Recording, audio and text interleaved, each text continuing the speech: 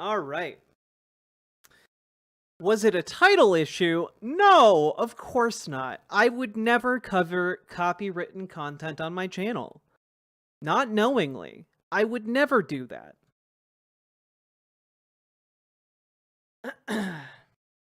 Will it be rescheduled? I'm live right now. You silly gooses. Curious indeed. Curiouser and curiouser indeed. Now, folks, I did promise you some good news. And that good news is that we're still totally going to talk about what if alt hist. We're still absolutely going to talk about that. I just realized that unfortunately there's a very, very, very good chance that what if alt hist name searches himself in order to find his content. There's a very good chance of that. And so I realized that after I went live, and because it was until after I went live that I found out all of the videos I was going to look at are actually down. Yeah.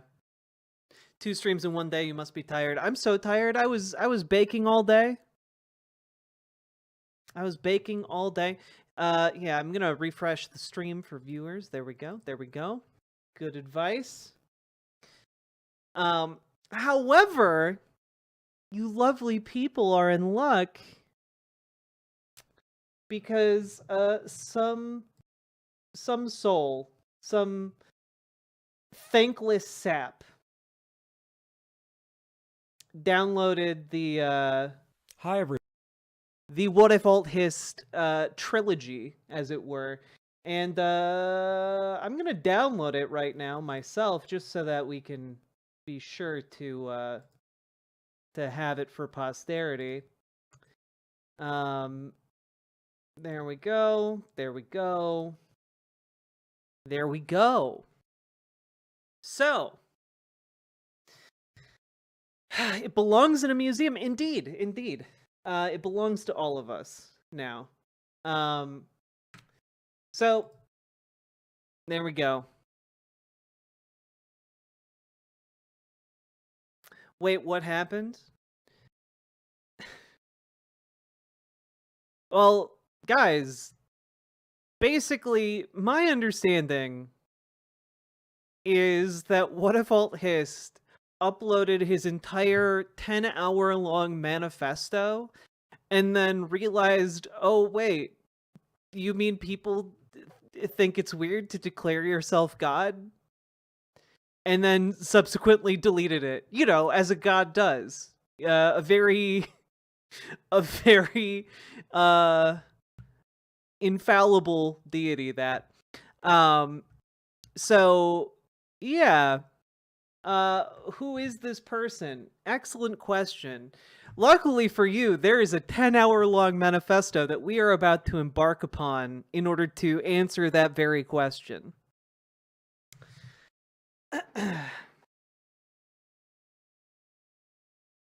And I'm going to just do this. Sorry, we ran into just some production snafus that I was not anticipating. I didn't anticipate a man who declared himself God would suddenly decide to delete those videos. Happy New Year.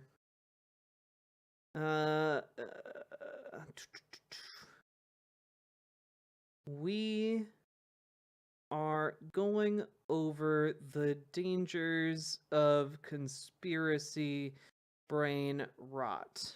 Happy New Year. Get in the boat. Twitch, YouTube, riverboat.gg. And, let's, there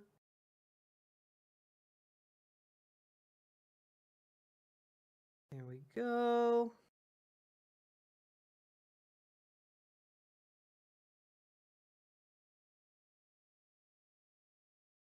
There we go.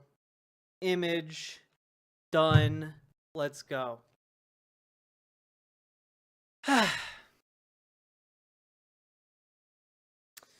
All right, folks.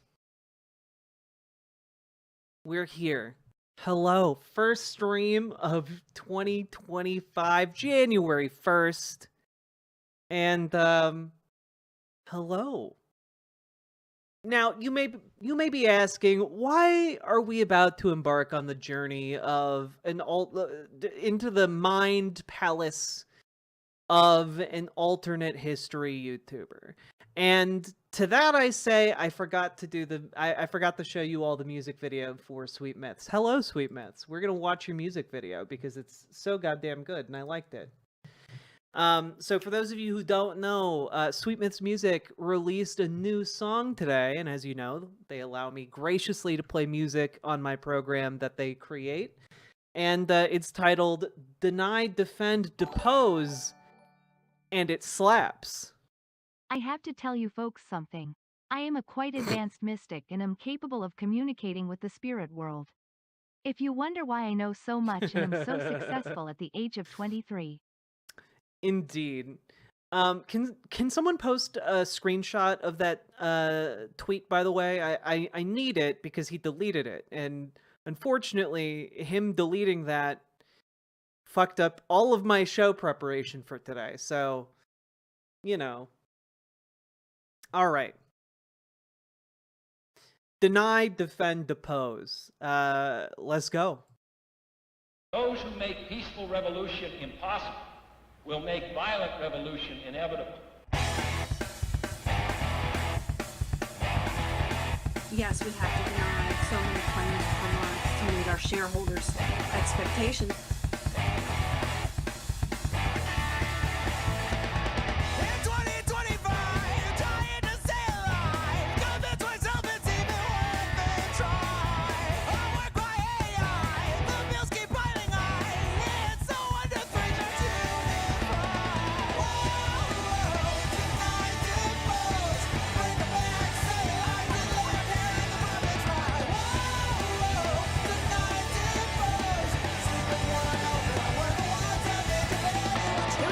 Including children, have lost their health insurance. What's so frustrating is that politicians have spent decades, saying they recognize the problem and they make promises to do something.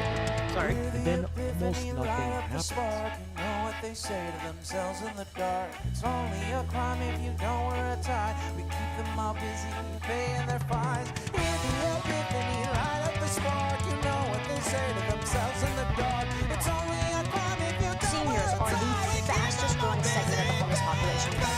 And this is a great thing because it inspires everybody, gets the motivation to look up to the 1% and say,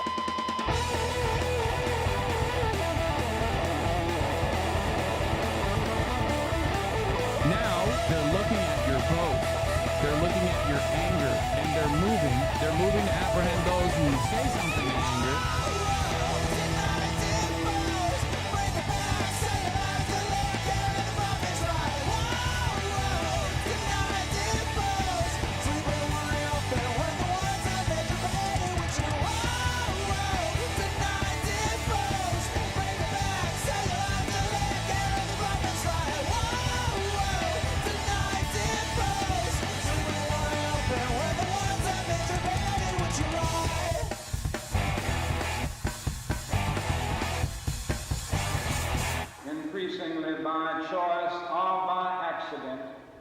This is the role our nation has taken, the role of those who make peaceful revolution impossible by refusing to give up the privileges and the pleasures that come from the immense profits of overseas investments.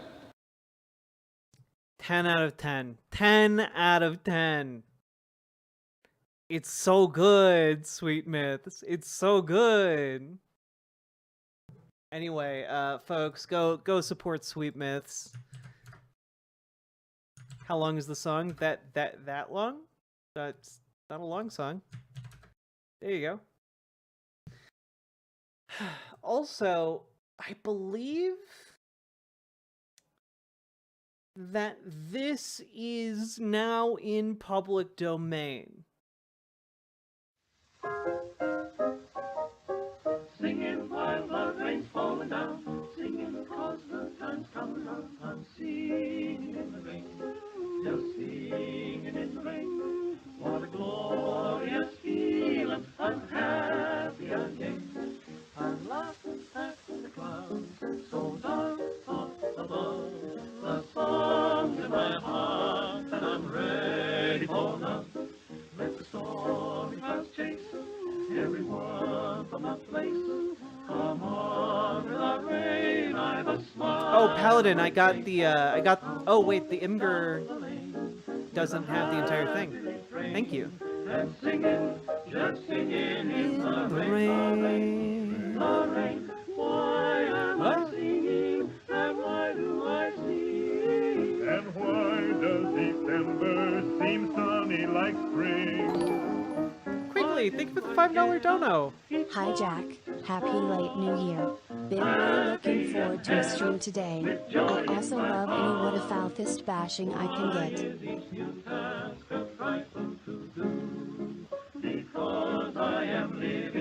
I did, Fox of Faith, thank you.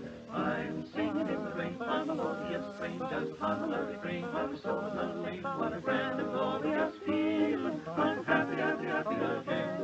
I laugh at the clouds so dark. I've never heard this version of the song, but honestly, this kind of slaps. Let the stormy clouds chase everyone from the place. Come on with the rain, cause I've a smile on my face. I'll walk down the lane with a happy refrain. Oh, my rerun? No, you did not. Just singing in the rain.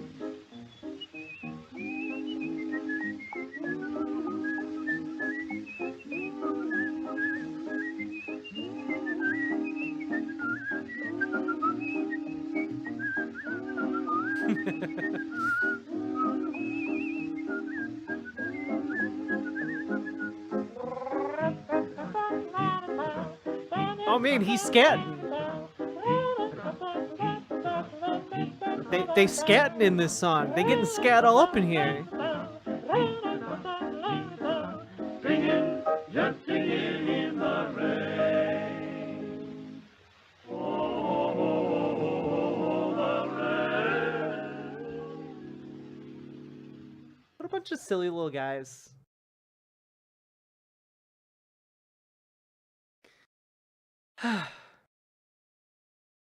All right, folks.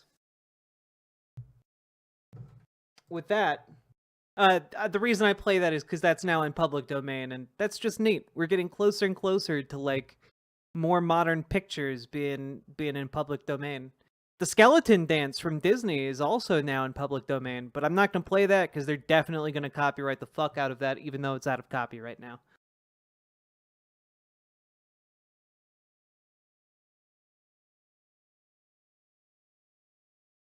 Did a friend of the stream make it, or just cuz? The song we just listened to, that was Singing in the Rain, 1929. It's in public domain now because it's January 1st, 2025. That's why we're listening to it. Also, the first song was because it slaps, and it's topical.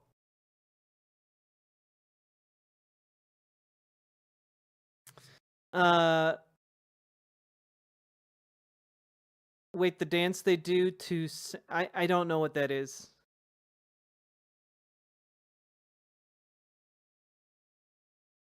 I'm still stuck on 2024. I always like looking through what makes it into public domain on January 1st. It's like a little tradition I have. Yeah, anything made in 1929 or earlier is now public domain. Hey, Robert Adset. All right, folks. Oh, Archangel, don't you worry. I've got all of it downloaded on my computer now. Let us begin. I'm gonna hit the button now.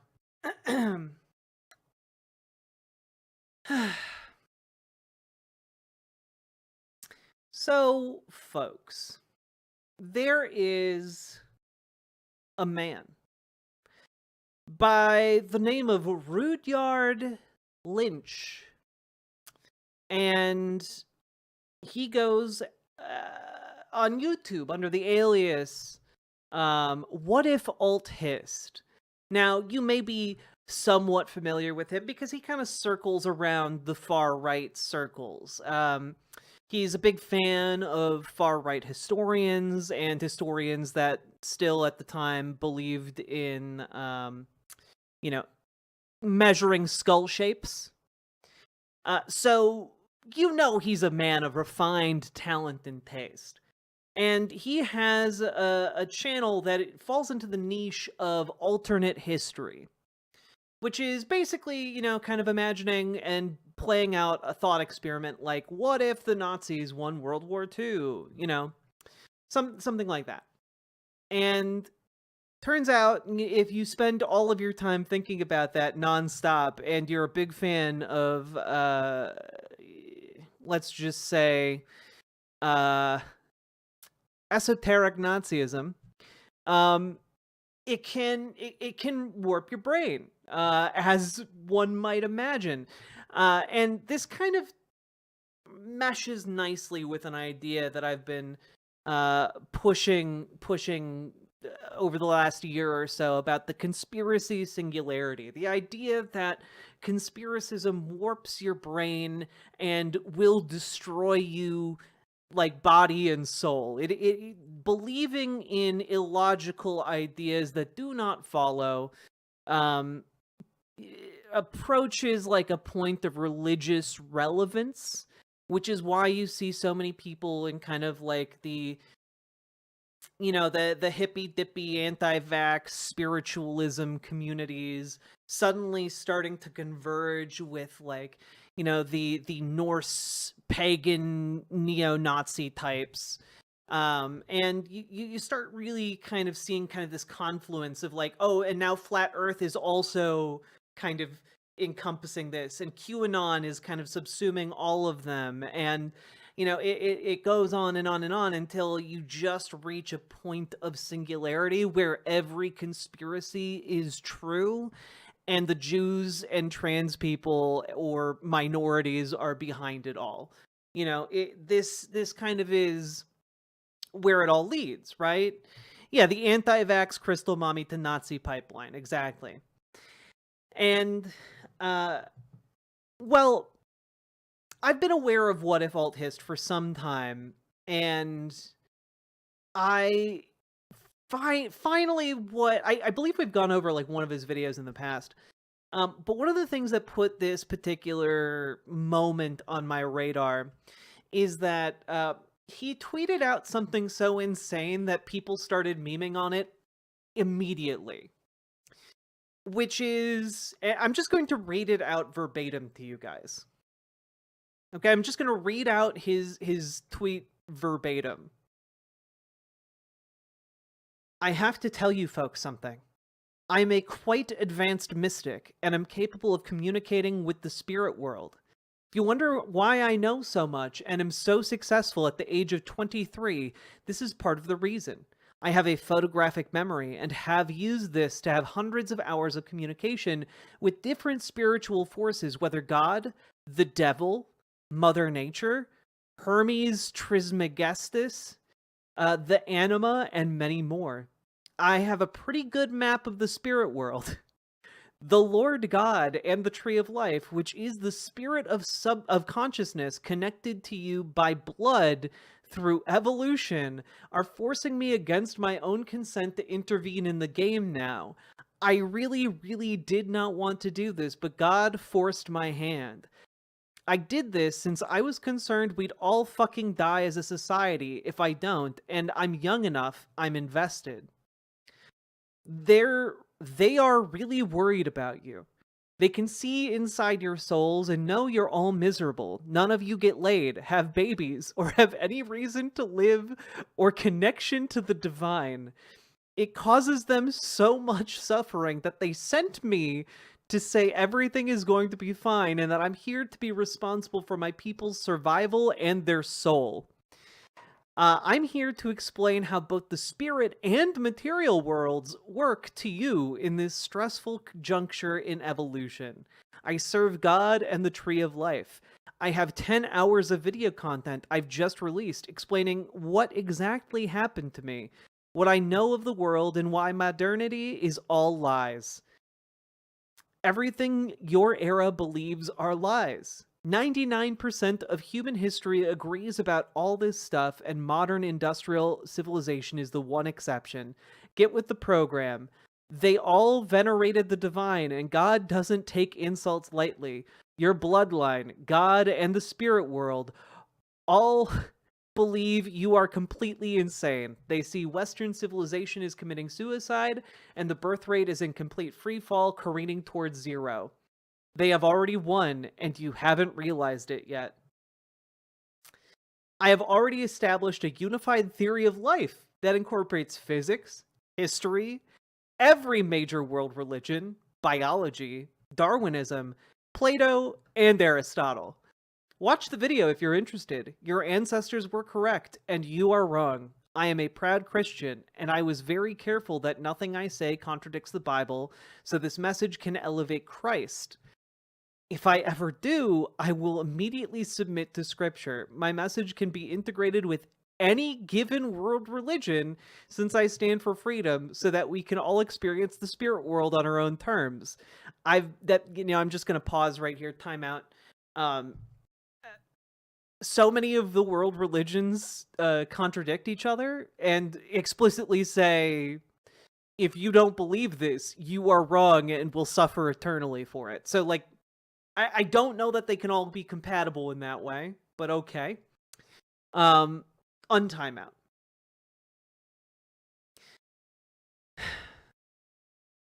I've been there, and I'll show you how. I'm a man who stands for other men.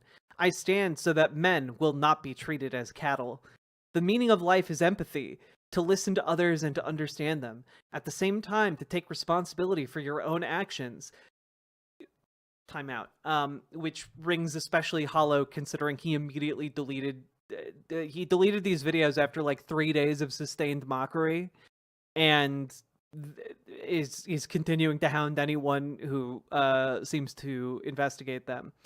But let's keep going. Untime. Okay. Let's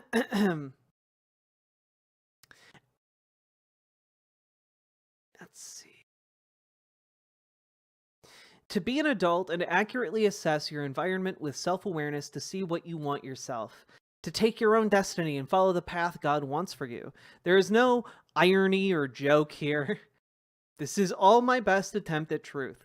Look, I'm an empiricist where I just tell you what I read and what I hear from the divine. I challenge anyone to disprove me. I support civil debates to prove me wrong with those who would like to do so. If I'm wrong, I will immediately accept that. I only have 2 requests from you. The first is that you should not bother me or my people. Every day, I or anyone I'm close to gets personally harassed. I refuse to speak to the divine. God and the tree are getting really tired of our society's immaturity and will punish this kind of behavior. I really don't want to bother anyone, and I ask the same of you. This is quite stressful for me, so I'd like a moment of calm to think. The second is that all debates and conversations I have must be based in logic-first principles. No ideology, hysteria, and foolishness. And that is the tweet that definitely got my attention. the idea that someone can claim to be an empiricist while talking about how they believe in the spiritual, I need to know what empirical proof do you have that is convincing you of this position? How demonstrate your logic here. Do it. You won't. Like, rock homie rocks. True.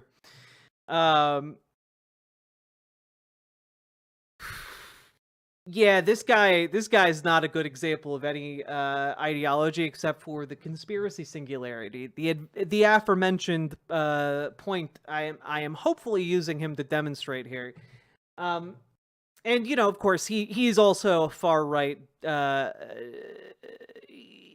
interesting individual, I'll say, biting my tongue, who has been on Tim Pool's show, if you believe it. He's a real sweetie. And, you know, I did happen to find the manifesto he posted. And, you know, we're going to watch it, and we're going to spiral together. We're going to follow this man on his journey. Okay, this I have to say, this is going to be a real like Lord of the Rings style journey. Okay, it's going to be, it's going to change us, is what I have to say. What is even the point of coming up with a new esoteric religion if it's just gonna be Christianity again? Right? Pluto Burns, thank you for the $10 super chat. I appreciate it. So it's 3 hour-long videos. Yes, it is. They get progressively longer, like the Lord of the Rings movies. In fact, in the time you could watch this entire thing, you could have watched all 3 non-extended edition Lord of the Rings and had time for intermissions between each one. So, you know, you're choosing to use your time this way. I'm not going to cover all of them tonight because I can't. I refuse. But I am going to go over all of these. Barring some kind of divine intervention, I suppose. Whatever form it may take. Now, one thing I have to say is that these videos do not have any visual element to them, okay? The main visual in all of these videos is simply, you know, is simply this guy staring into the camera. That's it. That is the main visual. It is him talking for 10 hours straight. Now, I could throw it up on screen, but I'm not going to. Because I think it's fine if we just listen to the audio together. Now, we're going to be going on this blind, with the exception of like the first 20 minutes of this, because frankly, I watched it new ideas for out of D&D curiosity. campaigns? But I have not actually sat through the entire thing. Yeah, this is going to be... this is essentially What If Alt Hist's radio drama, okay? Just raw dog those videos. Who needs a prefrontal cortex anyways? Lady Wrinklet, thank you for the $5 dono. And I have to be honest, from what I've gleaned from some of the public reaction to these videos, it's unfortunate. His whatever his religion is, it's not interesting enough to even add anything to an existing fictional setting. Because it turns out people who fall for conspiracy theory, pseudo-scientific, spiritual BS, to the degree this guy is exhibiting, they're not that creative. You know, they're just circling that kind of Norse Norse mythology drain, and they aren't really doing much with it. There's a reason why I talked a little bit about esoteric Nazism, because that's kind of what he falls into here, this bastardization of like Norse or pagan mysticism. And does it make the monies, Jack? but does it make the monies? I don't know, Thistles for Eyes. That is up to you guys. But I have been obsessed with this idea, and I want to get some of it done. So thank you for supporting the stream. And before we dive into the video, I'm just going to encourage everyone, please like the stream, like the YouTube stream. Consider dropping a follow on Twitch. Consider subscribing, dropping donos, etc., because this is my life. This is my job. And I like it, and I'd like to continue doing it, please. All right. Now, I do have to say, I do not know what is coming up in this video. I don't know where this journey will take us. But I do know it's probably going to be kind of messed up. I mean, this is the guy.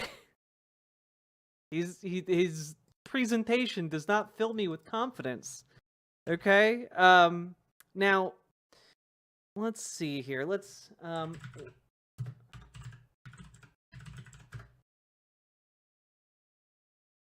see here.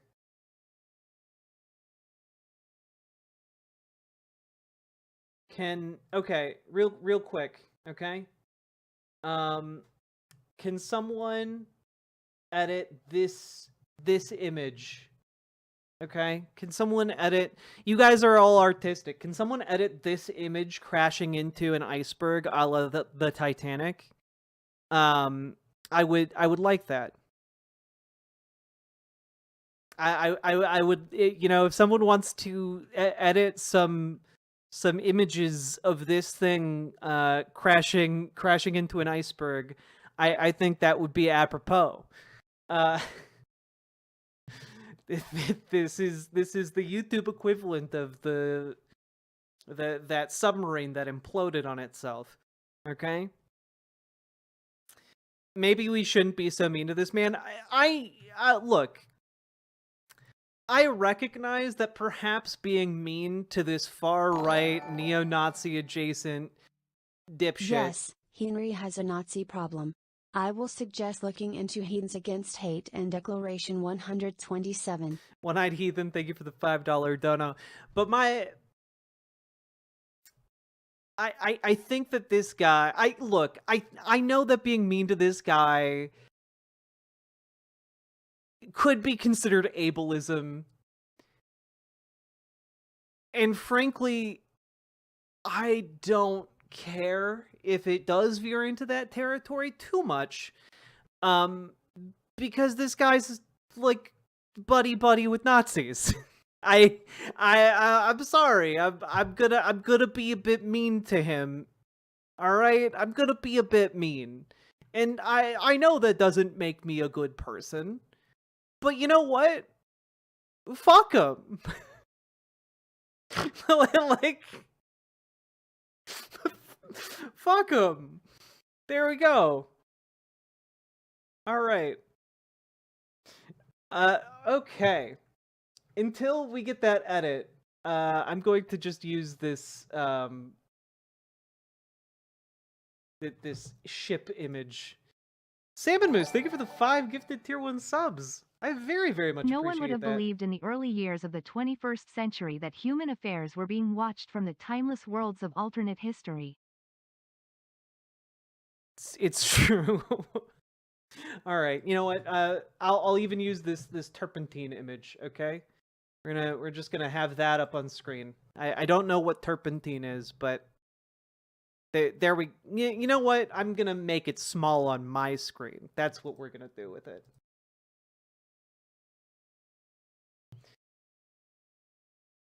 Burp.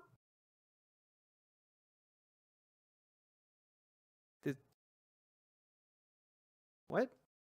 Oh, it's not a... Oh, okay, yeah, you're not an acceptable file type. Okay. Okay, streaming software. I see how it is.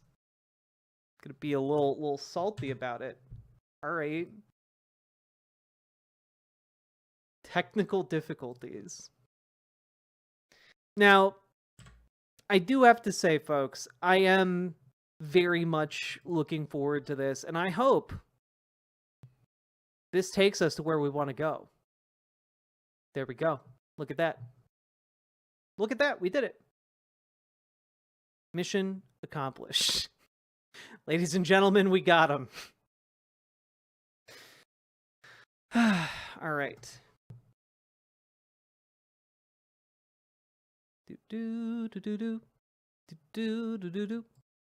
Okay. Where do we post the edit? You can post it over on riverboat.gg, all right? Here we go.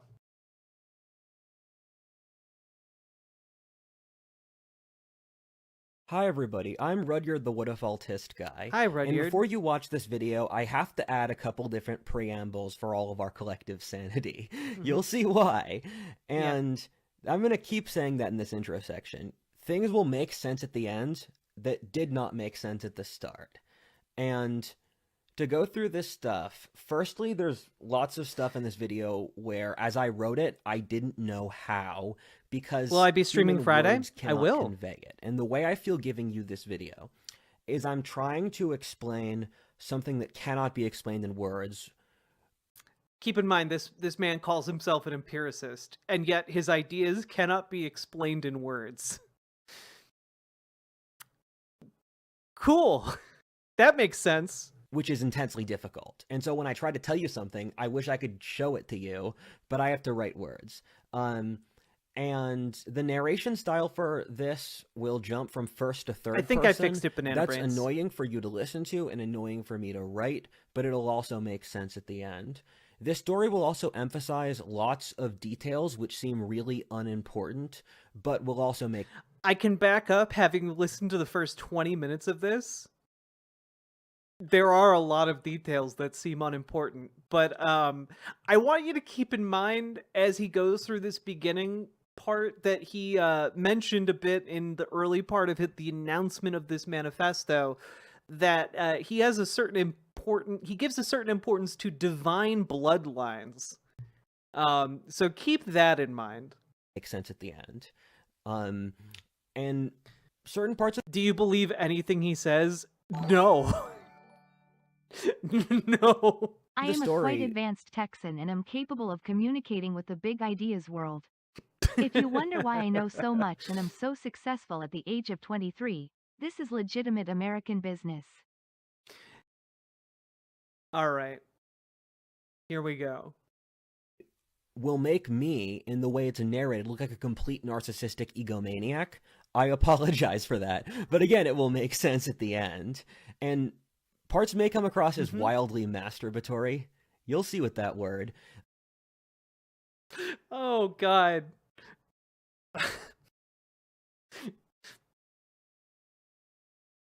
Okay. But again, as I said, it will make sense at the end. The story will also get unbelievable. Okay, can we just... But again, as I said, it will make sense at the end. And parts may come across as wildly masturbatory. You'll see with that word. I don't like his expression as he says that. But again, as I said, it will make sense at the end. The story will also get unbelievably brutal. I would tell you to not watch this video if you can't handle that sort of thing. But to be frank, your grandpa fought in World War II. He was fine. He saw worse stuff. Yeah, and I choose not to put the 18+ rating.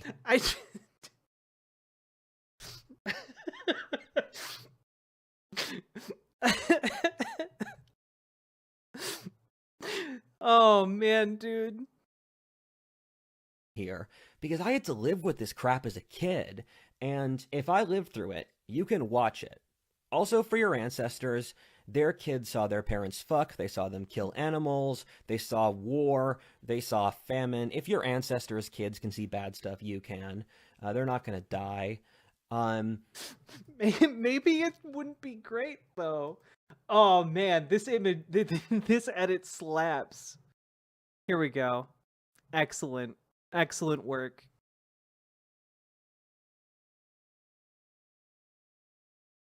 Excellent. We did it.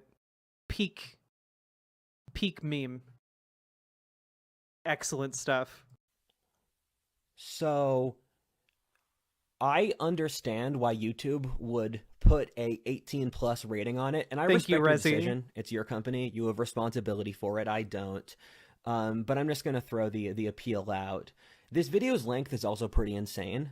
Coming from a media background, I didn't want to do it, but at the end of the video, you'll see why that makes sense. This is the shortest period of time I could convey the things I had to convey you to.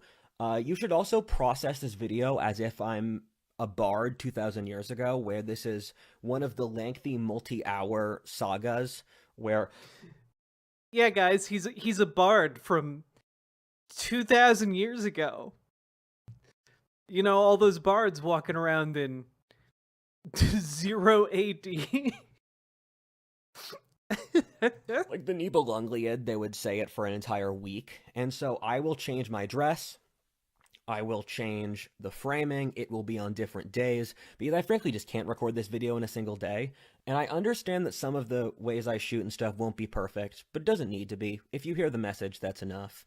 And so we'll change. I think that's symbolic of my life. I'm the same person, but I change my clothes and I change my circumstance over the course of my life. Everything in the story is 100% true. You have my word before God, my ancestors, and myself that it's all true. Now, this is a very interesting thing for him to say, specifically because of what he went on to say on Twitter. Just let me pull it up. Didn't have it ready to go, but you know, let's jam, okay? Let's just, you know, let's see what he's up to, okay? All right. So just to be upfront with you guys, here's what he said on Twitter. A few days after uploading this, after, you know, intense mockery, I was really, really stupid here. I was trying to make something go as viral as possible for advertising reasons, so I said something as ridiculously over the top as possible as a way to harvest views for my video series and the group. I was playing some stupid word game about narrativization, where I'm technically not saying anything exactly wrong in that you can appoint yourself to serve the tree of life, which means you could say it by definition. I made a whole multi-hour segment at the end of the video, which was as ridiculous as possible to freak people out on purpose. I talk to a beaver puppet, make jokes about masturbating, and talk about the philosophy of magic in it. The point was to show you to not take yourself seriously. I purposely play with the definitions in the video, where I say psychic is a person capable of dealing with the realm of forms, so psychic is one form of intelligence among others that deals with empathic abilities. I basically controlled all the definitions to say this insane thing for clout to harvest for the videos. I did this since it's a leftist tactic where they control words to get an outcome. Basically, I was playing with the concept of what a social construct is. Instead, this just became a vessel of my own egomania, masking under some thin veneer of a joke. I recently had a religious experience, which was the best thing that has ever happened in my life, which kind of drove me crazy. I did recently have a beautiful experience with God, which inspired me to go back into politics, so I ramped up the insanity to 10. What I did here was an insult to God, but how didn't I see it earlier? I developed some weird rationalization about how misusing God's name would somehow allow me to psyop the public into believing God through showing leftism's failures above. Looking back on this, I see some part of my shadow that I don't like. Let this be a lesson to you for what not to do. Wait, for what to not do. Can you please forgive me for being this stupid? I hope I've built up enough goodwill. You can let me be Arsler. Now, I'm not going to I'm not going to lie to you.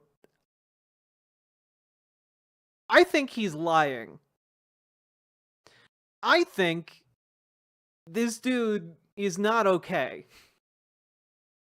And I think he does believe the shit that he put out in these videos, and is frankly just desperately trying to cover for it after it turns out that he didn't actually get received as like the third coming of Christ or something. You know, it's interesting. It's interesting. But I do find it also interesting that he's like, in the name of God, I would never make up anything. And then immediately he's like, I made up things. But the issue is he's a very devout religious person. Like that was a point about himself that he has advertised repeatedly in his videos. I don't think he would swear to God lightly. Let me put it that way. I don't think he would blaspheme like that. I mean, someone would just do that, get on the internet and blaspheme. So, with that being said, we're going to continue through this. Because I do not think this was a joke. I do not think this was a deconstruction of leftist ideas. And I do not think that he, frankly, was aiming to bring more people to God by subtly dunking on leftism. I don't think that at all, actually. So let's continue. That will also make sense at the end. So this is pretty cool. I'm glad that you folks will get to watch this video. This is going to be a lot of fun. Peace. He's really glad a lot of folks are going to be able to watch this video. Part 1. Background. Sorry, I forgot. Some of these have like title pages. I forgot about that. I am really excited to see if there is a beaver puppet or not. That would be funny. I, Rudyard William Lynch, was born on June 23rd, 2001, in Manchester by the Sea, Massachusetts, to my parents Mark Lynch and Leslie Payne Zimmer. Our current era of history completely discounts genealogy, which is one of the most deranged things you can do, since genealogy is the code which imprints who you are through your blood. Then once that...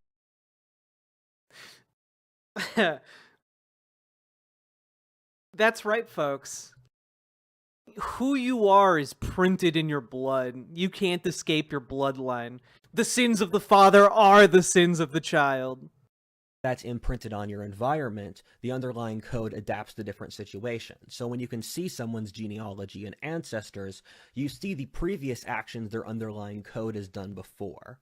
So let's go through my ancestors. My father's ancestry comes from almost all Ireland, apparently genetically from the south and the west of the country, which is the normal region for Irish Americans. They moved over after the potato famine in the early 1850s and around the time of the American Civil War. Some went to Quebec first, but then they ended up in the American Northeast, with my grandfather growing up in Jersey City. Now, I do want to say, before we get too deep into this, when we're talking about bloodlines and genealogy, and the importance of this, when I was talking about esoteric Nazism, I wasn't kidding, right? Like, a large part of that ideological framework is predicated on the idea of tracing back one's lineage to the Aryan people, the Aryan race, which in the mythos of Nazism is basically like the superhuman race. Like, they were the golden age of humanity and therefore should rightfully rule over the face of the earth.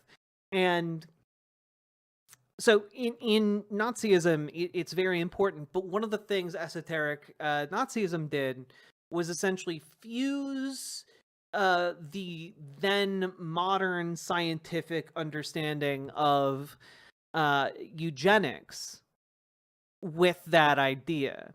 And so, and thus, like, prop up this idea of like an Ubermensch, a superman, a super race, to rule over it. And I want you to note that that is what they believed in, the SS. And he's really getting close to that already, and we are not that far in. And my grandmother in Boston. My family were police for at least 4 or 5 generations straight in Jersey City. Which checks out. That which checks was one out. of the best jobs the Irish could get. The Irish lived in ghettos with each other in some of the poorest areas and were seen as an ethnic minority.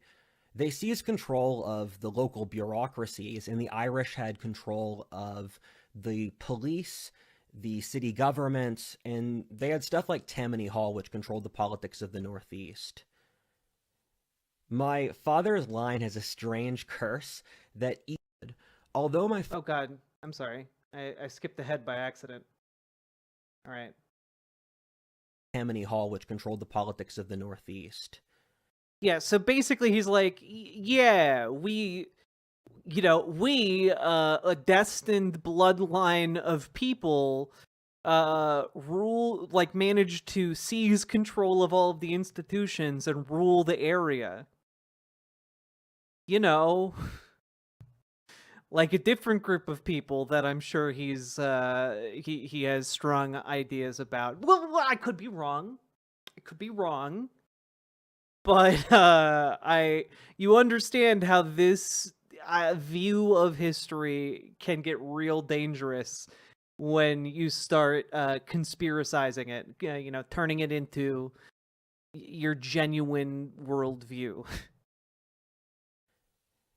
My father's line has a strange curse that each male must pick an impossible battle.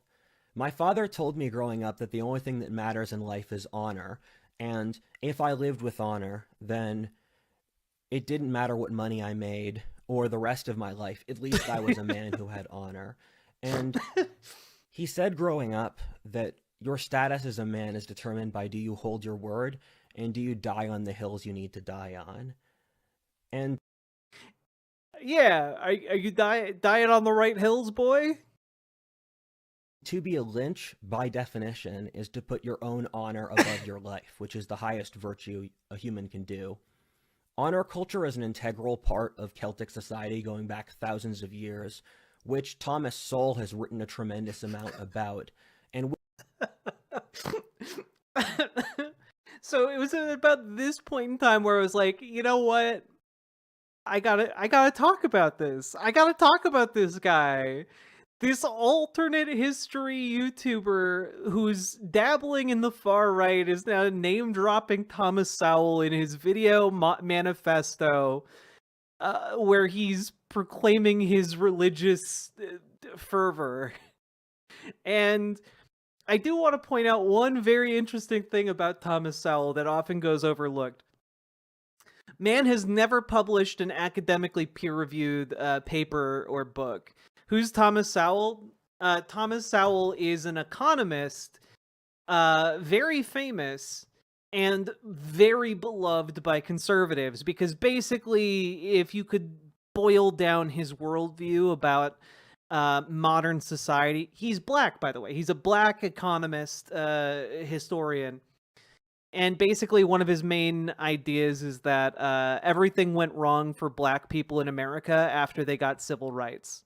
That actually, black people should have remained segregated because life was so much better for them. That's one of his big ideas. And he's propped up constantly. If you watch Candace Owens for any length of time, she'll name drop Thomas Sowell all the time. Yeah, no, like... It's a moderately deep cut. I've gone over one of his essays in the past, and it's really his arguments are really bad, guys. They are not good.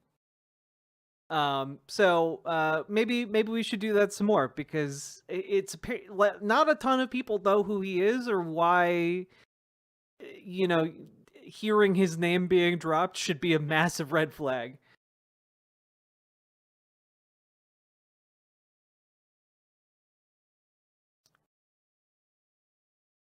which manifests in Appalachia with the Scots-Irish as the most obvious example. My great-grandpa was in the Jersey City police force, and he picked the wrong faction in the local Democrat Party politics.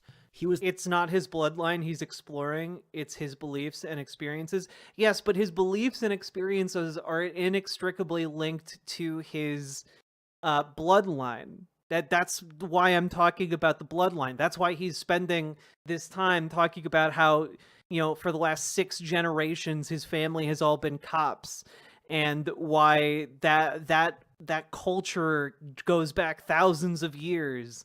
Like, no, he's making a case about his divine bloodline, which, makes sense considering his initial comment on this was that he's basically a prophet sent by the entire amalgamation of the spirit world to save humanity from itself. So, like, these ideas are related. These ideas are related. Was the last man, yes, his divine cop bloodline, to stand by his patron when everyone else had fled him.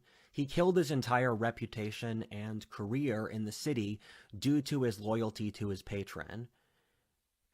My grandpa, Joseph Lynch, grew up in Jersey City and worked as a longshoreman.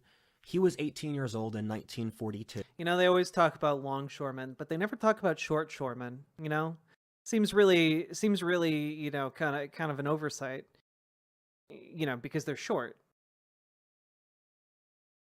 I'm going to keep going. I'm sorry. That was a really bad joke.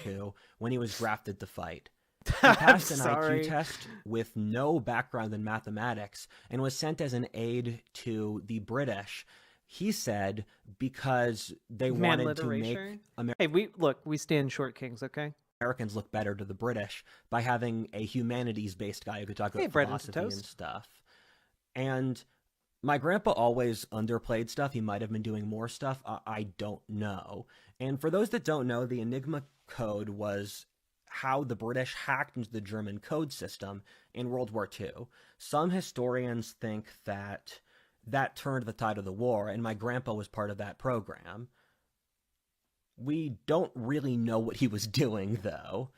And he didn't talk. Yeah, dropping IQ test success.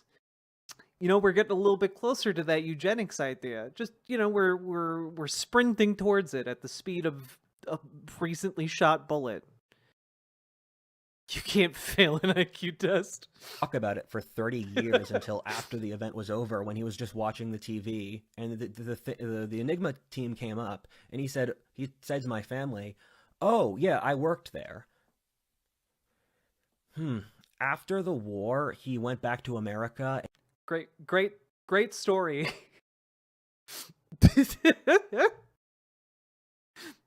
Oh yeah, I worked there. That's an old man watching TV and points at the screen. I worked there. Bye. And he was able to go to Harvard on the GI Bill. And he tried to be a lawyer after that, but then they forced him to take too many cases that were against his honor, and so he quit to become... Okay, what does that mean? I'm sorry. Forced him to take too many, and he tried to be a lawyer after that, but then they forced him to take too many cases that were against his honor, and so he quit to become a professor. However, during his career as... They forced him to take too many courses that went against, or too many cases that went against his honor? Like, what does that mean? Yeah, did he have to defend too many gays? He was able to go to Harvard on the GI Bill, and he tried to be a lawyer after that, but then they forced him to take too many cases that were against his honor, and so... You can't be forced to take cases against your honor. Like, you can choose to work as a public defender, and then they give you cases, or you can choose to work at a law firm, and they give you cases to work on. But, like, they can't, at gunpoint, be like, oh, you want to be a lawyer, you gotta take the case. That's not how that works. Source, I know lawyers who've talked to me about their jobs. They don't, that's not how this works. Come on, man. Take the case. So he quit to become a professor. However, during his career as a lawyer, he befriended a Russian noblewoman who became quite fond of him, and so when she died, she left him her inheritance. His career as a lawyer, on one of the cases that offended his honor, he befriended a Russian noblewoman. What? Also, how are you befriending a Russian noble in, I have to presume, 1950? What? Are you meeting like one of the like the czar's estranged cousins, who's like 80 years old? What? All right. And when he was a professor, he studied constitutional law, teaching at a school in northern New Jersey up by New York. And the book he wrote in constitutional law was that the founding fathers had purposely... Did this man rip some ayahuasca and then watch Anastasia? Jesus Christ. Story the Bard, thank you for the 10 gifted tier 1 subs. I very, very, very much appreciate that. Thank you so goddamn much. Structured the Constitution so that there was a degree of plausible deniability inside the philosophic logic, so that you could have a sub-variety of different possible positions with each law that was written. That's not impressive. People can have different philosophical takes on literally any piece of text. Any piece of text, you can have different interpretations. That's not unique.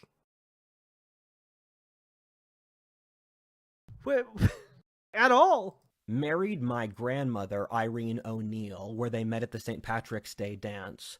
And she worked...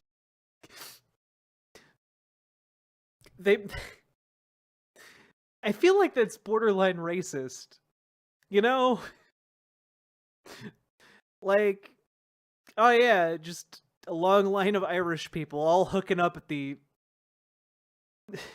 St. Patrick's Day dance. We're already so far gone, guys. She was a homemaker for the family, and he had 5 children where he moved to Princeton, New Jersey to support his family. He did a lot to try to assimilate out of the Irish community, so he studied classical literature, and he studied culture and the Renaissance, and he was really into medieval theology.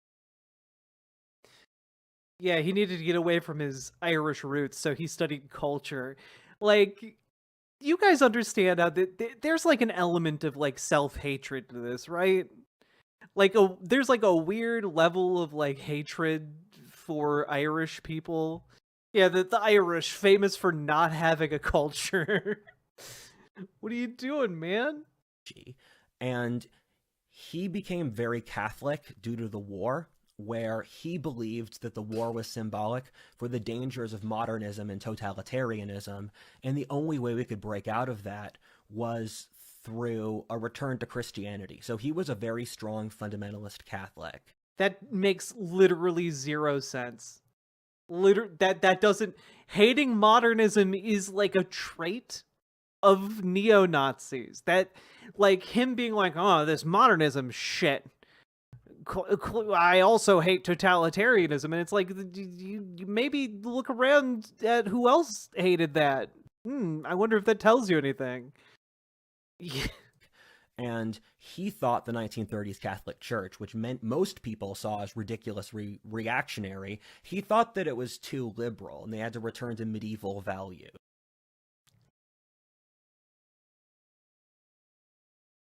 Yeah, he hates totalitarianism, but you need to return to medieval values, okay? Look, you may hate totalitarianism, all right? But you know what we really need to do? We need to go back to the medieval times when you had absolute monarchs. You know, when one person ruled your land and could decide who lives and dies on a whim. You know, we need to go back to that. You know? We need to go back to the medieval values of the Vatican. Just don't look at the Borgias, okay? Don't. Oh my God! Don't look at what was up with the Borgias and the papacy in medieval times. Oh man, this guy is incredible. I knew that we had to go through this. He was also, although he didn't teach at Princeton, he lived in Princeton, and so he was friends with a lot of the professors, and he was friends with multiple of the most important Catholic philosophers of that time period. So he ripped And- ayahuasca and now he is racist reverse Luke Skywalker. Yes. He supported my my family. Holy shit, very knifey duck. That would be unironically a phenomenal grift in far right circles. If you like were a Catholic convert who wanted to return to tradition, but that tradition is selling indulgences. That would be incredible. That the best one. That's basically the alt-right equivalent of being sold an air guitar. Incredible stuff. Off a You could do this. Honestly, there's no reason you shouldn't do this. Look, I'm not saying you guys should do that, but I'm also not saying you shouldn't spend your time grifting the far right out of their fortunes, okay? You know, they got a lot of sins they want forgiven, all right? middle-class income. They lived in a small house together, and they had, I don't know if I said he had 5 kids before, but that's crazy. The Irish used to have that many kids. And, oh yeah, so Irene O'Neill, she's a descendant of Niall of the Nine Hostages, who was a Irish warlord in the 2nd century AD, and he...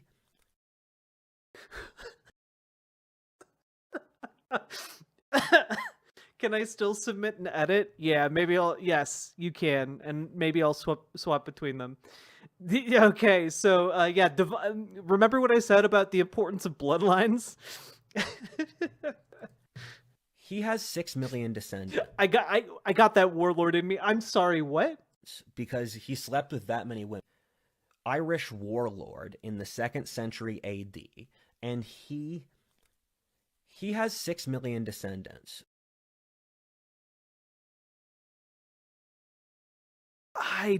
That can't possibly be true. Because he slept with that many women, and that was a common occurrence for... Yeah, how many women was that? I want to know the math on this. You're quoting 6 million at the drop of a hat here. I'm gonna need some concrete evidence. If you can, if you know the number of descendants, clearly you know how many women he slept with. So, like, what's the number? Show me the family tree. The tree of life. For Irish chieftains. It's why, like, all of these last names have millions of descendants, where that's true for multiple Irish leaders. Alastair of the Isles in Scotland's an easy example. Niall of the Nine Hostages. I'm sure Cuchulainn is from... O'Connor is from the Irish Hercules, Cuchulainn. Irish last names are nearly 2,000 years old, which is pretty cool. And my family were fishermen in the 1800s before we moved over. And so I wonder if Irish last names are that old, because Gaelic, in Gaelic, the last name Lynch is from Oloinshug, which is son of a fisherman. So were my ancestors fishermen for 2,000 years? Final hilarious story about my grandpa. So my grandpa died about 10 years ago. Hilarious. All good stories start like this. I will gladly let Rudyard return to medieval Catholicism under the condition that I am allowed to recreate the defenestrations of Prague. Thank you for the $5 dono. And he was like 95. It's crazy. He was born 1926. And for the final year he was at the home, the retirement home, whenever he saw an actress on the TV, he yelled whore, because he said, quote, all of these actresses have sold their bodies to get their status. And he said, I won't stand for this. So this leads... Oh, yeah, final thing. My grandpa fought against the university system. He picked two impossible battles, which is classic Lynch move. Classic Lynch. I can't say Lynch move. Okay, my brain went to David Lynch, like the filmmaker. I don't think from his weird laugh there that is where his brain went, and now I feel deeply uncomfortable. But he picked the fight with modernity because he thought it was all satanic, and he also picked a fight with the university because when he was a professor, he was the only conservative for over a decade, and it's crazy to see he went from voting for FDR to voting for Trump, and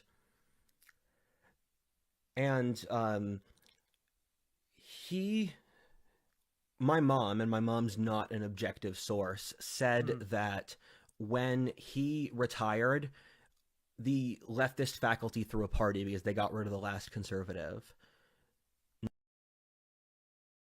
How would you know that? I said, how would you know that? You're not getting invited to that party if it's true. But also, there are conservatives who teach on college campuses. Like, what the hell? It's called business His school. grandpa just screamed at the TV. His grandpa sounds like an asterisk, asterisk, asterisk, asterisk, asterisk, asterisk, asterisk. But you don't understand, Story. His grandpa passed an IQ test, okay? So, you know, not everyone can pass an IQ test. Everyone can pass an IQ test. Next comes Peter Lynch, unrelated to the famous investor Peter Lynch, who is my uncle, who worked as a strategist for the New Jersey police for nearly 40 years. Peter Lynch, not the wealthy one, you know, the pig one. He said in the 1980s that the greatest new threats to New Jersey were Latin American, especially Salvadorian, and black gangs. This killed his career for the rest of over 30 years because he said the politically incorrect answer, and New Jersey's pretty corrupt, where... Yeah, you know, that thing that is totally unacceptable for police to say that the problem is the black and Latino gangs. You know, no cop has ever gone against the black and Latino gang lobby. You know, cops famous for being held accountable for their racism. You know, you all know the classic story of a cop saying something racist and then losing their job and never being hired anywhere else ever again. The classic tale that you've never seen unfold. I'm pretty sure there was a sheriff who was caught on, like, camera talking about having a reporter killed, and I'm pretty sure he got to keep his job. like I don't necessarily think that I'm not buying this one. They only targeted the Italian mafia, and you weren't allowed to say something besides that. And so yeah, he became incredibly... Yeah, definitely 40 years ago, totally unacceptable to talk about targeting minority gangs. Nihilistic and dissatisfied. He always talks about the Masons running everything. Very sharp guy, though. He's... You can't say that. You can't say, oh yeah, the Masons run everything, but he's a sharp guy. No, those ideas don't go hand in hand. One is not a sharp man if they, you know, are talking about how the Masons run everything. That's a conspiracy brain nonsense. Freemasons don't run the world, and there's literally no evidence for it. They just got like little clubhouses where they do like a little handshake. That's it. That's what they got. You know when like, you know, certain groups of people have intricate handshakes when they meet each other. That doesn't mean they're part of a global conspiracy. Okay? It just doesn't. You know, when best friends make up a new handshake, they're not running the world. They're just going out to get a milkshake. Do the math. Really into Korean dragon boat racing in Morocco and Korea and foreign cultures. He got really into Korean dragon boat racing in Brazil and Korea and other cultures. What does that mean, Rudyard? What does that mean? Tell us. You can't just say something like that. Next comes my dad, Mark Lynch, who was born in 1961, and he went to Harvard like my grandpa as a young... How does this explain him as a person? Because of the divine bloodline. Weren't you paying attention? Everything his ancestors were has shaped him into the man he is today. You know, the savior of humanity. Young man. He ran the Harvard strategy. Also, keep in mind that the guy you're listening to has a YouTube channel that has like over 700,000 subscribers. He mainlines this type of insanity to his subscribers on the regular. He ran the Harvard Strategy Club as his hobby. After that, he started working in Wall Street when the Reagan presidency started, where he met my mom. My dad made solid money as a mutual fund manager and banking expert. He's an expert in regional and international banking. My father has the same obsessive nerd spirit as what I have, where he's read over 300 books on banking history. He may be the person in the world who's read the most banking history. I try to get him to write a history of banking, and he doesn't do it. And he runs a Mad Max fan account and banking advice page called Corpus Colossus on Twitter. Why would you why would you name drop that? Why are you doxing your dad? Why is it a Mad Max fan investment Twitter? What are you doing, man? And he doesn't do it. And he runs a Mad Max fan account and banking advice page called Corpus. How do those two things mix? He's like Immortan Joe in real life.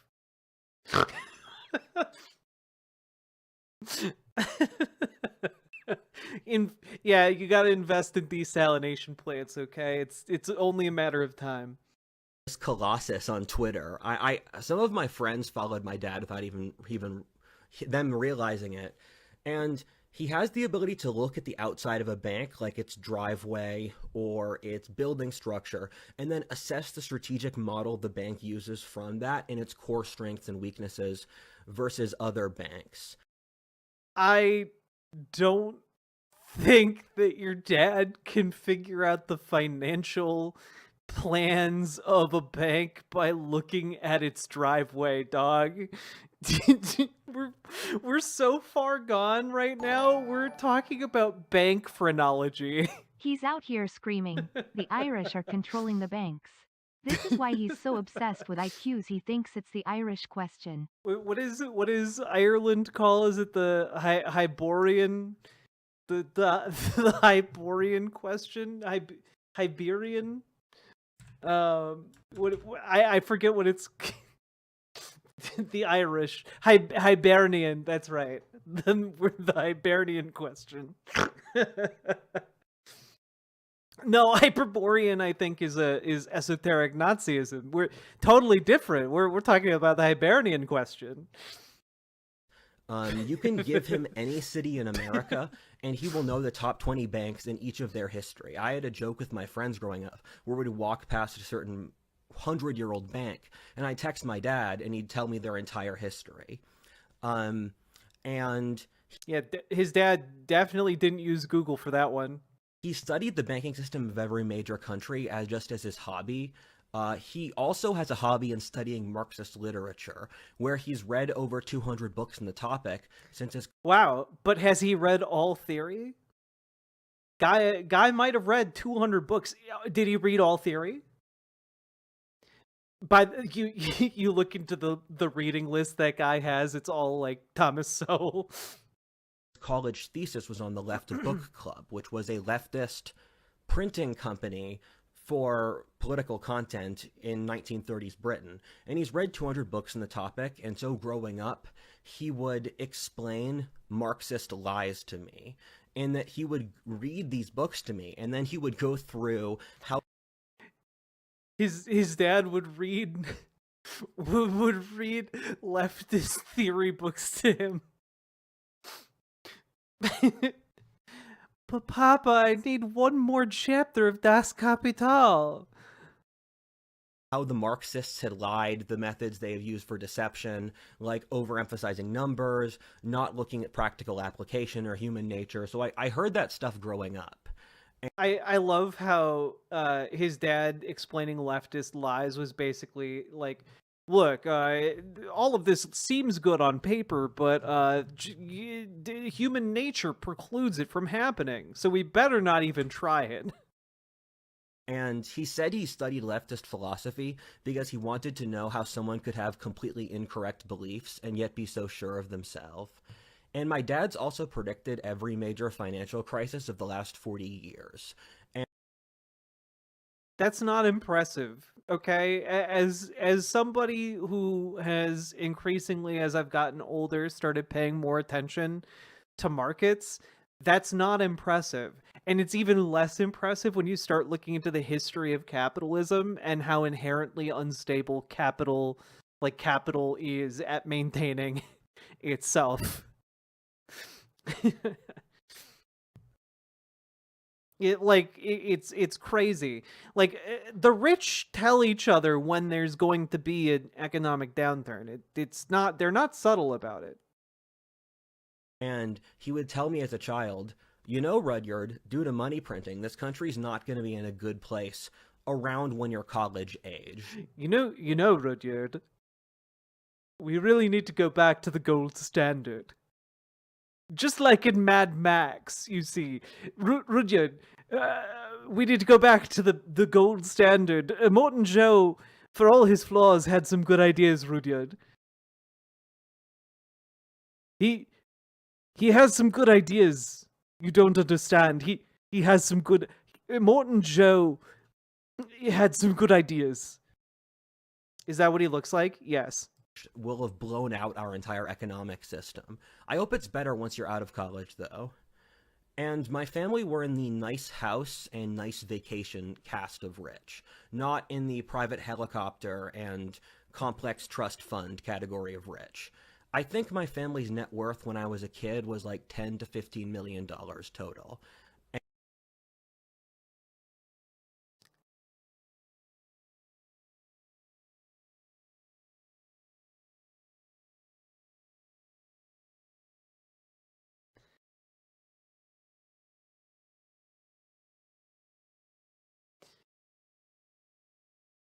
I'm really trying not to be mean,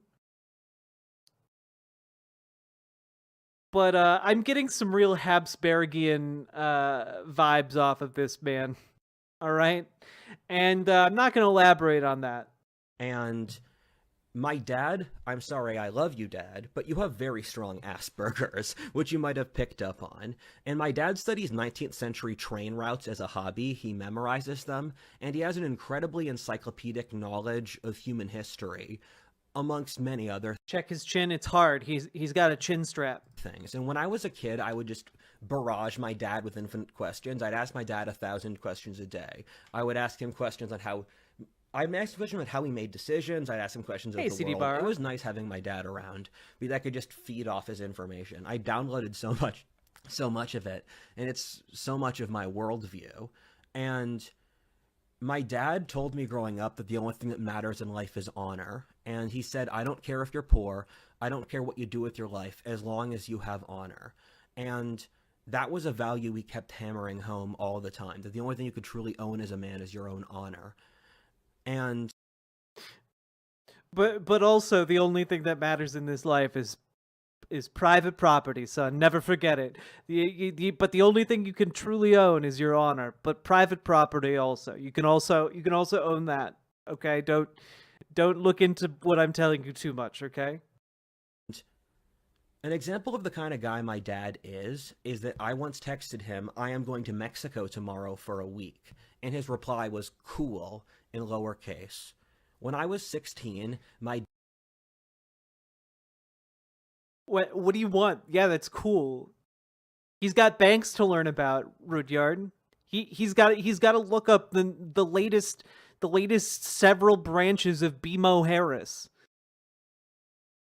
You're gonna go to Mexico. Cool.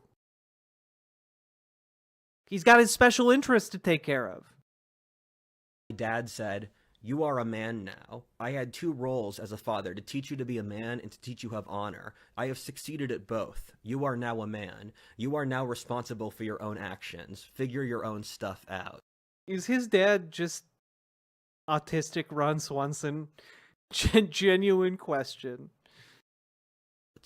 And he once said, when I got he bought me my first car, and he said, "I will buy you the cheapest car you can fit into," which was a Subaru. And okay, real quick, the cheapest car you can fit into is never a Subaru. Subarus are not low-tier cars. They are efficient, cost-effective vehicles, but they're not the cheapest car you can fit into, okay?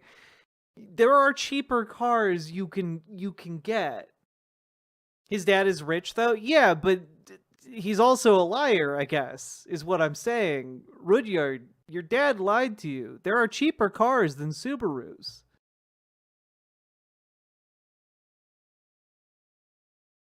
And he said, "Now, the things you do out there are your responsibility." Subarus are for lesbians. Don't put the transing of What If Alt Hist on us. Don't do that. Don't put that idea out there. I don't want that. No. Stop. Not mine. And don't put that on me. Yeah. Another example of the kind of guy my dad is that he ate tuna fish every single day of his life from ages 12 to ages 30. And he did it because it was 50 cents cheaper than the other sandwich option. And he was just...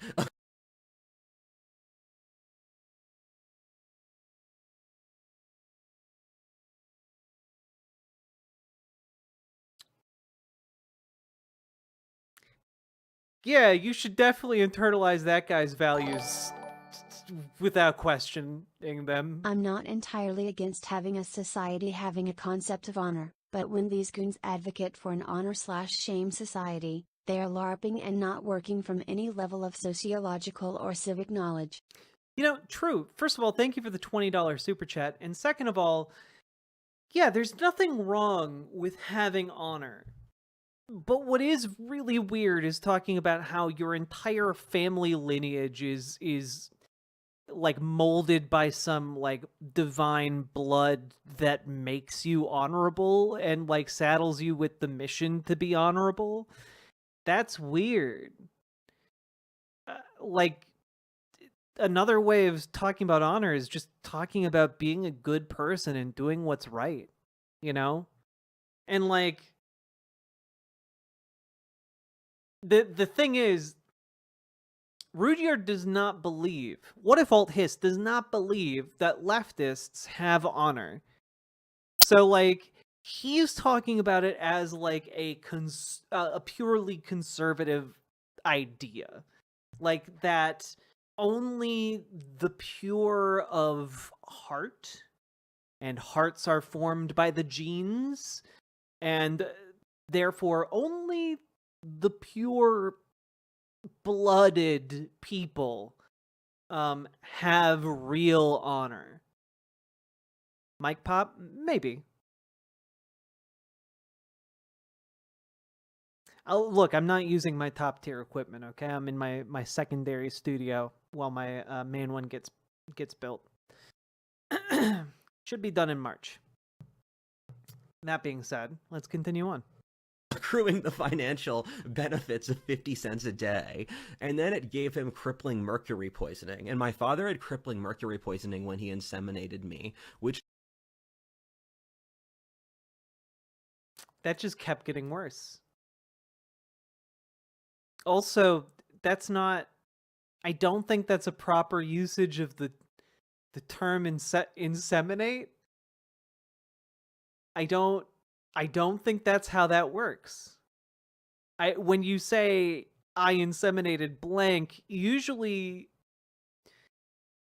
you're not talking about, creating a child. You're talking about,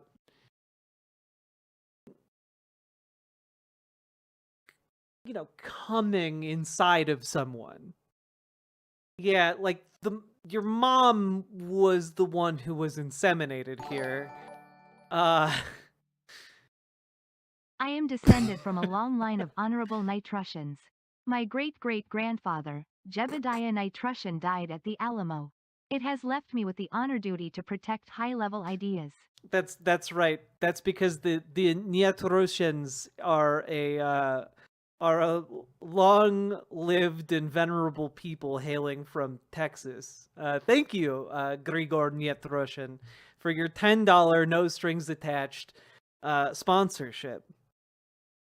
Which nearly killed him, and nothing worked, and he worked with Russian alternative healers. Wait, what? I'm sorry. Kind of guy my dad is that he ate tuna fish every single day of his life from ages 12 to ages 30. And he did it because it was 50 cents cheaper than the other sandwich option. And he was just accruing the financial benefits of 50 cents a day. And then it gave him crippling mercury poisoning. And my father had crippling mercury poisoning when he inseminated me, which nearly killed him. And nothing worked, and he worked with... Inseminating you nearly killed him. Huh? All right. Russian alternative healers who lowered his mercury blood pressure. And then he went on a trip to China for business. And then I'm sorry. He worked with Russian alternative healers?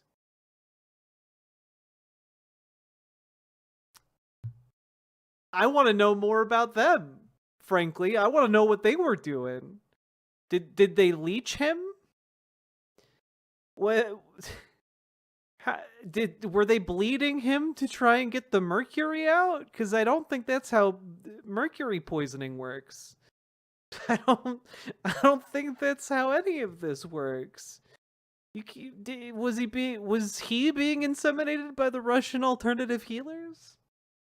Backed up the mercury again, and then he had another... Yeah, his dad, smartest individual on the planet when it comes to all manner of sociology, but,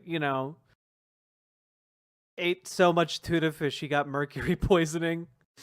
He suffered for like over a decade. That's definitely it.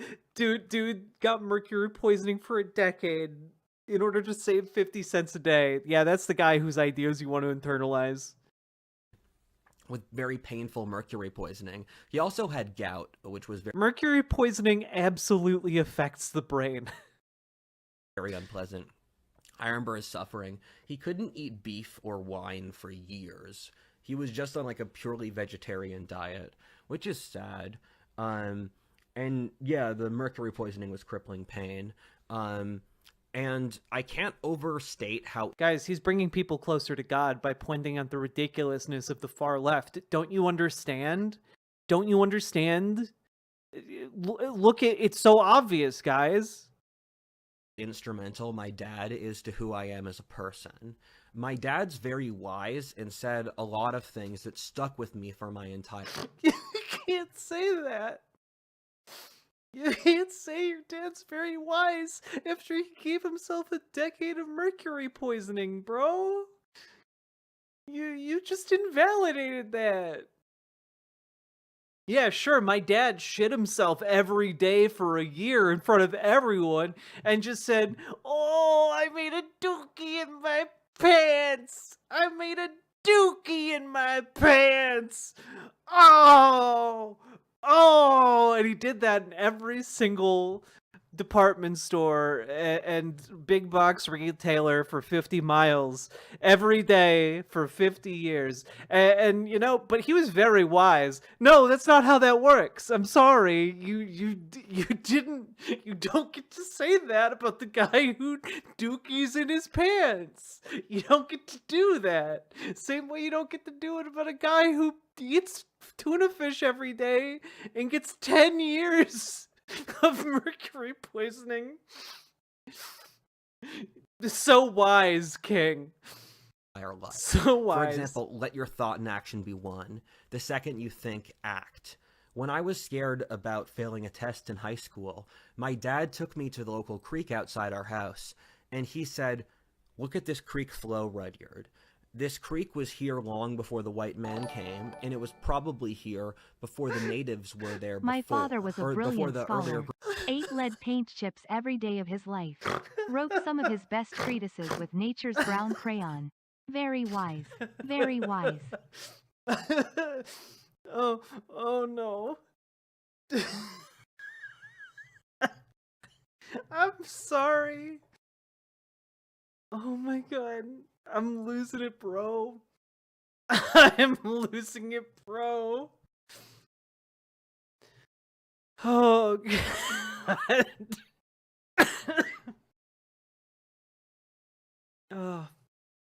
Oh god. Okay. Are we having fun yet? Why? Because I sometimes just need to stare into the depths of the abyss. Group of natives had replaced another group of natives, and he said, "This creek will keep flowing whether or not you fail the test. You should know that so many of your worries are in your head, and you go out into nature and they're not there anymore." He told me that the way to get rich was to acquire useful skills, and then once you have enough... So of course you launched a YouTube channel. You know, I have so many useful skills, which is why you should hit the follow button on Twitch and hit the subscribe button on YouTube and like the YouTube stream and consider dropping those subs and donos, because folks, this requires those dollars to keep on running. This riverboat don't run.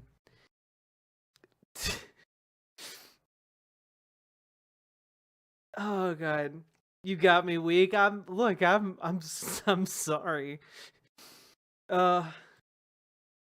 Useful skills, someone will pay you for. But yes, that is him. And he said that there are certain hills you have to die on to be a man.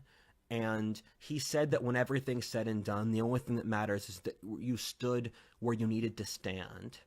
And then I failed that test because his advice was not helpful.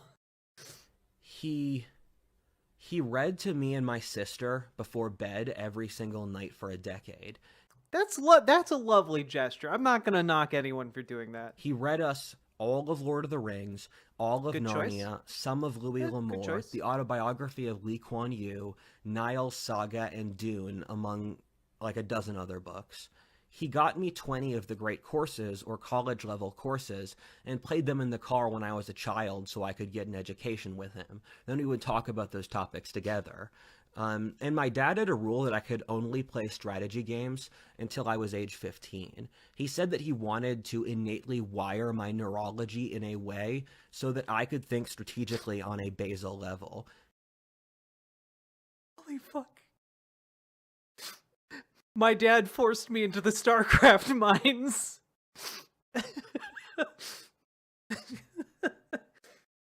I was only allowed to play Age of Empires and Age of Mythology.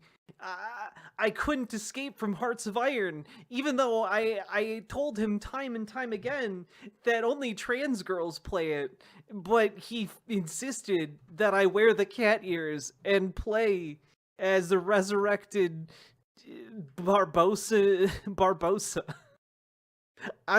I couldn't say no.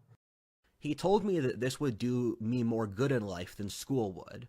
Although my family was wealthy, my dad didn't spend money on me. He forced me to work for stuff. When I was 16, I was already driving my own car, making my own money, running errands, and washing my clothes.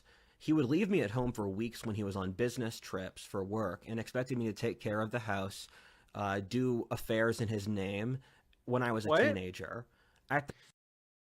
What does that mean? Do what affairs in his name? What? What does that mean? Were you paying his bills?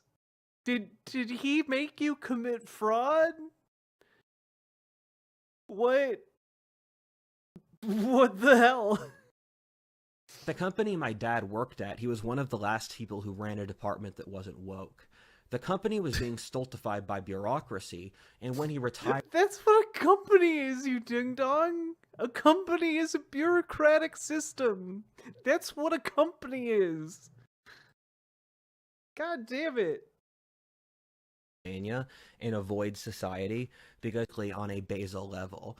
He told me that this would do me more good in life than school would. Although my family was wealthy, my dad didn't spend money on me. He forced me to work for stuff. When I was 16, I was already driving my own car, making my own... I accidentally clicked ahead and lost my place, so this is as close as we could get it. ...money, running errands, and washing my clothes. He would leave me at home for weeks when he was on business trips for work and expected me to take care of the house, do affairs in his name when I was a teenager. At the company my dad worked at, he was one of the last people who ran a department that wasn't woke. The company was being stultified by bureaucracy, and when he retired, the company fell into a DEI you think the fog of war is your ally.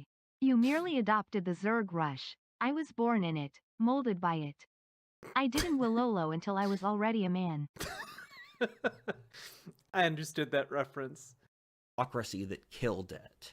When my dad left, they said, "We need you, Mark," to which his reply is, "If I did it, you can do it." And as a child, my father would repeatedly tell me, "You will not inherit a cent until I die," because he said, "You have my blood in your..." That's how inheritance works, right? What do you mean? Your father pointed at you and said you would not inherit a cent until I die, because that's typically how inheritances and wills work. What do you mean? Veins, and so you can figure out a way to make some money. And he said, you throw someone in the pool, they're not going to drown, they're going to swim. And that's not how that works. If you throw someone in a pool and they can't swim, they will drown. Do you not understand how that works? I'm really worried about all of this. But keep in mind, guys, he's an empiricist, okay? He's all about the facts. I once asked him for new shoes as a teenager, and he just stood there and said, no. And my old pair, I'd worn them.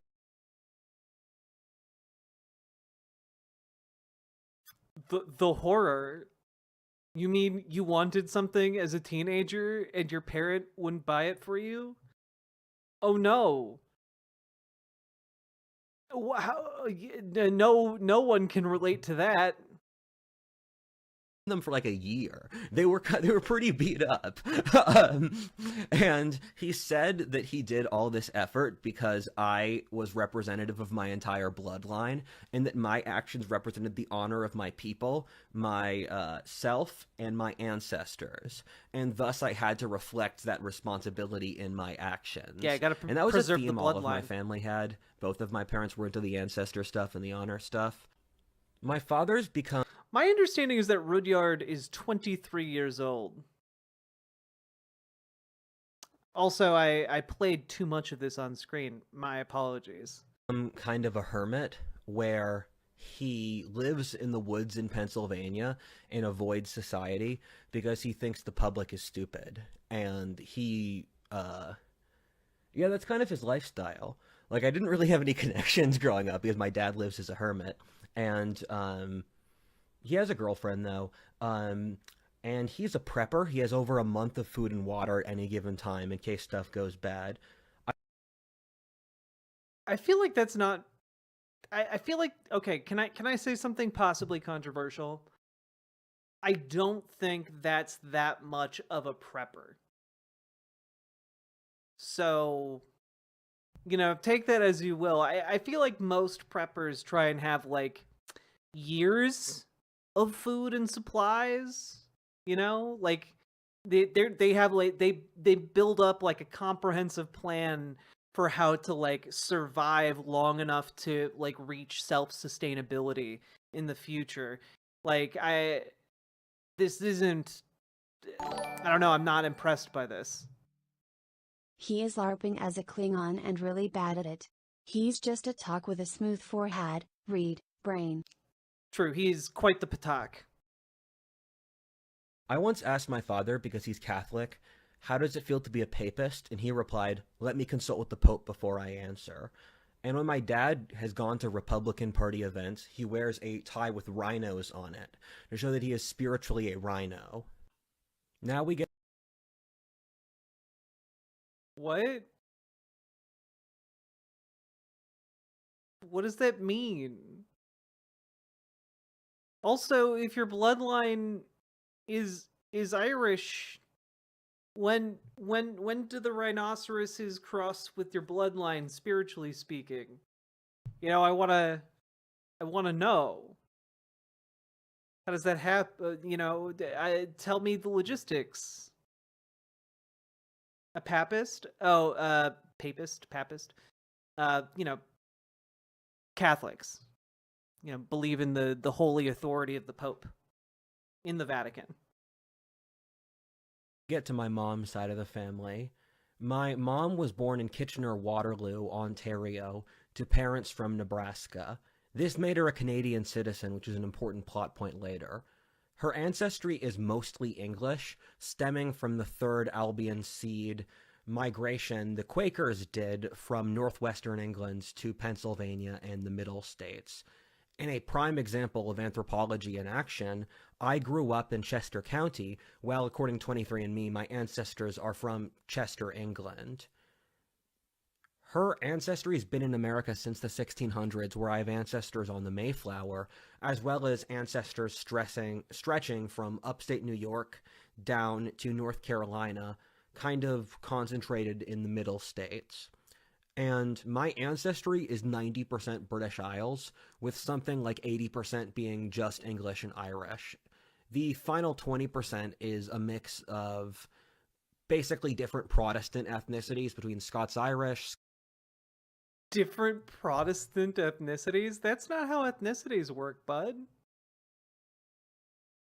I don't think ethnic groups are created by religious distinction. Scottish, Welsh, Dutch, German, Swedish, Finnish, etc. And yeah, like show me the Protestant gland. I'm 10% German ancestry, mostly from Baden-Württemberg in southwest Germany, which was an area that got 3/4 of its population wiped out in the 30 Years' War, and so they fled to America and the Volga River in Russia to escape because they were Protestants being persecuted by Catholics. And my mom was also obsessed with honor. She would say that the only thing that mattered in life was pride and class growing up, which was her WASP way of framing it. My mom's... He does, One-Eyed Heathen, after this, he does try and say that he, offended God, but, I'm just gonna throw this up real quick. This is after the fact. I was really stupid here. I was trying to make something go viral as possible for advertising reasons, so I said something as ridiculously over the top as possible as a way to harvest views for my video series in the group. I was playing some stupid word game, and it continues on, but we're not going to read this entire thing. He does immediately follow it up with, Most public political pundits have gone crazy at least once in the last 2 years. I hope I gain you the most entertaining madness so far. And I have to tell you, I don't think he's joking. I think he's probably making a lot of it up, or a lot of it is the product of whatever sickness is in his mind. But I don't think that this was insincere on his part. Yeah, I don't view a 10 hours over the course of like several days and editing.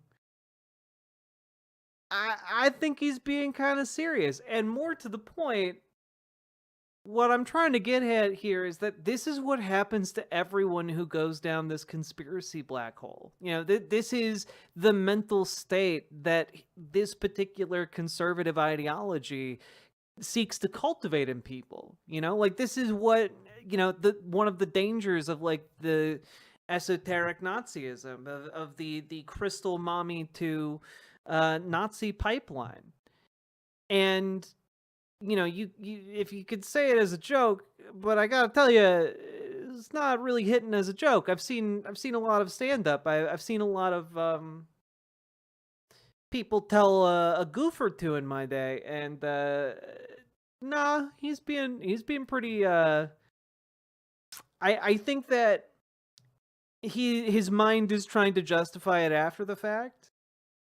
But yeah, I think that there's some serious damage control going on here. Let's continue. Ancestry always followed the frontier. They started out in the East Coast in the colonial period and ended up in Nebraska by the mid-19th century. I know of at least 5 ancestors who died in the Indian Wars, with casualties spreading from a young girl whose family was killed in upstate New York, and then she was captured by the natives, and then she left the natives, married a white guy, then a guy who was killed by a black native mix in Oklahoma in a failed trade deal. You know, can I just say, if you have to point out that, you know, the guy who killed your ancestor was a black native mix, well, I think I can tell you guys a little bit that maybe, just maybe, this divine bloodline stuff might have a tinge of that eugenicist racism to it. I'm just reaching at straws, I guess. A guy with the drafter. Can we replay that? Do we have to? Casualties spreading from a young girl whose family was killed in upstate New York, and then she was captured by the natives, and then she left the natives, married a white guy, then a guy who was killed by a black native mix in Oklahoma in a failed trade deal, a guy with the drafter. He was an ambassador to, I believe, the Chickasaw Nation. They killed him, etc. A lot of ancestors died in the Indian Wars. And I have lots of distant relatives like Sir William Marshall, apparently William the Conqueror, Mad Anthony Wayne, or one of the drafters of the Texas Constitution. And the furthest ancestor I can possibly reach out, and I don't really have noble ancestors, my ancestors are all peasants, but I have some bastard ancestors, like a bastard nobleman who was rebelling against the Jacobites and sent to South Carolina, where he married a native woman. I alternate between having 0.1%. Apparently it's South Pacific Islander ancestry, according to 23andMe, but their data sets are... Yo, for eugenicists, doing a 23andMe is like their personal 9/11. You know, like it's like the most interesting thing to ever happen to them, and can also just destroy their world. You know, like I don't know, bro. I don't think you need to inform us of what 0.1% of your ancestry is. I know it's not important. We don't care. Screwed up in a way that certain genetic subcomponents of Native Americans process a Pacific Islander for them for complex reasons, because Native Americans, they don't do genetics tests, so our data set for them is pretty small. But I am 100% Northwestern European. What the hell is he on about?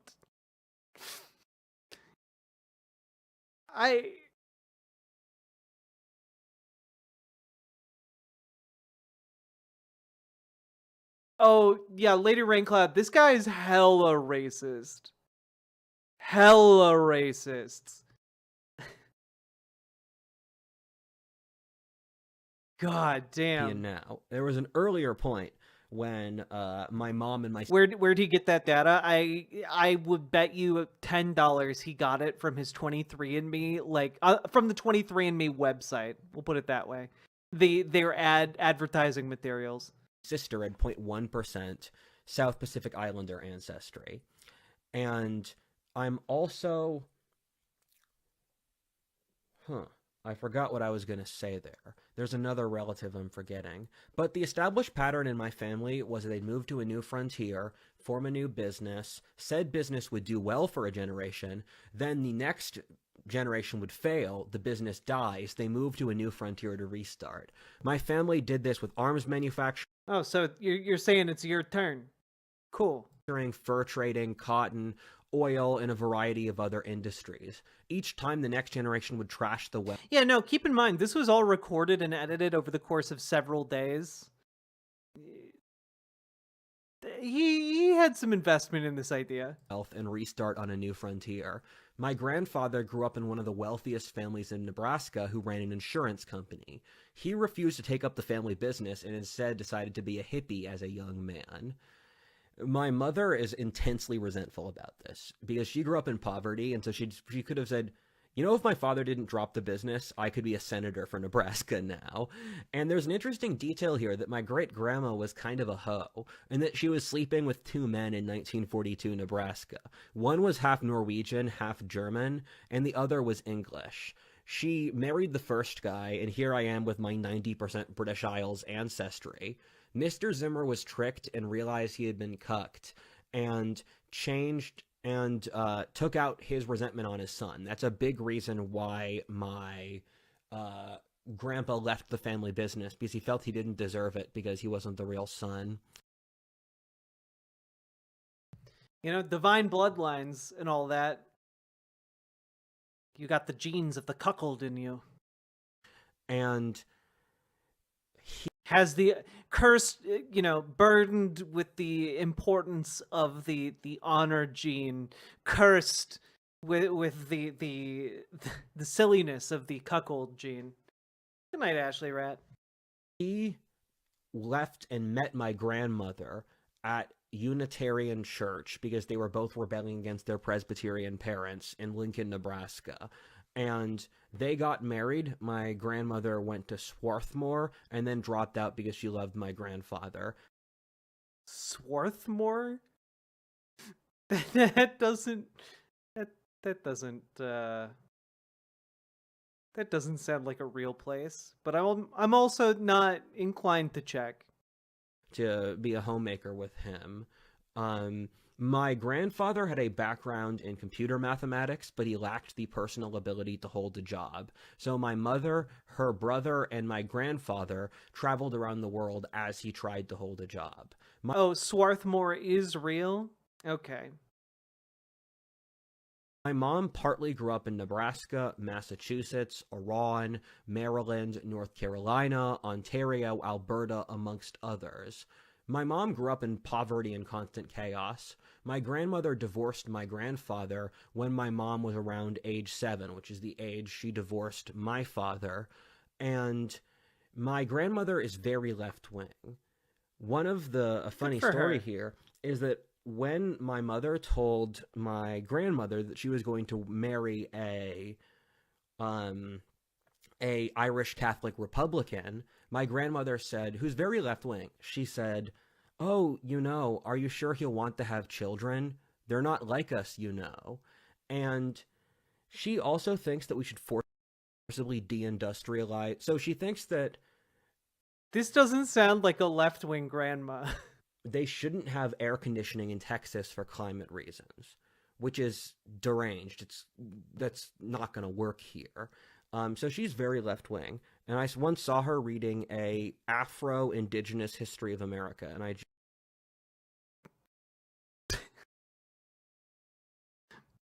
That bitch. How could she? Reading a Afro-Indigenous history book? The horror. joked, is there a biography for all 5 of them? And my mother was valedictorian of her high I'm sorry, what? reasons, which is deranged. That's not going to work here. So she's very left-wing, and I once saw her reading a Afro-Indigenous history of America, and I joked, is there a biography for all 5 of them? Why? How? Explain the joke. Are you saying like African Americans can't write history books? Or are you saying indigenous people can't write history books? Kind of sounds like the only idea you're putting forward as a joke is the racism. Because you're a racist, Rudyard. And my mother was valedictorian of her high school that she finished in Worcester, Massachusetts. And then she went to Columbia University where she got a political science degree. She then worked on Wall Street where she met my father. And they started dating when my mom moved back to Boston, and then my father would commute to Boston and then finally moved there as they dated and eventually married. My mom has a wide variety of interests and is incredibly intelligent between anthropology, religion, philosophy, chemistry, political science, mythology, religion, I think I said those already, etc. And she was instrumental in establishing my worldview in as profound a way as my father. My mother told me growing up that the moral values of the society would get more constrictive, so much so to a level that you would be unable to breathe in a society filled with so many social rules. And they said, Rudyard, you either have the choice of working with this system or breaking out of it and doing your own thing. And you can only really pick the second choice. That doesn't make any sense. That's not how social systems in a society work. Whenever there's a highly pageantized system of like socialization, it's usually been birthed around the idea of maintaining bloodlines and like, you know, the idea that political power is transferred via like, you know, aristocratic breeding. Like that's what in those circumstances, yeah, it becomes a highly culturally and socially significant set of constrictive rules, you know, like the rules of etiquette, the rules of you know, how one behaves in the presence of nobility. These are all things that are emergent from a system where so much importance is placed upon socializing in a very specific way for very specific reasons. So, trying to make the argument here that like the rules will just keep piling up, that's not how it works. We have to agree upon the rules. My mom also ran a brewery, Hey, which was her hobby, Happy New Year. where she would make moonshine in our garage, and she made really good beer. My mother was convinced that she was a psychic capable of communing with spirits.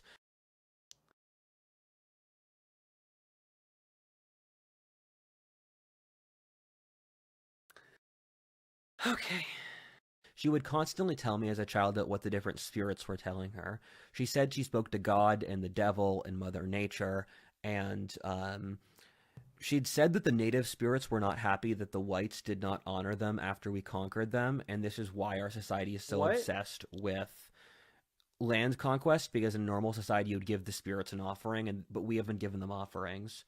I don't know. I just throw indigenous... history of America, and I just university where she got a place. It is incredibly intelligent. Sorry. Between anthropology, religion. I think I said those moral values of the society would get more constrictive with so many. So really pick the. Sorry, second I clicked the choice. wrong place. My mom also ran a brewery, which was her hobby, where the whites did not honor them after we conquered them, and this is why our society is so obsessed with land conquest, because in a normal society you would give the spirits an offering, but we haven't given them offerings. I don't know. Yeah, I don't know. I haven't bothered to check if that's how indigenous culture works. If only there was someone around that I could ask that question to, but no one's. You can't do it. Indigenous people just aren't around. We don't have entire sections of bookstores where you could do some research, or libraries, or find indigenous people online and talk to them yourself. Like, dude, you're a relatively successful YouTuber from a filthy rich family, and you couldn't bother to do like a little bit of like looking into that claim from your spiritual medium mother? Oh yeah, sorry, I forgot all those books are leftist. I just hear this stuff. And she believed that polite. What did you walk into? Media breakdown? We are diving down into the gaping maw of insanity itself. Was incredibly important, and she kept on teaching me manners in class. And what's he supposed to do? Read an Afro-Indigenous history book? Unironically, it might have helped him out here.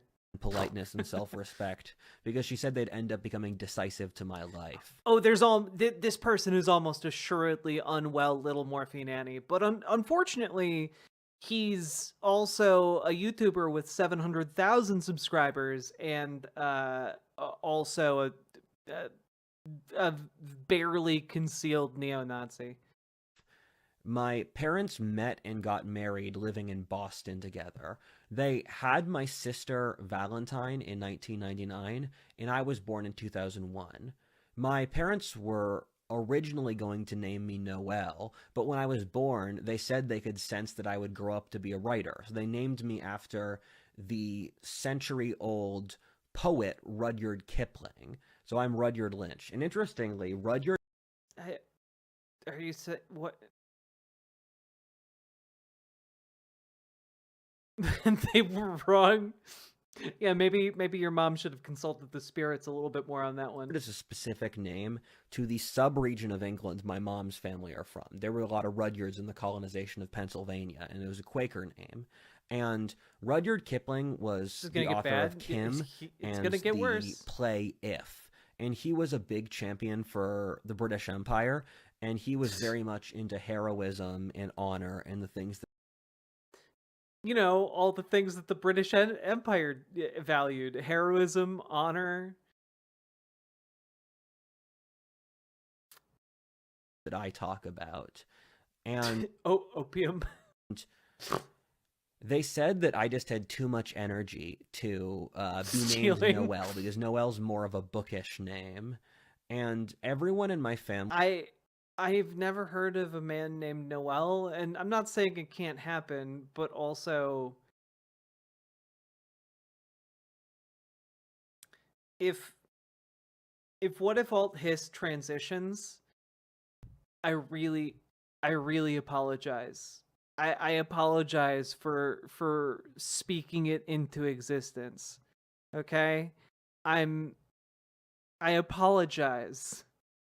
I'm sorry. We don't want that smoke, but we may get it.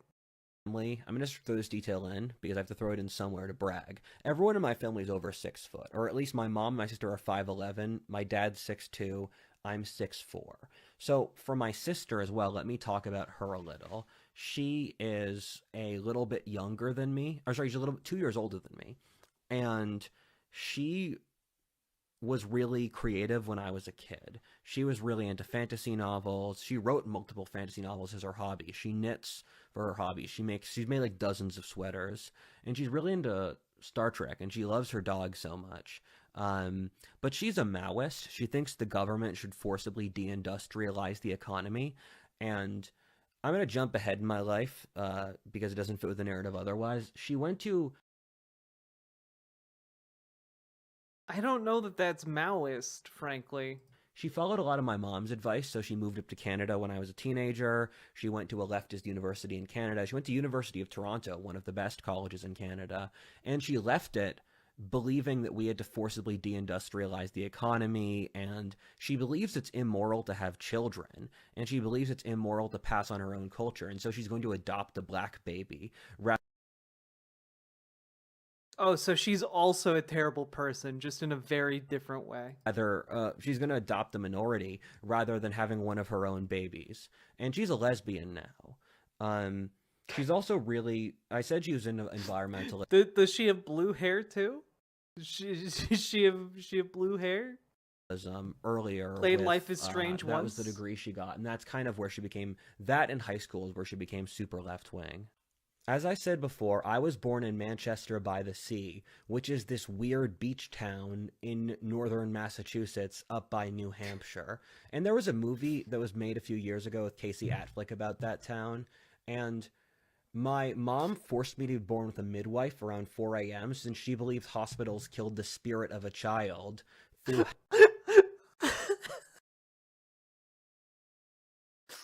What? What are you doing? What do you mean? What the fuck?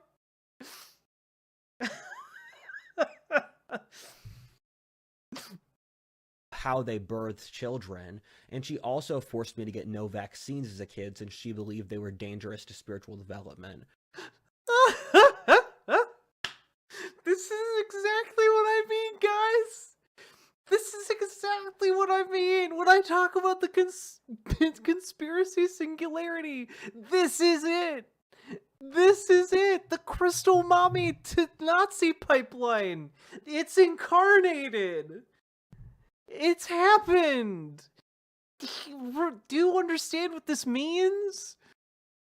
Rudyard, what if old Hist is the chosen one? To demonstrate how conspiracy brain rot is killing you. Don't be a crystal mommy. Don't fall for this esoteric bullshit. Don't fall for the conspiracy theory. Don't do it. Don't do it. My mom was really against the COVID vaccine. She cut out my sister during COVID because my sister took the vaccine. I have very few memories of Massachusetts. One of two. One is I'm seeing a relative and uncle. The other one is there was a huge snowstorm, and I was a toddler. I was 3. I couldn't walk through the snowstorm, and I remember just seeing snow everywhere. I'd make little prints in the snow with my boots. And we were the only outsiders in that town that had moved in for decades, and thus the zoning board was able to kick us out of the town. The entire town was old money Yankees whose families had been there for centuries, and we were the first. That's not how a zoning board works. A zoning board can't kick you out of a town. Nouveau riche to move there. They were not financially in a good place because they were living off really old money, and there was a degree of resentment. There is no price like a Rinkled. They made up rumors my dad was making his money off drug trafficking, and my mom was a horse and dog lady, and they made it basically illegal to have both animals in town.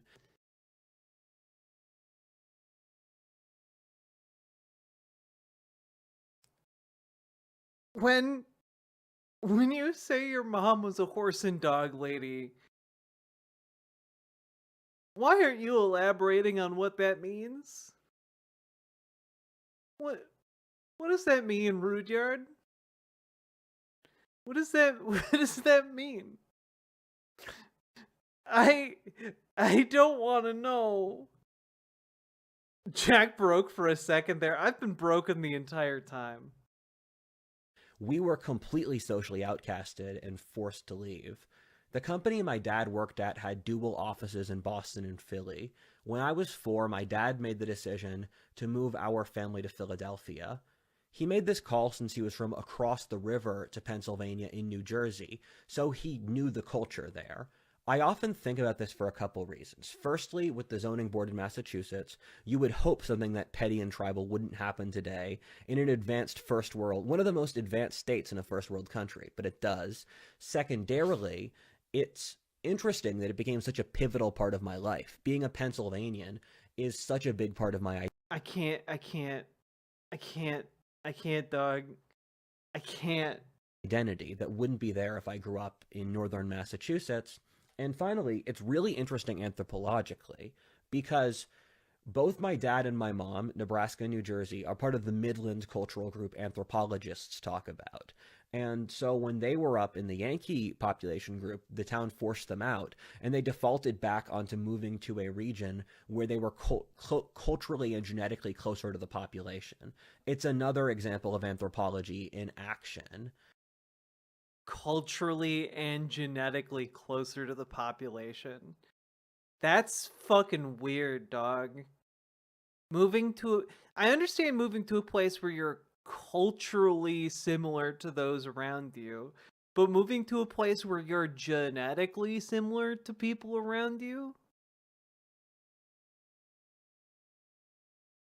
That sounds like a weird thing to do. Like a thing a racist would do. NSE, thank you for subscribing. And my parents, I think, are pretty objectively part of America's ruling class, but they kind of degenerated into rednecks and refused to take it. We always lived at least 20 to 30 minutes from the nearest grocery store, nearly 40 minutes from shopping, and an hour from the city. I always lived next to cows, cornfields, and woods. I remember seeing a drought one year which broke all the land and crackled it up. And interestingly, that drought is part of the cause for the Arab Spring, because grain prices went up as the Midwest got drier. And then that very winter, there was an 11-foot snowdrift where there was snow dunes up to 11 feet tall. And my mom would literally make moonshine in the garage. In a job interview for my mom's brewery, a guy literally skinned a deer during the job interview in front of us. My dad... What? That didn't happen. You lying sack of shit. and I would go duck hunting together. I didn't really associate with other wealthy people, with my entire network being middle-class people from the schools I went to, and my parents don't really have connections. I always hoped that being a banker's son from rural PA would get me... My parents don't really have connections. They just have $15 to $20 million. Further, but on the national scale, no it connections, doesn't matter though. at all. It's completely irrelevant. And my parents lived by themselves in the woods, and growing up, the thing I thought about the most was the forest. It's just trees everywhere in every direction. And that always got to me. I'd spend hours playing in the forest, and I was shocked that it went on forever. And it was so beautiful with all the animals. Why would you be shocked by that? Forests be big, yo. They, outside's a big place. And the grass and the creeks and stuff. That area of the country is super beautiful. It looks a lot like the Shire and this English rural ideal, but it's more wooded. And I just thought the world was an empty place growing up because we didn't even go to Philly that much. And so I just remember seeing infinite trees. Both of my parents nearly died before I turned 6. My dad was from mercury poisoning. We spoke about that. Is any of this true? This is a very concerted... We're 38 minutes in. This is 2 hours and 40 minutes long. And this is just part 1. Okay? So, I don't know if this guy is doing a bit. If it is a bit, he dedicated the time necessary to record 10 hours of himself rambling about this. He also wrote it out, and he also edited it together. I think this is coming from a place of sincerity.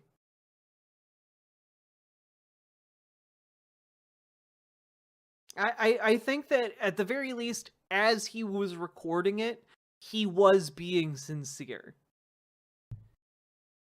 As he's recording it, and maybe he came to his senses like 3 days later, was like, oh yeah, I shouldn't have posted that, I gotta try and rationalize it. And like then he said, ah ha ha, it was just a big joke, haha, teehee, please believe me. I think that's kind of what happened here. I think at the very least he believes these things as he's saying them. Maybe a manic episode? I have no idea. Before, and my mom was kicked in the head by a horse. And I just assumed my mom was dead for the next 2 days. What? And she was brain dead. And I still remember the air siren going off as the ambulance came to get my mom. What? My sister, Valentine, and I were hiding under the kitchen aisle when the policeman said, "Hey, kids." And my sister and I would joke about that for years. That's such a short thing to say to kids who just thought their mom died. What? My mom, after she nearly died. There was a lot about that entire sequence of events that made 0 sense.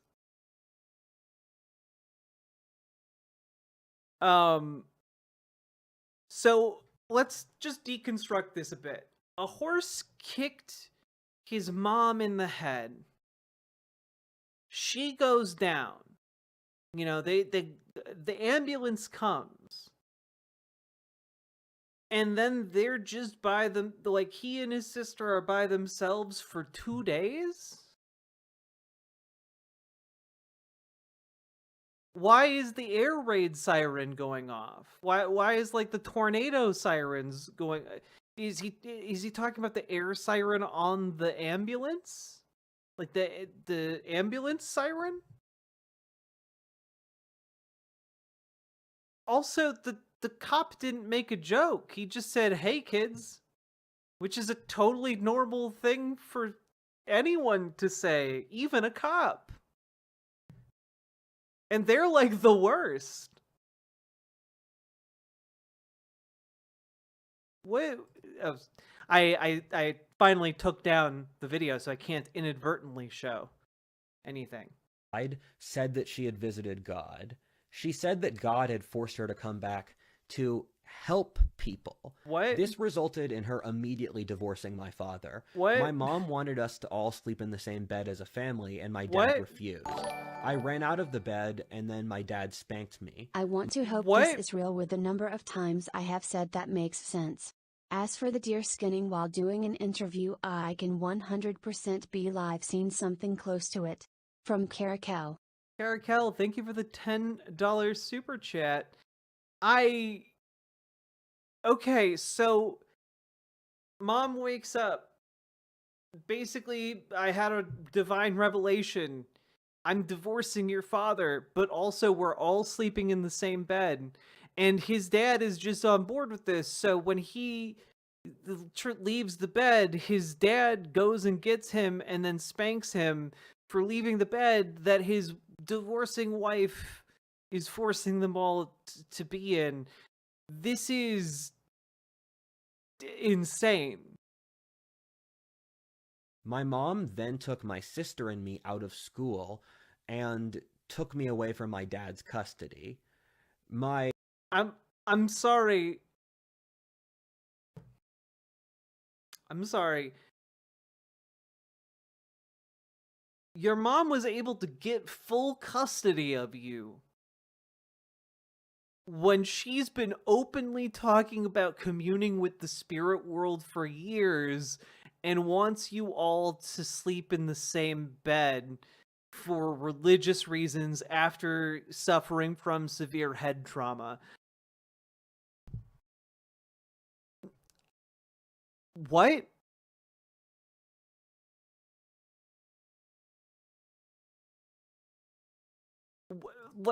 I'm sorry. We're just. This is staring into the void. We need to stare into the void for a moment, okay? there's too much happening here. Hannah, thank you for the 10 pounds. Happy New Year from an adorable and adoring UK shimp. Fucks yeah. We love our adorable and adoring UK shimp. Hello, shimp fam across the sea.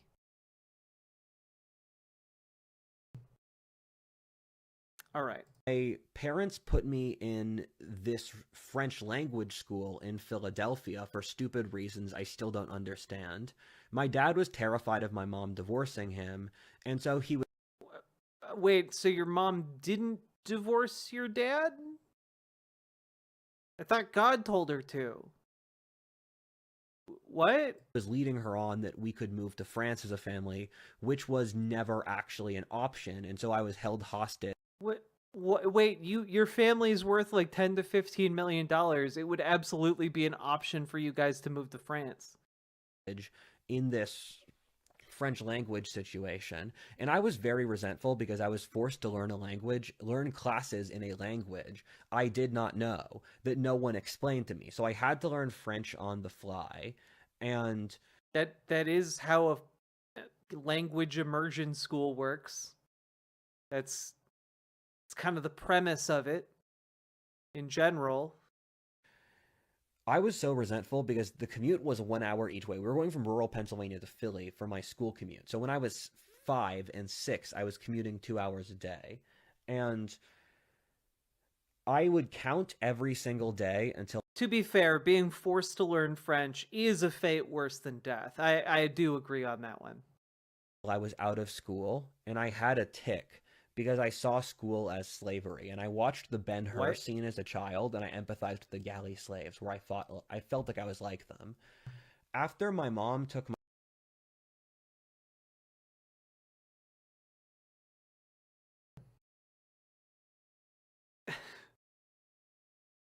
Going to school, being literal property, totally the same. Yeah, True. Anyway, you grew up to be a conservative. Tell me more. My sister, she claimed that she took my sister and me. She claimed that my dad was an alcoholic who was beating her and my sister and me. There's literally no evidence for this at all, and my father physically couldn't even drink at the time due to him having gout. And the worst... I thought he was gonna say extreme mercury poisoning. He ever did was he spanked me twice. However, my mom is a literal schizophrenic that has different internal monologues which conflict with the other. She had no evidence at all for the claim and is mentally ill. She passed the Chester County test for not being mentally ill. And if my mom doesn't score mentally ill on a test, your test's broken. And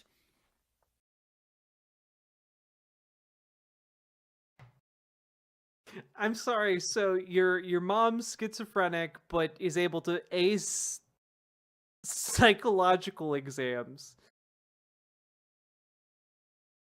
Okay. On top of that, my mom really spiraled with getting kicked in the head by a horse. She... As one does.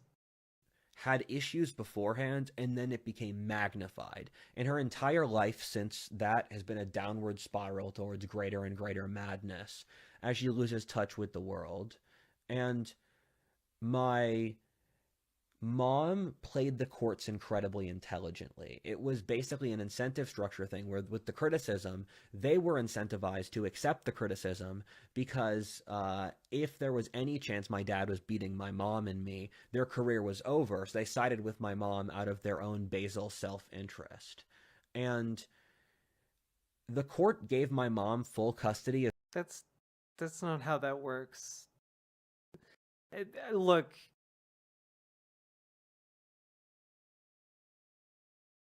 Custody courts are hard, but like they aren't just like, oh no, what if we get it wrong? Then we'll be sued and we won't have our jobs anymore. No, that's not how that works. That's not how that works at all. of me and my sister for years, and my dad was only able to see us a few hours in guided visitation. And my mom took 2/3 of my dad's money.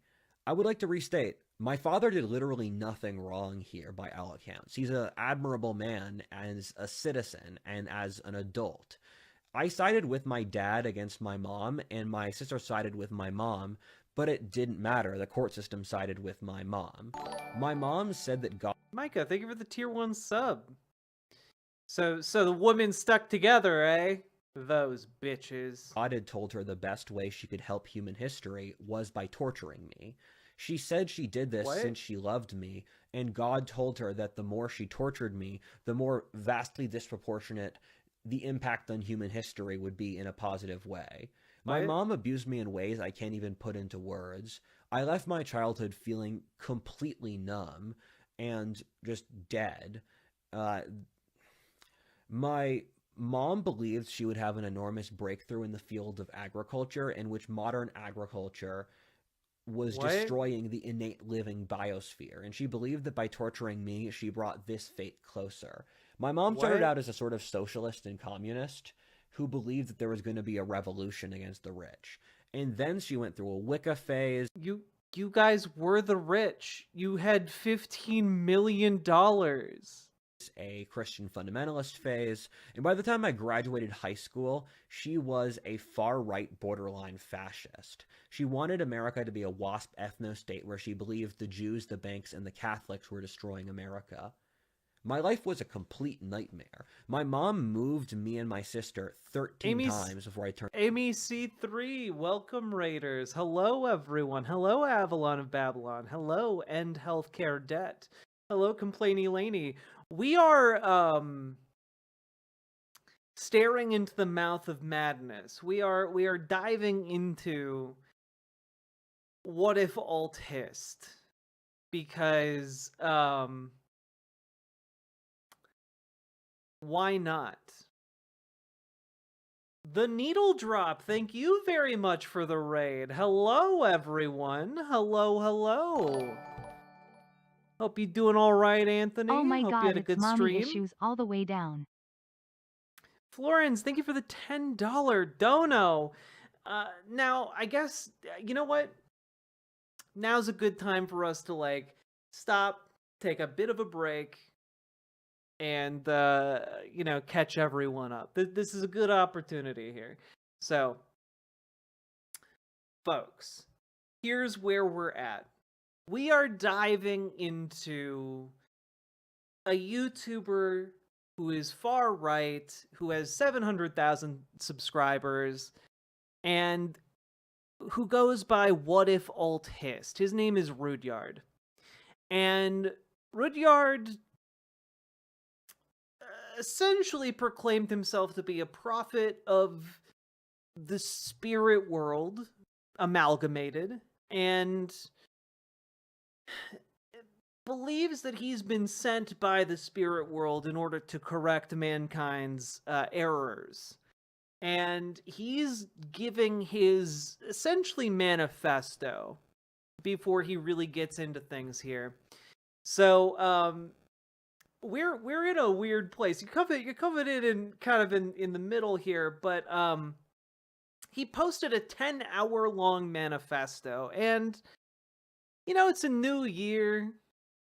We're gonna try new things. We're gonna go into it, and we're gonna see what's here. And so far, it's a lot of racism and talking about the divinity of his bloodline, his centuries-long cop bloodline, and how he doesn't believe African American indigenous people exist, and how his mom got kicked in the head by a horse, and his dad was really autistic about banks. That's kind of where we're at. That's we're diving into this. If you're lost and confused and baffled, you're in the right mindset, because frankly, we all are right now. And you might ask, why is What If Alt Hist not on screen? because several days after posting these videos, one of Alt Hist essentially was like, "Oh, I was totally joking. See, I owned the left, and with my affront against God." Yes, this is the weirdo that pretends to do alternative history. Chunikatsu, Chuni Katyusha. There we go. Nailed it. Melanie. Happy New Year, chat. I'm sick tonight, but here are some blurry pictures of Oliver as a puppy. I'm sorry to White hear. Peepo, happy Rip King Oliver SADGE. I'm sorry to hear about Oliver, but let's take a little picture at Oliver as a puppy. Let's take a look, because goddamn, Oliver's a cute dog. Boop.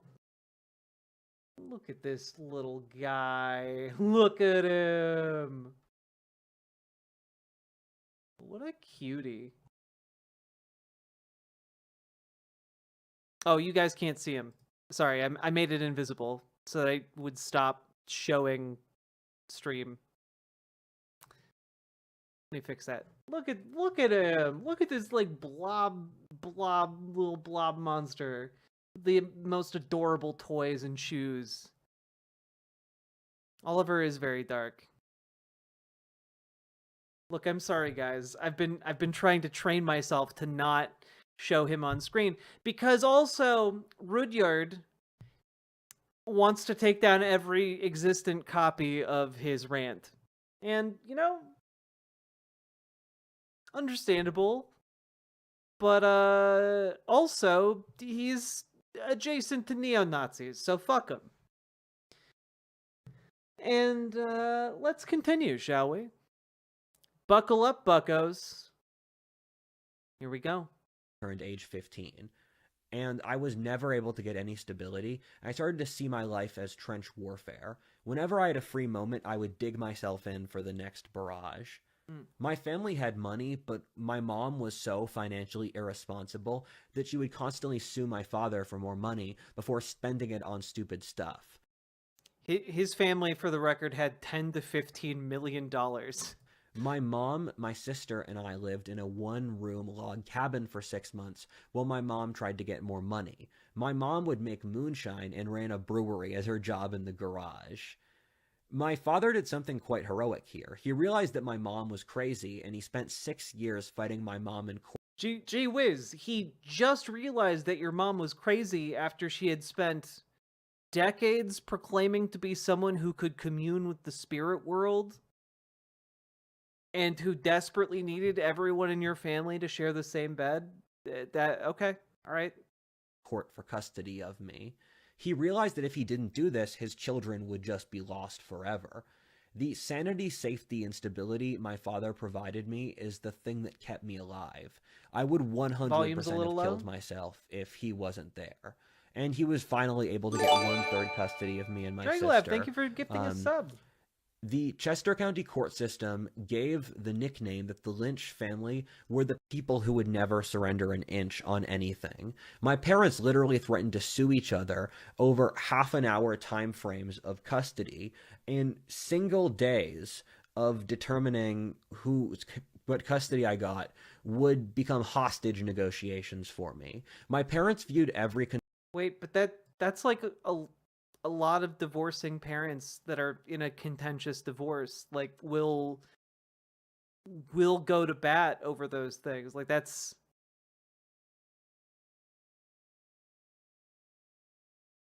a thing they do. Draglev, you did. Oh, daddy. There you go. You got it. You got me. You got one out of me. Concession they would give the other as an insult to their own honor that they had to fight to the death over. I learned to shut up since the courts clearly didn't care about anything I was saying, and I knew what game they were playing, in that I knew they were trying to get evidence to support my mom because it was the easier choice, and How did you know that? You were a child. How did you know that?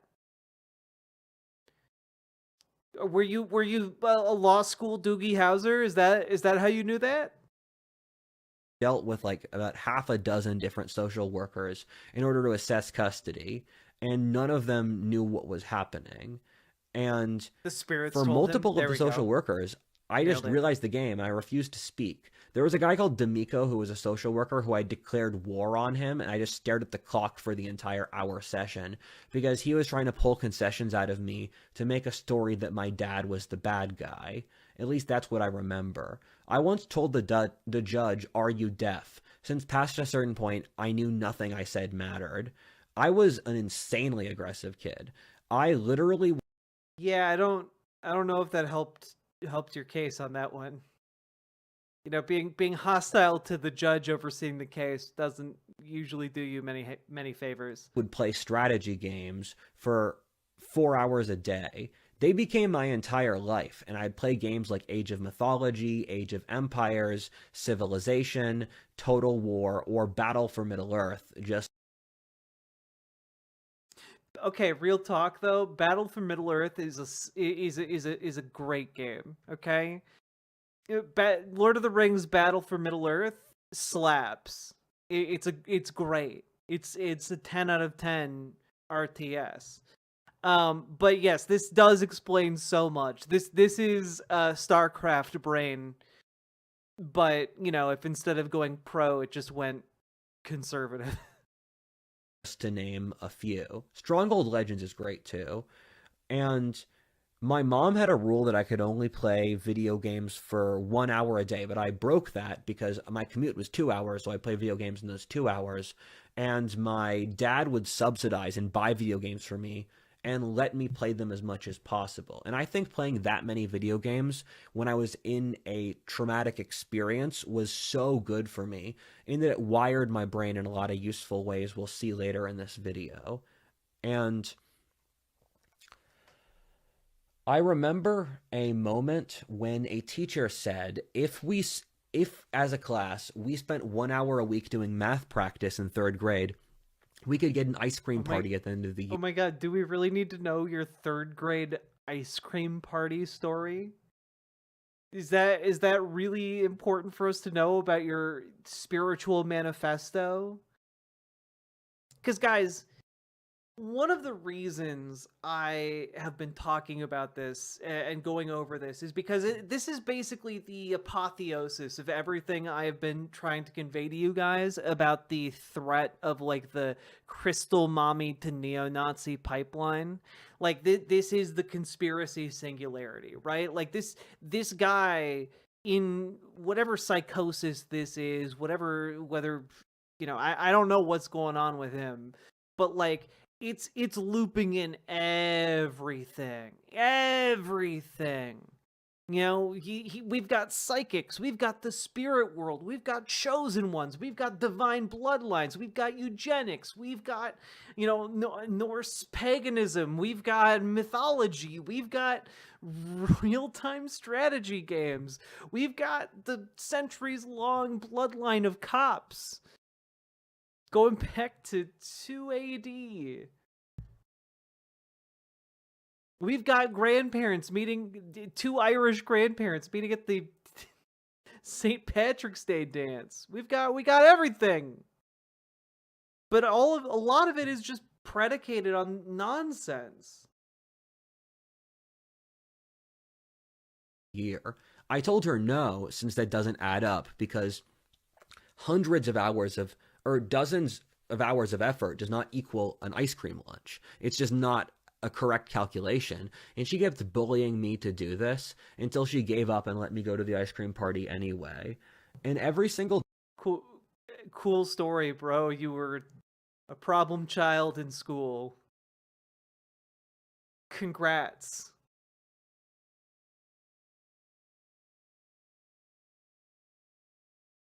Also, maybe you should question the parenting decisions of your dad, considering he had mercury poison for a decade from eating tuna fish every day.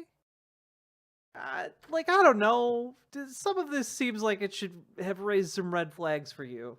Day I was in that French language school, I would count the hours until the day end. I told my parents multiple times a week how much I hated that school, and they only took me out after 4 years to put me in public school, finally. I had to interject this point in later, but a story I want... Yeah, just as an update, he is in fact wearing a different a different shirt now, because this is a recording that has taken place over the course of numerous days and does in fact have editing in it inexplicably, meaning all of this was intentionally put together on purpose.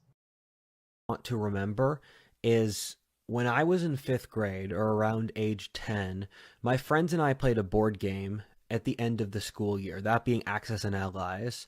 And I remember Of course, he was obsessed with Axis and Allies. Of course. I wonder which country he played as. I bet I could guess. the exact placement for troops years later for each faction. 5 years later, I remembered what territory each faction held and how strategically. And that started to weird me out that I had very good memory. And my dad would play a game where he would play a song twice for me and then have me repeat back the lyrics. And he was astonished that I could do it. I actually...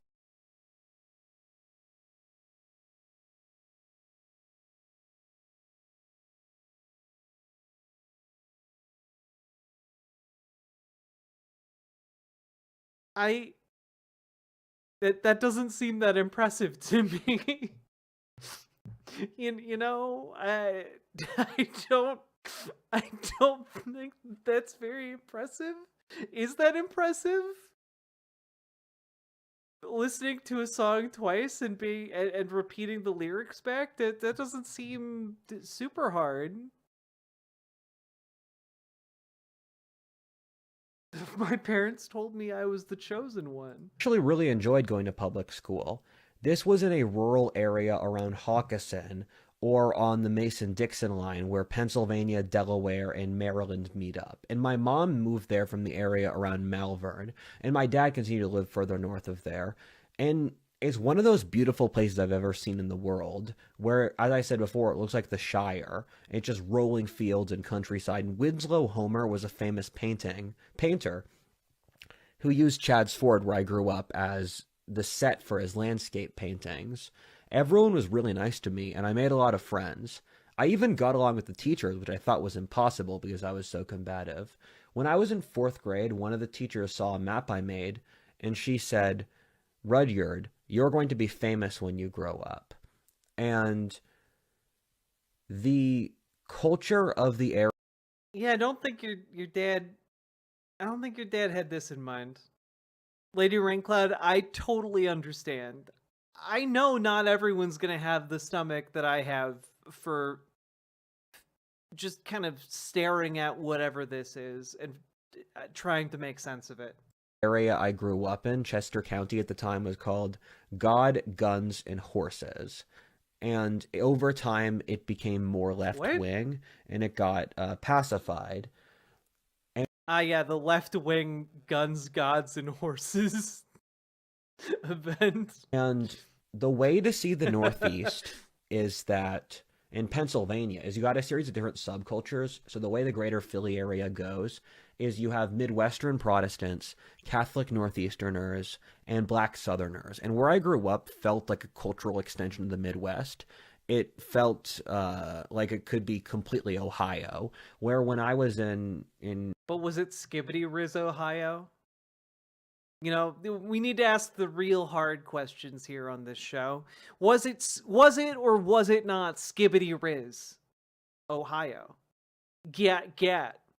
Middle school, our curriculum in history is at how the American Revolution was amazing. Then all our history teachers were members of the NRA and they owned guns. Our Boy Scouts leaders were former Vietnam vets. It's very much that kind of culture. You know, in a lot of Pennsylvania, in rural Pennsylvania, they give the first day of the deer hunting season as a day off from school and from work. Hunting's a big part of the culture there. And To change topic to something less pleasant, my mom started to spiral into bizarre conspiracy theories that my father had bands of thugs who were vandalizing her property. And she literally had no evidence for this. In the Chester County... That's crazy. You mean your mom made claims she didn't have evidence for, and that were bombastic and attention grabbing, and yeah, that was bad? Do you have negative self-awareness? County court system got so fed up with her bullshit that they literally refused to take cases from my family, forcing them to go to external counseling to solve our own issues. Chester County cycles through judges, and my mom accused each of the different judges and any social worker who stood against her of corruption charges. And the third judge built up a personal vendetta against... You can't put corruption charges against... That's not how charges work. My mom, and demanded that every future case that involved her go through her. This judge saved me so much suffering, and I literally emailed her to thank her as an adult. My mom shot one of her horses to frame my father for killing it.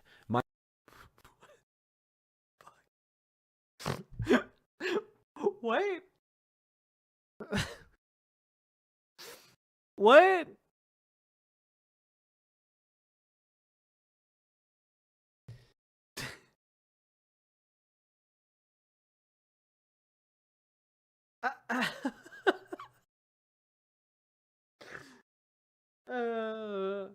God. My mom would also keep 5 cats from one of her friends in a tiny closet that barely had air.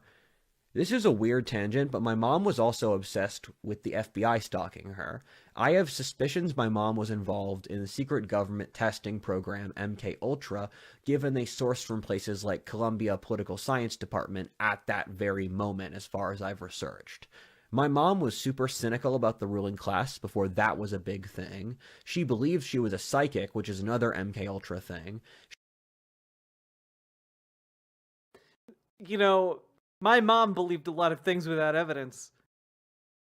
Anyway, here's a tangent about how I believe a thing without any evidence whatsoever. She was paranoid of the FBI following her, and I also know that she was molested. That's too many points for my own comfort, and I'm scared to even say stuff like this on this video, but this video is going to get so much crazy. That's not even in the top 10. My mom hired security guards against this imaginary threat, but then those bankrupted her, so she moved my sister and me against my father's consent to downtown Philly.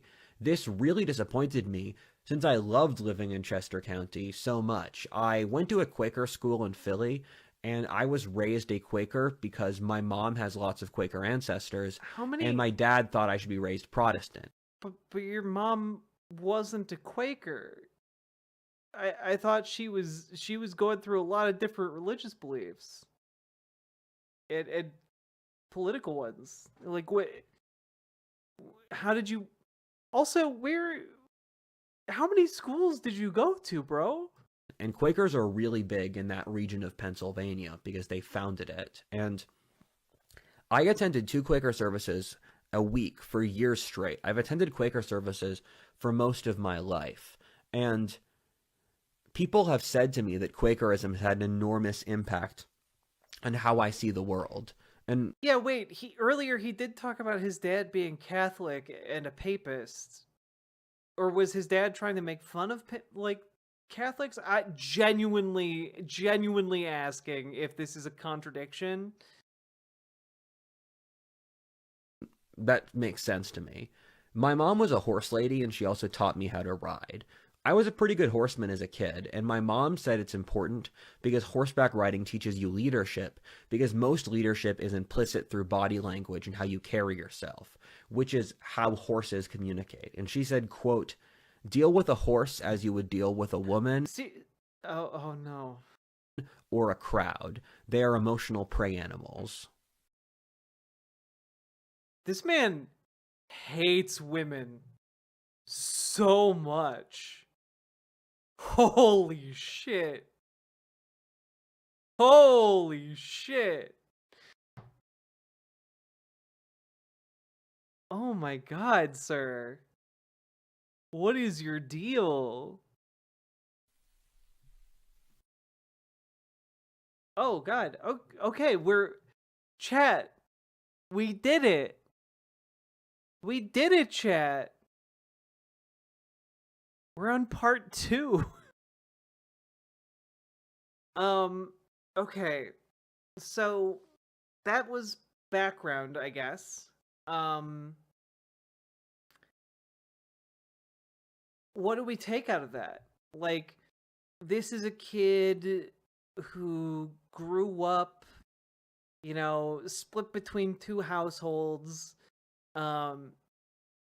seems to, like, put his father on a pedestal and shit on his mother, and says that his sister betrayed them by siding with their mother, and that in order to explain everything that happened to him, embrace the idea that all of these judges are corrupt because of feminism.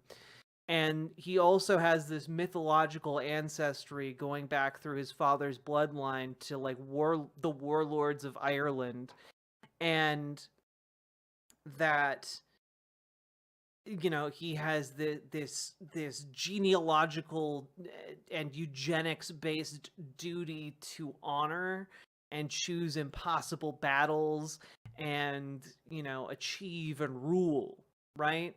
And again, very worth pointing out that argument is almost exactly esoteric Nazism. Like, this is almost exactly what that entire thing is about. Like, oh, you are secretly connected to the lineage of the Aryan race, and you are honor bound to, like, you know, duty bound by your heritage and the blood in your veins to be a hero. And, you know, it is incumbent upon you to rule over the earth and choose battles greater than yourself for the good of the nation. And and there is this relationship between esoteric Nazism and, like, spirituality, which in turn, like, it all is coalescing here in the narrative. Like, it is coming together here.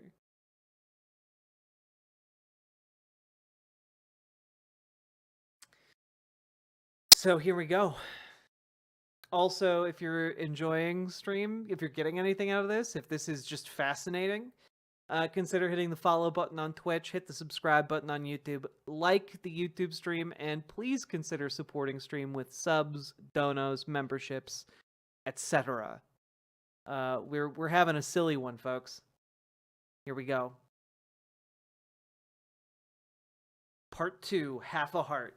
The move to Philadelphia was one of the most instrumental turning points of my life. My father still lived out in the exurbs, and so I would commute between both. I moved from a completely car-dependent society to one that was one of the most walkable places in America. Philly has such a warm place in my heart, and it has a bad reputation for obvious reasons, given it's the poorest and most crime-filled of America's top. I feel like much of what we hear about his mom is a lie. This feels like a mentally ill father infecting his kid. I mean, I would say it feels more like a father with a decade-long bout of mercury poisoning infecting his kid, but, you know, potato, potato. Top 10 largest cities, but it has wonderful culture, architecture, it's affordable, historic, and walkable. I'm a walker by nature, and I would walk across downtown Philly from Camden to UPenn as a way to clear my head, because for me, walking and thinking are the same process. And damn, that's pretty liberal of you, What If Alt Hist, wanting a 5-minute walkable city. And this was a really important period of my life, since around age 13, I gained self-awareness about who I was as a person, where beforehand it was like I was on autopilot more so. And I had several really important breakthroughs around the time of age 13. One was that I hadn't really ever read a book until I was age 12. And then I looked at What?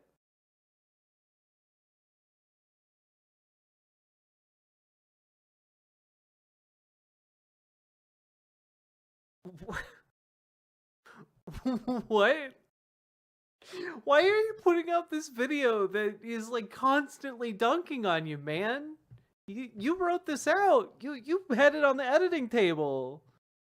A book my dad owned, and I realized, wait, if I'm physically capable of reading a single page of this book, that means, because it's a repeated task, I could read 1,000 pages easily, because if I can read a single page, I can do the task on repeat since I know how to do it.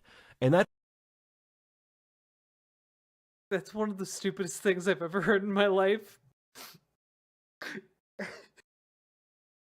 If I can physically read a book, that means I'll understand it, right? If I can do the physical act of reading the book, it doesn't matter if I understand the material or not. I can just, read words. What are you doing, bro? Guys, as someone with an English degree, my soul died a little bit. Reading is so much more than just knowing what words mean. You have to have comprehension. Time for your encouraging takes on dark times and what to do during them. Oh god, Ayatagon, thank you for the tier 1 sub. I appreciate it. He found out he could read at 13. Raised by some of the wealthiest people in our society. that was The Book of Swords by Fred Saberhagen, and I have, starting at age 14, read 70 to 80,000 pages a year and around 80 books a year, and I've maintained that consistently for over a decade. And no one cares, bro. Literally, no one gives a shit. Even if that were true, no one gives a shit. No, not a single person in the real world.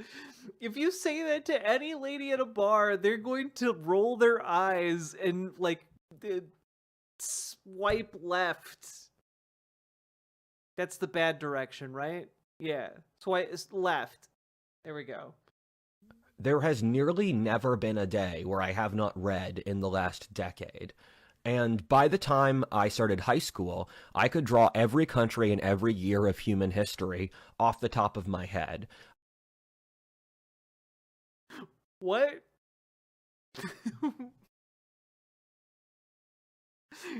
We don't even know what the first country was. What are you talking about? You lying sack of shit. Oh, God. I would have events at my school where people would yell countries at me on a whiteboard, and I'd draw them, and I'd see how many I could draw in 2 minutes. And I started this channel on my 13th birthday, where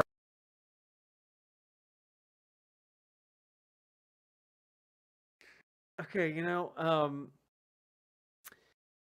maybe people are onto something with like banning internet use until someone is like 16 years old or 18 years old or something. Like maybe people were cooking with that.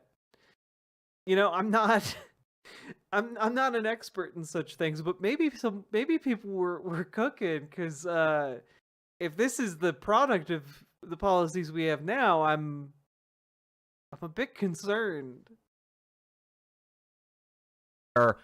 I stopped playing video games when I became a teenager, and I got into alternate history as my hobby. And I would spend a lot of time on alternate history forums, where Dude, you would have been so much better off with video games. Just play more StarCraft, man. You could have gotten involved in like the, probably not like the pro circuits, but like maybe like the college circuit. You probably could have gotten involved in that. You could have done it. I believe in you. 2015 was a golden age for that. I just didn't think they were that good, if I'm honest. The alternate history community is kind of amateur, because it's probably lots of people like me who are in a certain developmental stage of their lives. And so I thought I could make better alternate histories. I had nothing better to do. I hated school. And so I tried to make an alternate history wiki account, and that was too difficult with the account process they have. So I started making a alternate history YouTube channel, and I was really inspired by the book series Time Riders, which is a young adult sci-fi alternate history series. And Cody from Alternate History Hub was my biggest inspiration, and I wanted to make a channel like Alternate History Hub as a teenager. And for the first 7 years, I made alternate history content. You can scroll through the old channel. It's stuff like, what if the South won the Civil War? What if the dinosaurs never went extinct? And keep in mind, for the first 5 years of my channel, I had less than 500 subscribers total. I literally bought... Look, I've been there. I've been there. We're still close to there. I don't like it. I understand. I sympathize. It's hard to get views. The microphone I used for the channel with money I made from the channel 5 years in. You can tell that because the mic quality sucked. It was a meme for commenters on my channel for the longest time. And I was obsessed with this. I would literally work on Christmas to avoid my family and just making content for the channel. And I read 40 books in alternate history when I was a teenager because I was bored and it was my thing. And I think people have commented upon alternate history's effect on my current philosophic views because... Okay, can I just real quick, and I know I'm kind of being mean here, but like, dude, you clearly put like hair gel in or something, but like, what'd you think that was cooking? What did you think the hair gel was doing? Because it wasn't a favor. Because alternate history assesses the world in a probabilistic manner based on causation, and that's instrumental in my worldview. I think alternate history, my dad's background in banking analysis, and strategy video games are 3 really important influences in how I think, which look at... You stopped playing you said you stopped playing strategy video games when you turned 13. So like, there's the strategy video games are still influencing you. What was the last one you played? Are you keeping up to date on the Stellaris expansions? Tell us more. Basically causation and strategic decision making. When I moved from Chester County to Philly, I moved from a majority conservative area to a very left-wing area. I went from a society that seems pretty close to John Hughes or The Simpsons' stereotypical America from decades ago, which I just assumed was how America was. And I keep coming back around to this. His family had $15 to $20 million, and he's like, yeah, we lived like in The Simpsons. I'm sorry, if your family had millions of dollars, you were not growing up like The Simpsons family. There's no way.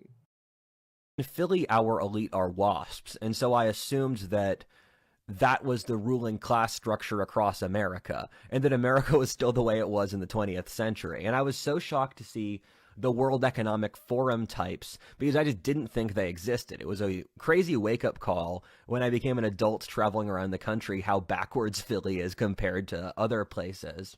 And I jumped from a 3 out of 10 wokeness to an 8 out of 10 wokeness. These small... Oh, damn, he got woke? However did he survive?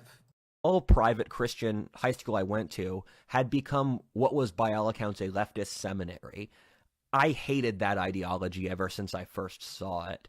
Teachers would openly say in class that there were too many white men in science and academia, and I was forced to go through... I get the intense feeling here that a lot of what this guy is talking about would have been resolved through a modicum of like reading comprehension, because I don't think a teacher in a school can say there are too many whites in science. There are too many whites in computers. Like, I think there are probably laws against that on some level. I don't think they run up to you and they go, "I'm so woke, I think whites should be eliminated from society." I don't think that's happening in your public school, man. What amounts to constant humiliation rituals in school as a white male. I read 1984 as a teenager and knew that the ideology I saw in school was the exact same ideology as that dominated 1984. I was a centrist until I was in college. Oh boy, you read 1984 and you looked around you and you said, "Ah, yes, the world I live in." Because you didn't understand what you read. The same way you watched Ben-Hur and was like, "Ah, yes, going to school is like being a galley slave." But I started watching Sargon of Akkad, who was moving me rightward and who introduced me to conservatism. I vowed to fight.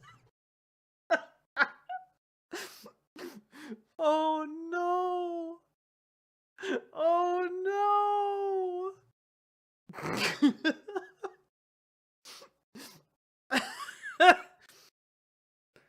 Oh god, yeah, Sargon of Akkad. What a paragon of intellect, who lost his race in the UK because he said he wouldn't even rape one of the women he was running against. Like, oh yeah, that guy's got some good takes. I wonder what he has to say about age of consent laws. Oh wait, I'm not going to go into that here, but I'm just saying maybe you should, if you're curious about what I just said there, Google Sargon of Akkad, Age of Consent. You're going to find some interesting stuff going on there, like recordings of him defending having sex with children. But, what an intellectual titan to pull you to the conservative end of the spectrum. Fight back against an ideology that would push this. I just wanted revenge against the left, if I'm honest. Things got pretty bad in high school. The year after I graduated, things got I can't hold this anymore. The games he mentioned earlier great, but Stronghold Legends was one of the weaker but okay Stronghold games. I'm surprised you didn't play Stronghold Crusaders half. From Kara. Caracal, thank you very much for the $10 super chat. And yeah, Age of Mythology was banging. Age of Empires 2, banging. StarCraft, top tier, but like the Stronghold isn't even up there. I wouldn't. I mean, it's fine, but like,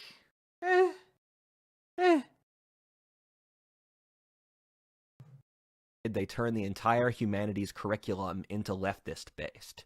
This included race and science in the Roman Empire, as well as not talking about the French or Industrial Revolutions in the history curriculum or the World Wars, to spend more time talking about slavery. We had a mandatory... That's right.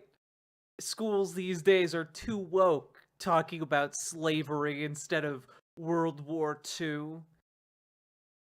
Social Justice Week to celebrate social justice causes, where my school flew in a speaker from New Mexico to say that using violence to push social justice was justified. Wait, but it can be, though. Like, wait, what do you mean? Like, when you look at Martin Luther King Jr., guess what? Guess what he was doing? Guess what a core part of the strategy of nonviolent resistance relied on? It was on provoking the anger and rage of other people to start rioting. That's part of the strat. Oh god. Any amount of reading comprehension would be nice in this man. It was basically impossible Curtis to not Magnuson, be leftist. thank you for the $5 For example, we were allowed to skip class to go to an anti-gun protest. I was the only person in my class who didn't, and when people asked me why, I said it felt like an emotionally charged topic. What a cop-out. What a coward. But also, you could have skipped class to go to probably a pro-gun protest. That's probably something you could have done. Like the school, if they're giving exceptions for anti-gun protests, probably would need to give an exception for a pro-gun protest, I guess. So like, I don't know, that's on you for not being creative enough to go and do that. You could have counter protest the anti-gun protest if you were really looking for something to do. And my school, for example, had a 3-year history award. I never won the history award, I suspect because I wasn't left-wing. I barely passed school in both middle school. Dude, what? School, for example, had a 3-year history award. I never won the history award, I suspect because I wasn't left-wing. Yeah, bro, your high school didn't give you the history award for 3 years because you were not left-wing enough.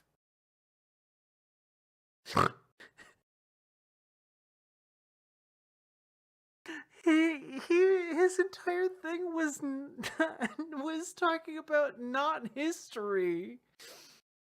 His entire thing is talking about, like, what if history wasn't real?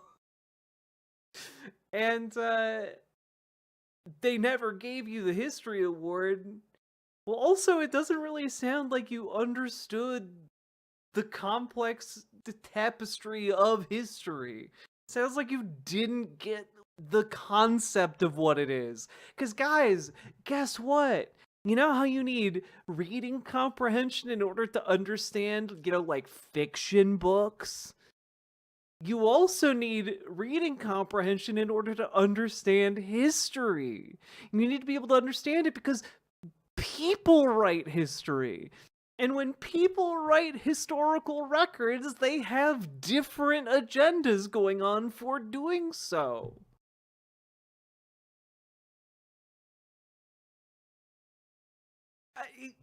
Like, if you are approaching this topic without any kind of reading comprehension or critical reasoning, you're lost. You're at the whims of whoever wrote it, with no agency whatsoever. I barely passed school in both middle school and the start of high school. There were moments I was convinced I would fail school. I'm not surprised. I literally went to school for something like over 12 hours a day because class was 8 hours. Then my school had a mandatory sports program, which was 2.5 hours for a third of the year. I basically hacked the system by doing lighting and stage production for my school's plays. That's not hacking the system. That's just joining the theater department to do props. That's not hacking the system. You just joined an extracurricular. You just And then you have 2 to 3 hours of homework a night. That's like a Chinese work schedule. And I'm so deeply resentful of being forced to do this for my youth. I could have been doing fun.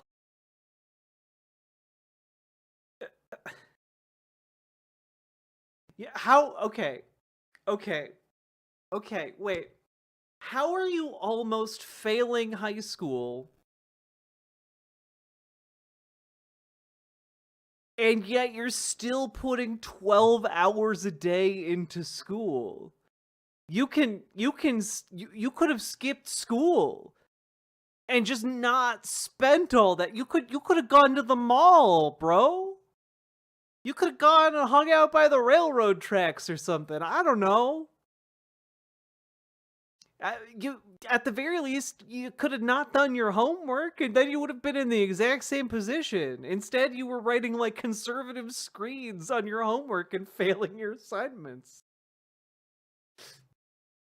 Fun stuff, but you forced me to do classes and you forced me to do work that had zero application for the rest of my life. And at the end of middle school, I couldn't see. Man, if only he'd paid attention during English class, so much damage could have been avoided. the whiteboard since my eyes were too poor. My mom refused to get me glasses for over a year since she said I didn't need them. And when my parents finally got me glasses, grades improved. By the way, I'm just here to air out grievances at this point. When I went to public school, my public school was a 40-minute drive from where I lived. And so school started at 7:20, the bus came at 6:40, and I woke up at 5:30. This is when I was friggin' like 12 years old. And I'm very resentful of this because I'm an innately nocturnal person. I go to sleep at 2 to 3 a.m. right now. And bro, same. Same, bro. Same. And when I went to elementary school, the school was an hour away, and so my sister's school started earlier because she went to middle school when I went to elementary school. And so I would sit in the school parking lot for an hour playing video games until the school started. And I'm still very resentful about having to wake up early. There was zero reason you had to do this. You could have started school at 10 a.m. Nothing would have.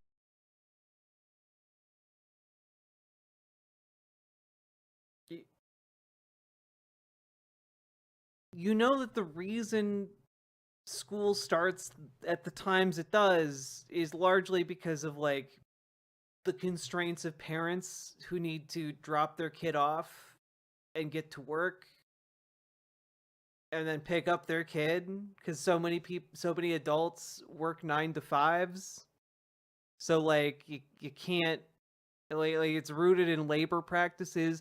And additionally, not only is it rooted in labor practices, it's also rooted in the fact that like one school district might only have like one fleet of buses that then needs to be staggered in order to get all the kids to school on time, which means, you know, one part of the district might need to wake up at like 6 o'clock in the morning, and another district wakes up at like 7, another district wakes up at 8, another part of it, you know, like it's structured for reasons.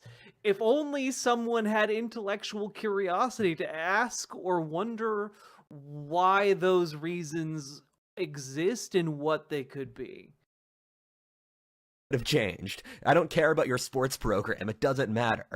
And one of the things my high school did really well was it hired eccentric teachers, which let students be creative. When I was in high school, I made an independent study where I wrote a 250-page screenplay about the fall of Rome that followed 4 families around the Battle of Adrianople. I was in computer science class with a teacher who was a video game designer, and we had to make video games in computer science class. I told my teacher, who's a cool guy, he's made a great video game called Jamestown, about Martians, space warfare 200 years from now, based off 17th century England. I said I wanted to make a strategy game based off 17th century Poland, Lithuania. He told me I wasn't physically capable of doing that, and I took that as an insult to my honor, so I spent 4 hours for weeks coding the game with different unit types, battle factions, strategies, and that sort of thing.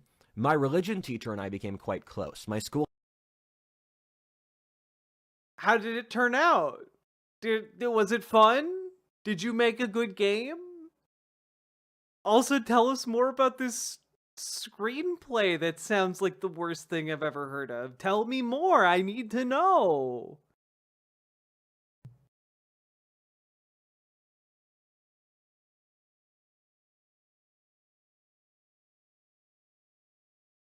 Why have I heard of Jamestown Legend of the Lost Colony before? Is this actually like a decent game?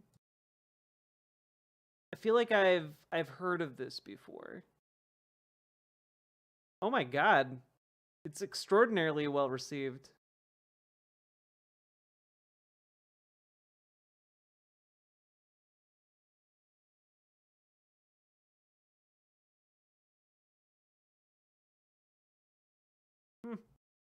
Interesting.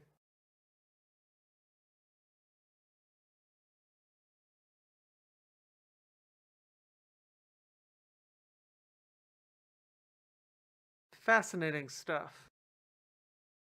Oh, it was selected at PAX back in 2010. Okay, no, that makes sense.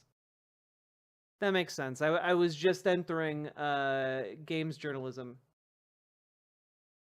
school had a theology program that was actually quite useful for me. I learned a lot of really important theology there, and they had a Mennonite teacher who, when he retired, was replaced by a black Muslim, former Black Panther. But he was an awesome dude. He went to Harvard, and he converted to both Islam and Christianity at different times.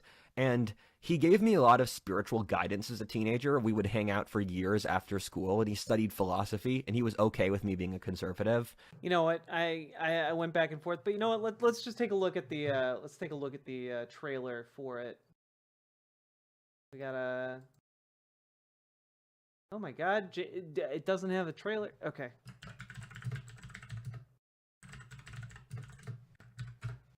Let's. There we go. Trailer. Cause why not? Cause why not?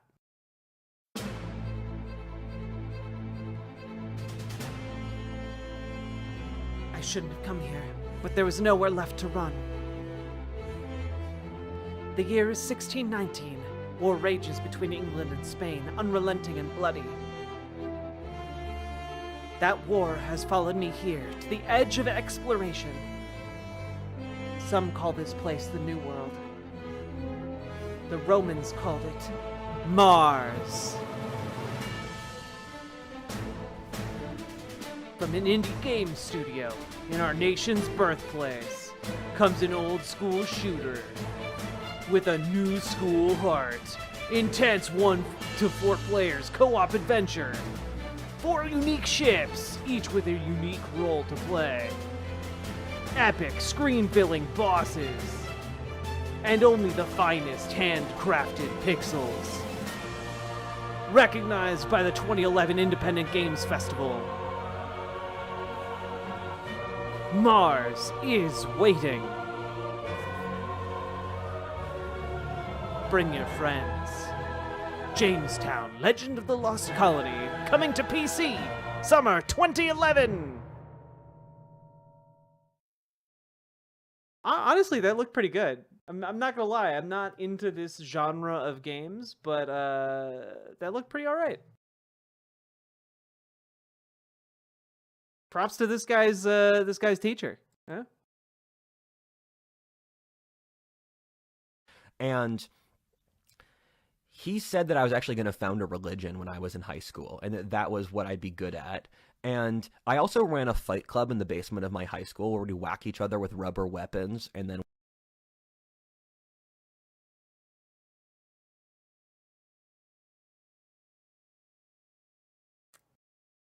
You ran a high school fight club. You guys saw the movie Fight Club once, and you decided to smack each other. God. Yeah. Oh yeah, Hammock.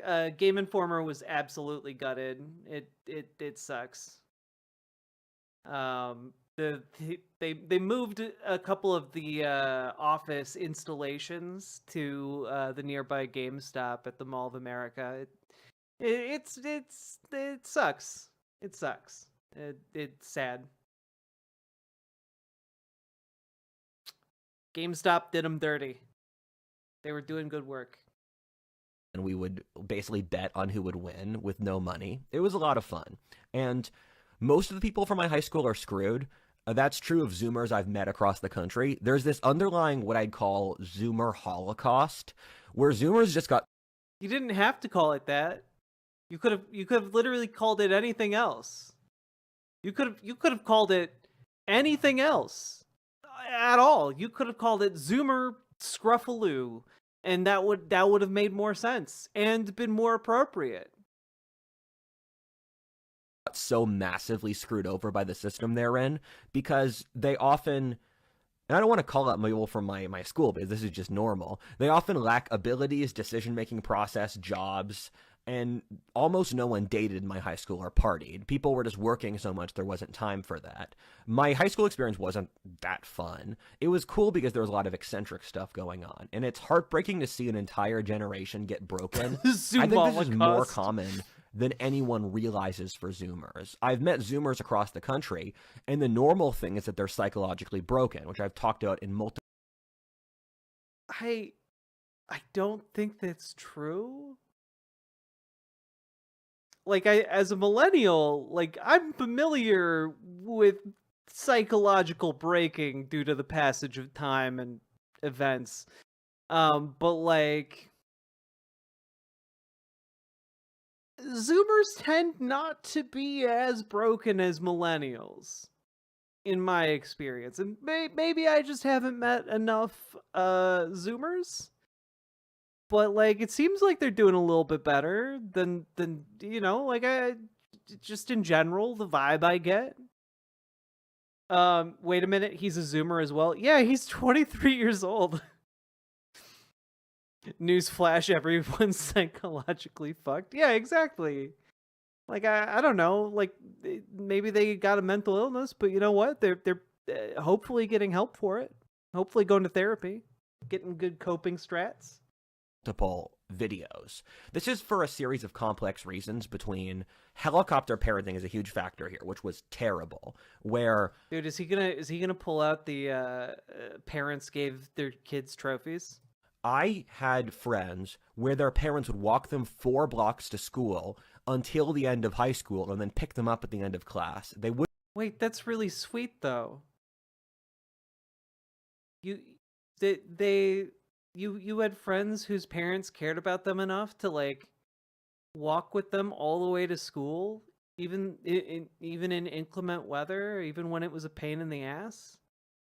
That's actually really sweet. That I wouldn't even describe that as helicopter parenting. That sounds nice. I guess maybe it's helicopter parenting if like your kid hates you. Wouldn't let them have the responsibility for walking back. I had other friends where their parents were going to move to the state they went to college in to follow them there, or that they control. Wait, but that's sweet. Like, if you as a kid don't want your parents to do that, that's another story. But like, if it's just like the act of a parent in isolation, it's actually a really sweet thing to do. Like, oh, your support system wants to follow you and support you no matter where you go. That's nice. Now, if they're just following you to harass you, that's a different story. But like, we're not really hearing the other side here. Controlled their spending until they were out of high school, where they said, this is how you spend your allowance. And these kids just never developed a sense of decision-making or independence for what they need as adults. My entire generation, or really their parents, were obsessed with going to college. And, for example, I remember there was a... Is this guy about to talk about how smart he is and how he didn't need to go to college to be so smart? Because, please, I need that. Girl in my class who had an hour free for senior year after she did her college applications, and she burst into tears because this was the first hour free she had gotten in years, and she felt so horrible. She felt she didn't know how to handle having a single hour free, so she was crying in the hallway. And it was stuff like that. It's just my generation's been screwed, and I'm sorry. And parents would talk about getting into college when I was in 3rd grade. This was completely deranged, and the entire system forced that down my throat. And none of it worked. Your college doesn't matter anymore. I met lots of people from Harvard, and they're still screwed. Well, yeah, the one-eyed heathen. Of course, that's why like it depends on the situation. But like in isolation, a parent having the time and care to walk their kid to school every morning is nice. I think. When it becomes not nice is when it's unwanted, company and attention. Just be a useful person with useful skills. It's more important to churn out a person who could actually live the world than it is to get someone who gets into, I don't know, UPenn. Growing up, everyone wanted to get into UPenn. That was like their entire life aspirations. And like 2 people from my high school got into UPenn. And so I was working as a janitor at my mom's brewery, and I also did a lot of paper put. I'm sorry, you were working as a janitor at your mom's brewery that you said was out of your garage? So you were cleaning your own garage. You were working at home Okay. pushing. I talked to the other employees, and I basically realized the job market was fucked because they would constantly complain about. They were not His mom ran a brewery out of their garage. satisfied working for my mom, and so they. I don't understand. I don't think he's being truthful about his mom. They trusted me, so they'd tell me about life sucking. Were the other employees your sister? What? And I could see how desperate people were in the jobs market. So I basically made a rationalistic calculation that the only way I could succeed as an adult was by being an entrepreneur, because I couldn't develop in the system that had ruled society through the bureaucracy, because I knew the bureaucracy hated me. And I knew that I just assumed I was going to work a minimum wage job because I didn't know what else I was going to do. There were no opportunities around me. Like, I don't know what other people's lives are. Do people like, I don't even know what it looks like to have opportunity out of college. I don't fucking know, dude. Yeah, but I remember I couldn't sleep at night. I suffered insomnia in high school. I remember staring. Media breakdown, that is totally and completely fair and understandable. We are truly...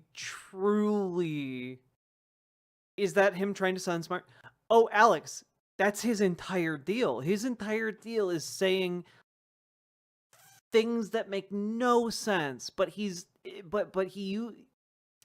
basically just trying to bamboozle folks by saying words in a way that similar to Jordan Peterson, where like Jordan Peterson will just yap all day and say in, 10 paragraphs what it could have taken one paragraph or one sentence to say, but he's like he's worse at it. He's like a shitty Jordan Peterson with delusions of grandeur, It's sad. At the ceiling, thinking of various schemes so I could be an entrepreneur, because I knew there was a limited window before society fell apart where I had to become successful entrepreneur in that limited window. So I had crippling anxiety about how do I become a successful CEO before society falls apart. Because in high school, I sensed in my gut that the world order would collapse because I had stabbing pains in my gut when I was 16. What?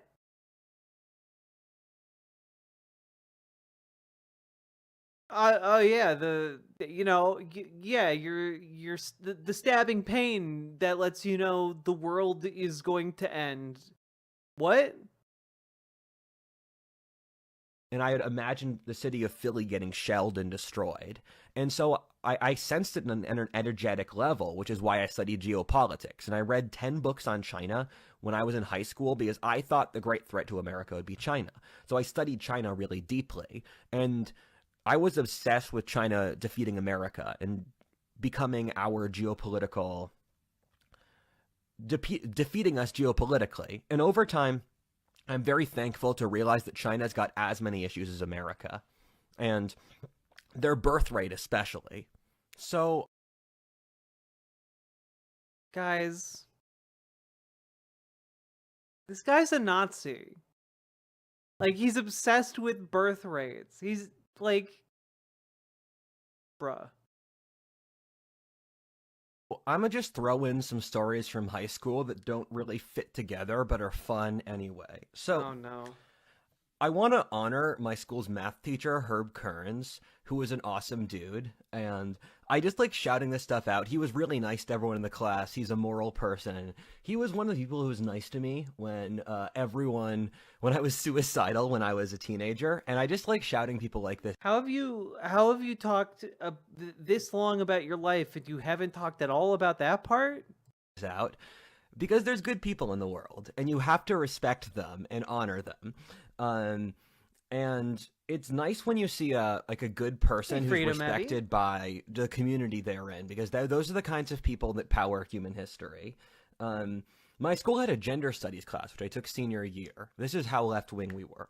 And gender studies was the teacher was pretty cool as well, where she was like this 30-year-old Irish American lady, and her attitude was, Oh, she was Irish? Oh, okay, so she's of the bloodline. Gotcha. I don't care what you say as long as you position it in a rationalistic argument. So the gender studies class was fun, where I learned all this leftist social constructionist propaganda, but she was happy to have me argue the point back to the class, because she said me arguing against the point forced the class to get their arguments better. And so for my final essay for it, I wrote about why I thought we shouldn't have gender relativity, and she gave me a 99%. I got a 99% in my gender studies class.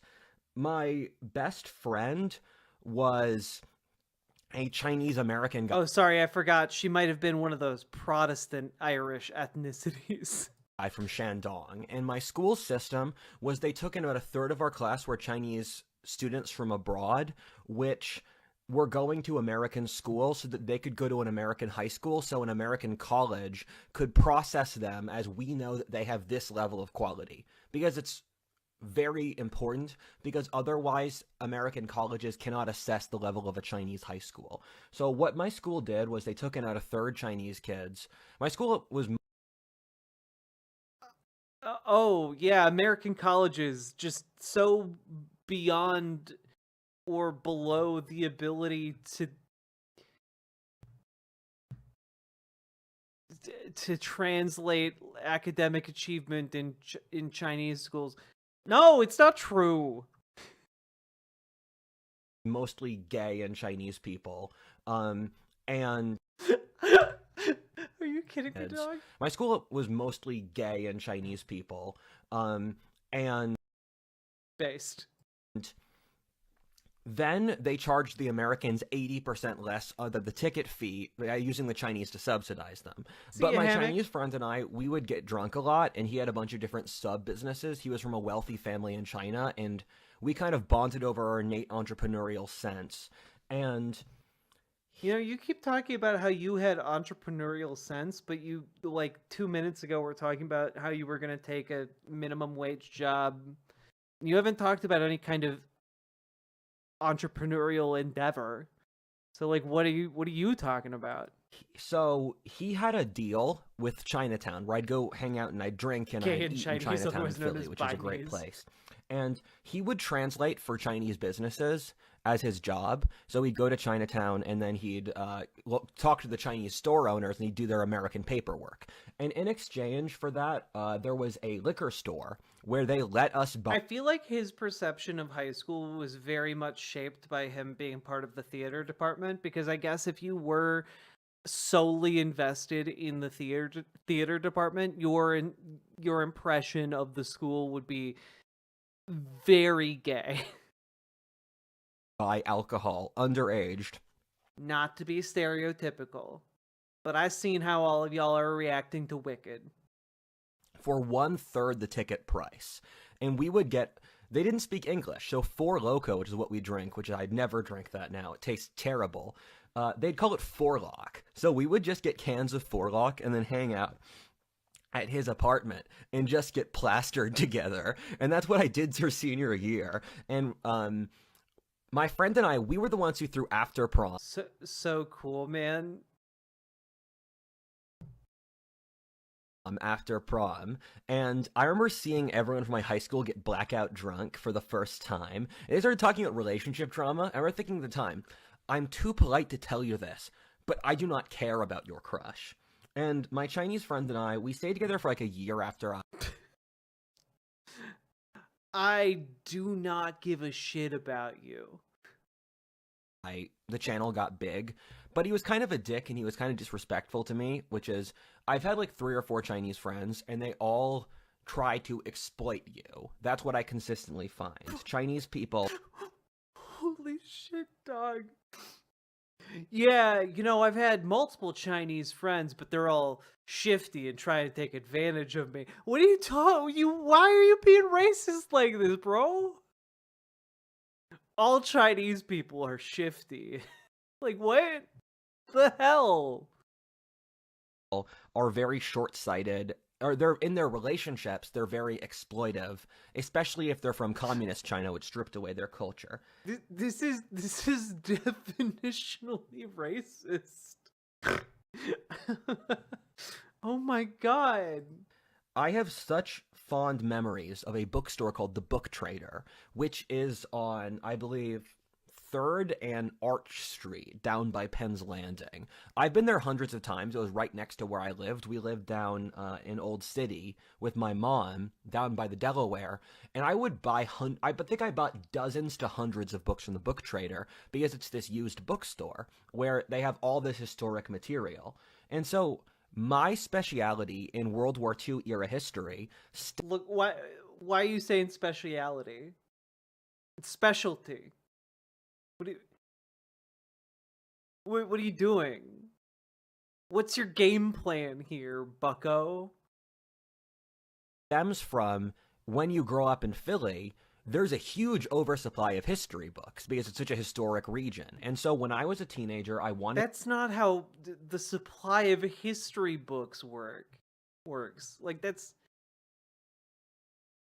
Just because your region has more history doesn't mean you have more history books.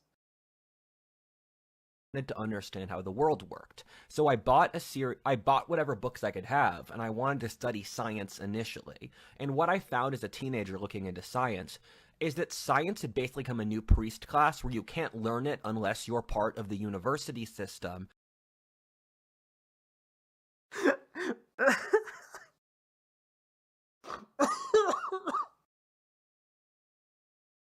You can learn it. You just have to then submit papers. You just have to be able to submit yourself to peer review.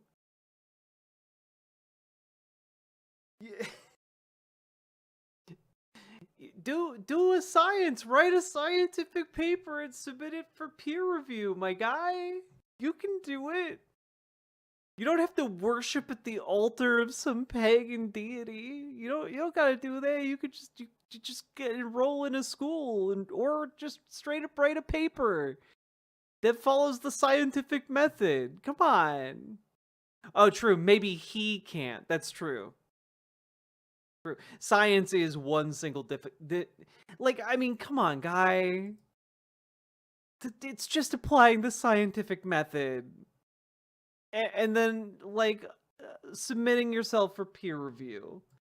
That tells you the science. So I studied history instead because I could get a complete history education from my school's library and from buying $4 books at the bookstore. I'd like to thank the Book Trader for making all of their books $5 so I could actually buy them. And my entire library of century-old books is from that place. So I'd like to thank you for that. So let me get this straight. Your entire understanding of history is predicated on books from 100 years ago. That's, I'm gonna throw this out there. Maybe we've learned new things since then that might be worth, looking at. Maybe in the century since, the 1800s, we've learned certain things about certain groups of people that are, clear things up a little bit, like that black people are not in fact scientifically subhuman. We've disproved that one.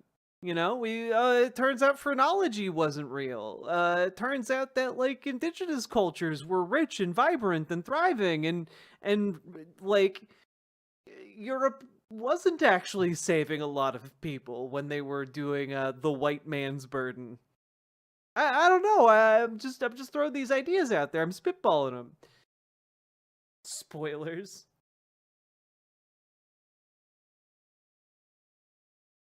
My school would have... Yeah, maybe reading a history book that has some, understanding of germ theory might make certain historical events make way more sense. I'm just throwing that out there.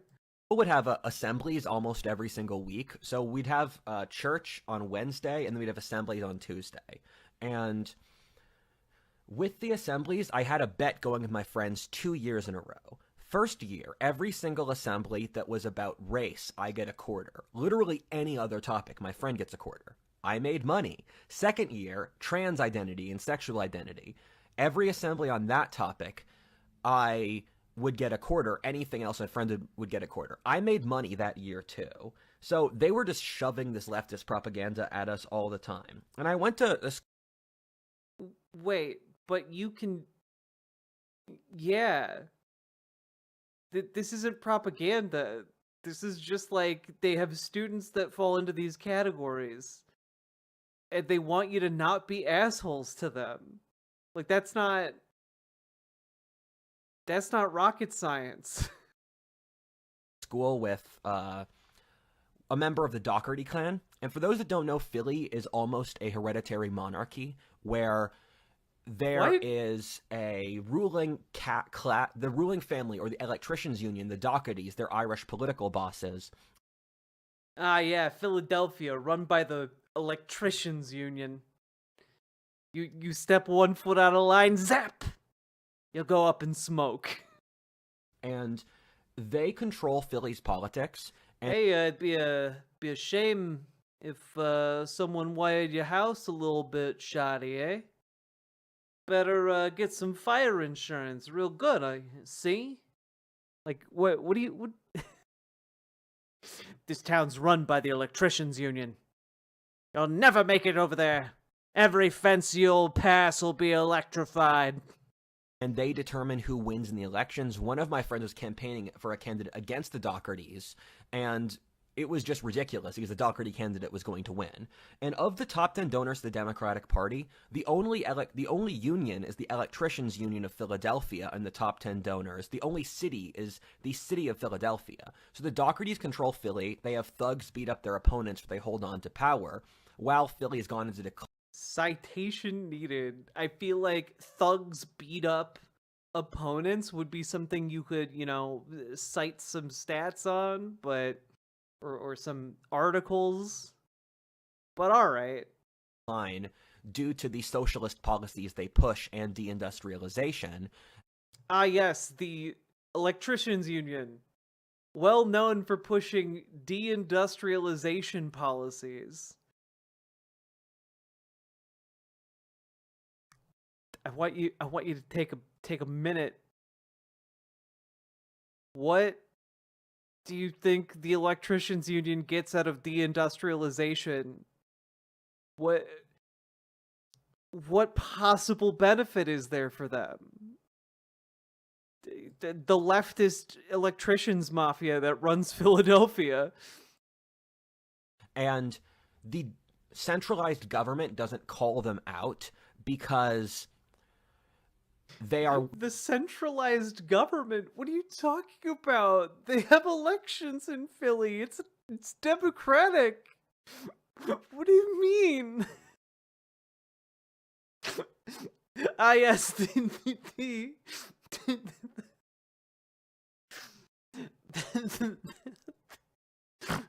King of Philadelphia. The divine right of kings. God hath decreed thee the monarch of Philly. Oh my god, dude. The top donors of the Democratic Party. But the guy I went to school with was really cool. He was a great guy. It's the and he invited me to a lot of different events. He took a message. liking to me. And then he was invited me to football games. Every single football game I was supposed to go, my dad had another thing that weekend, so I couldn't go. But it's weird that I was pretty close to... I just find it strange because my life has so many different timelines, and that was a timeline where I intersected against it, and then I didn't go there. What do you mean your life has so many timelines? What does that mean, dog? And another moment is I went to a music concert in, I think it's the Jay-Z concert. It's on JFK Boulevard. They block out the area around the art museum. And I went there with some friends, and oh yeah, it's his own alt history. we were at a Nicki Minaj concert. I was bored. I walked around. I wanted to see the concert. Some people from my school saw me there. They said, you should hang out with us. And Game of Thrones, Philadelphia, Book 1, A Cream of Cheese. Paladin, that was good. That was good. And I remember being in the front because my Wait, friends did were more he just- extroverted than did me. he- So I went up to the I'm sorry, did he just drop the phrase black people music? the concert. Some people from my school saw me there. They said, you should hang out with us. And we were at a Nicki Minaj concert. I was bored. I walked around. I wanted to see the concert. Some people from my school saw me there. They said, you should hang out with us. And I remember being in the front because my friends were more extroverted than me. So I went up to the front, and then it was Nicki Minaj music all the time. And I thought, this is literally hell because Nicki Minaj was screaming ass, ass, ass, ass, ass. And I was being jostled by like white 13-year-old girls next to me. Oh no, I had front row seats to a Nicki Minaj concert and got to see her yell about ass, and I had a bad time. I'm so glad this is in your spiritual manifesto, man. And I thought, I was having sensory overload. And I thought, this is legitimately hell. And You probably shouldn't have gone to a concert. I just want to highlight this, where there was a moment after it was senior year. It was April of senior year. And I had just finished all my college applications. And it was a Monday night. And I was partying with my Chinese friend. And I was... Okay, can we just stop real quick? So, like, you didn't like going to the Nicki Minaj concert. What does partying with your Chinese friend look like? Because is it just we went to his apartment and drank a bunch of beers while playing Super Smash Brothers? Like, is that what you mean? Because, like, I don't believe that you went to parties. If you couldn't handle a Nicki Minaj concert, I don't think you were going to house parties. was drunk, and I was getting on a train from Jefferson Street. Did the Chinese friend have a name? No, it was just called Chinese friend number 1, or number 2, or number 3. He only had 3. Station to go out to my dad's house in the suburbs. I remember sitting at the train line. No, this would have to be 15th Street Station, not Jefferson Station. I remember looking out over the city. And Philadelphia was so stunningly beautiful. It was this beautiful line of lights stretching in every direction. And I could see all the old architecture. And Philly is such a beautiful city because it was the most important city, or the second most important city for most of American history. And I thought, thank you so much, God, for giving us this world. Thank you for this beautiful moment that I will hold on to, looking out over the city past midnight, waiting for the train. Because I will hold on to this moment forever, God, so thank you. Speaking of Chinese guys, there was another very interesting character. I just feel like that music needed to pop in. Just, Philly was so beautiful. It was gorgeous. It was the most beautiful thing I'd ever seen. Who went to my high school. And I see him in some ways as a Chinese equivalent to me, where he... was from Szechuan, and he was in America, and he was just insane. We were the same age, or he was a year or two older than me, but he could speak over 10 languages. I once cleaned out his apartment because he's a traveler. He lived in Europe, he lived in China, he lived in so many different places. So he travels around the world, learns languages, he learns knowledge. And when I once cleaned out his apartment when he was leaving, when he was moving out after college, to go to college, and I took over 100 books from his place because his place, the entire room, I stole all of his books. Was just books. He had a mattress. The mattress didn't even have sheets. He slept on that. He had books under the bed.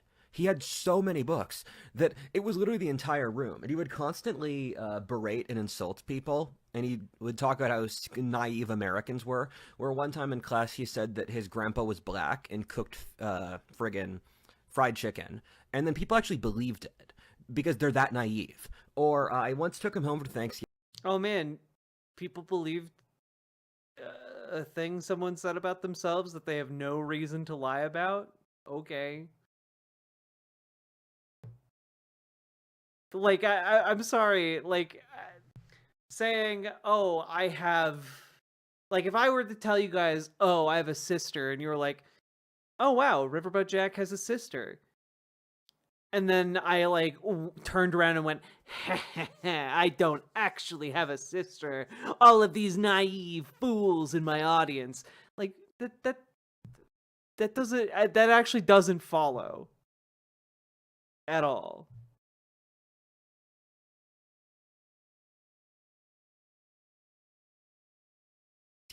Because he didn't have any family in America, and he told my cousins that they ate deep-fried panda in China.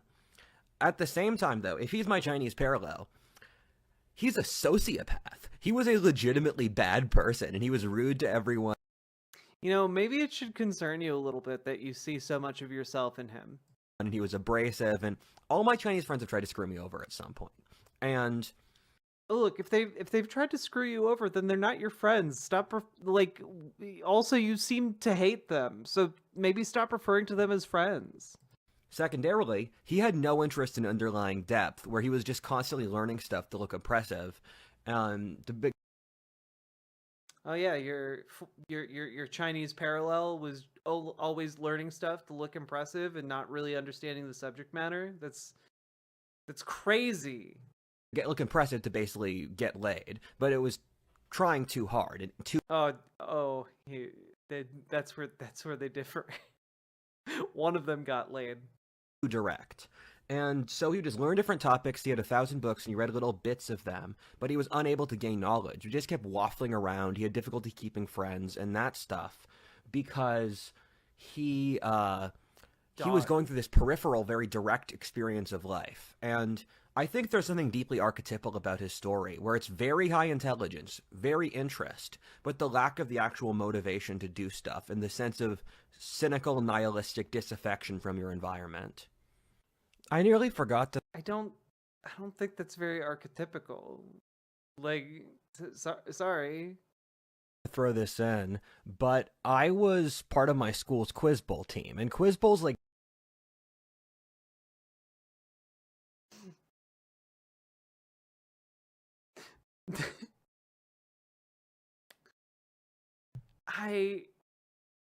I'm struggling to imagine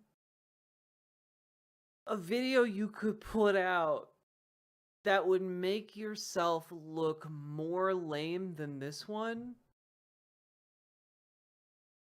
And I can't picture it. And look, this is coming from... I was on mock trial. I did mock trial in my high school. I was a big time dork. And you know what? It was pretty fun. But like, I don't know. I don't know why are you talking about being on Quiz Bowl, dog? Time and place. Time and place. Like Jeopardy, but with a team sport. And my school kind of drafted me into this. I didn't have that much interest in. And then the first time I went to Quiz Bowl, for one of the games, I was the best new player. So my class... I'm sorry. I'm sorry. This is the classic. This is the classic sports movie cliche. The coach sees a kid excelling and is just like, I gotta have you on the team. We're in a losing streak. If we don't win the big game, our club will be closed down. And except in this case, the coach of the Quiz Bowl team just saw him being really autistic about something. Just like latching on to alt history as like a special interest, was like, good God, that boy's good. Oh man, this kid retains facts like a sponge. No analysis whatsoever to get in the way. Yeah, my school forced me into it. Okay. They brought in a real ringer when they recruited me. Class kind of drafted me into doing this, and I didn't like Quiz Bowl that much, but then the social pressure was there, and we performed nationally. We would go in a bunch of different... we'd spend Saturday days doing... They went to nationals, just like in Glee. Quiz Bowl. I really wish I didn't do Quiz Bowl, if I'm honest. The other guys on my team were assholes, too, because they kept on trying to get me to study for Quiz Bowl. And because there's these packets you go through and you do them, and I said, I just learn information. I learn what I find you. Those assholes, they wanted to win their Quiz Bowl competition because they were taking it seriously, and I said, fuck off. I just... I am so baffled at every conceivable turn of this. That's just how it is in Quiz Bowl. Useful. It happens to be good for Quiz Bowl. That's not my intention. I derive no positional advantage for studying for Quiz Bowl, which made the other guys in my team really resentful against me. Yeah, because you were being an asshole. When you're on the soccer team and you're like, nah, I'm not going to show up to practice. I'm just going to absorb nutrients from the air and run around in circles. You know, your team starts being like, yeah, no, this guy sucks. I scored one of the top 10 best players in the country at one point, though. That was fun. Oh, no, sorry, best 10 players in the state. I apologize. Difference. My life has so many subplots. I'm sorry, does that mean you were never in nationals, but were instead just competing statewide? Because I feel like that's a difference you would... That would have been apparent. I don't know. That I forget subplots to the main story, and then I forget subplots which are part of those subplots in turn. So, when I was doing Quiz Bowl, I formed a cult around the god Crom. I did this because I was bored before a match, and I started praying to Crom so that we could crush our enemies, the other team. And then it worked. We kept praying to Crom. Kept praying to Prom. We kept praying to Crom, and we kept winning. And then I formed a religious cult in the Quiz Bowl team where I had like a hat and we had an idol that we would worship. It was fun. And Crom is... I got it from the Conan the Barbarian story where the Sumerians are proto-Celts in the Conan books. The Conan books are super fun. You should read them. They were written by Robert E. Howard, a native Texan. And so Crom is the Irish version of Odin. And he is a fertility god, and he's also a... Okay, I see we're swinging back in a very different direction from Quiz Bowl. God of magic and wizardry, and he's considered a good god. Crom is also the god behind Halloween. And then we started losing a few games, and the coach of our team, the guy who had appointed himself leader of our Quiz Bowl team, he said we had to stop worshiping Crom because it wasn't increasing engagement. There was a schism in the Quiz Bowl team. You had a little religious war inside of Quiz Bowl. My mother was born in Canada and is a Canadian citizen. My family on my mom's side have been Americans since the Mayflower, and the reason she was born in Canada is because her parents were dodging the draft during the Vietnam War.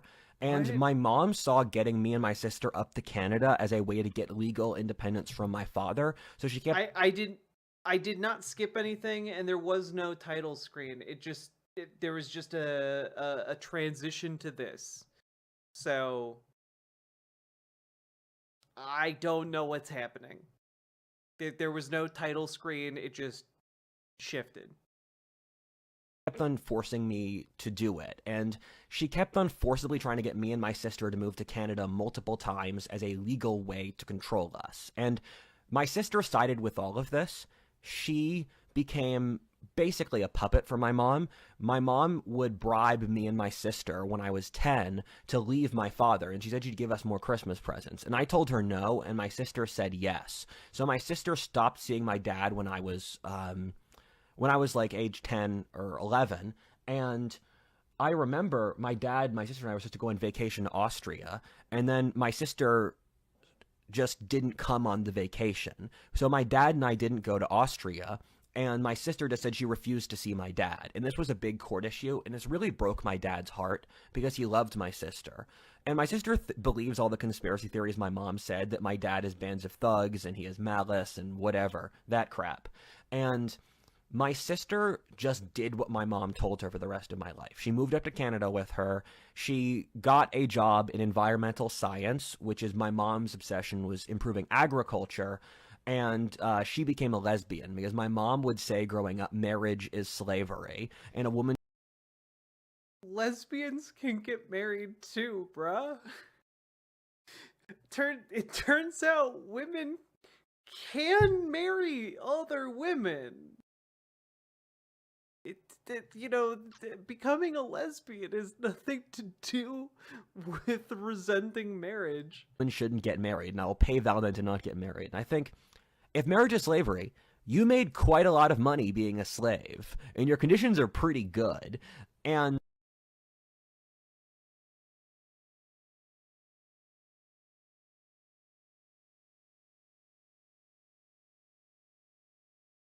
my mom would get us to spend summers in Canada, and I hated them since she abused me so much. She was in a constant psychological psyop, where she would constantly say that I was going to move to Canada and I was going to live there, and the courts would side with her. She would just psyop me 12 hours a day. It was ridiculous. Okay, what you're describing is not a psyop. It's just lying in the situation you're putting forward here. That would just be called lying. Hated her so much. I started fighting with my mom over this, and I would argue with her every single day. I got off on insulting her, and I would literally start fights with her on purpose to vent my hatred of her.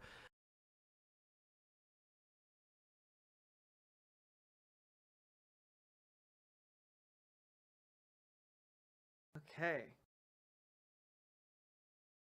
Bro, you might need to go to therapy. My mom unironically tried to send me to Canadian military boarding school, and I refused to go with my mom for Canada for one summer. I just stayed with my dad, and then my mom sued me. Or she sued my father because you can't sue a child, but she was saying my dad was conspiring with me to break the contract she made. And so the court sided with me in the legal case, and they gave me control of my own custody when I was like 14. My mom basically gave up at that point and let me spend more time with my dad until he had near full custody by the time I graduated. Wait, but you have custody of yourself at 14, like you don't, like your dad doesn't get near full custody at that point. Like that's not how that works. Like once you've emancipated yourself, like neither parent has custody of you. Graduated high school. I was suicidal when I was 14. My parents were forced to go into counseling by the Chester County court system. The counselors told me that I could tell them I was suicidal and that I could trust them because they were worried about my mental health and they wouldn't tell anyone else. They then told both of my parents and used it as a negotiating chip to force them to come to terms to end the counseling. And they betrayed me and lied to me.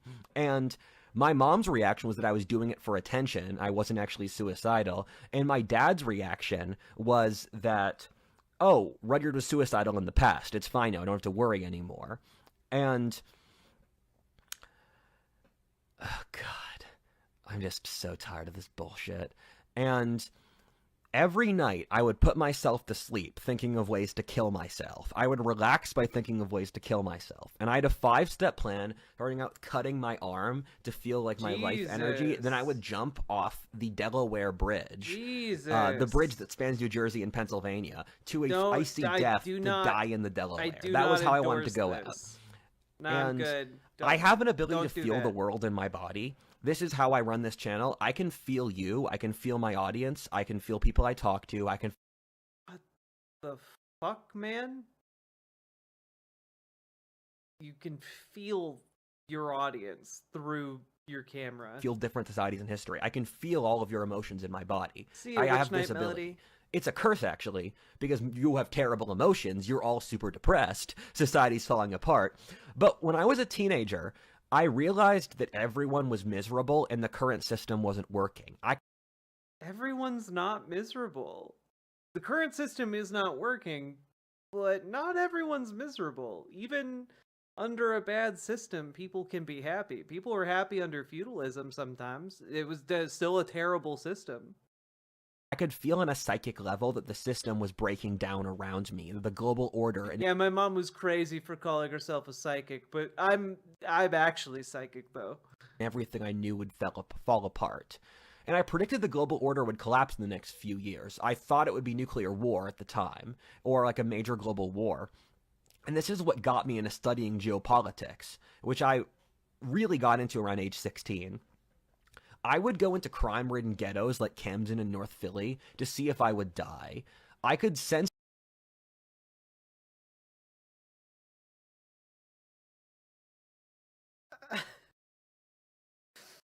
the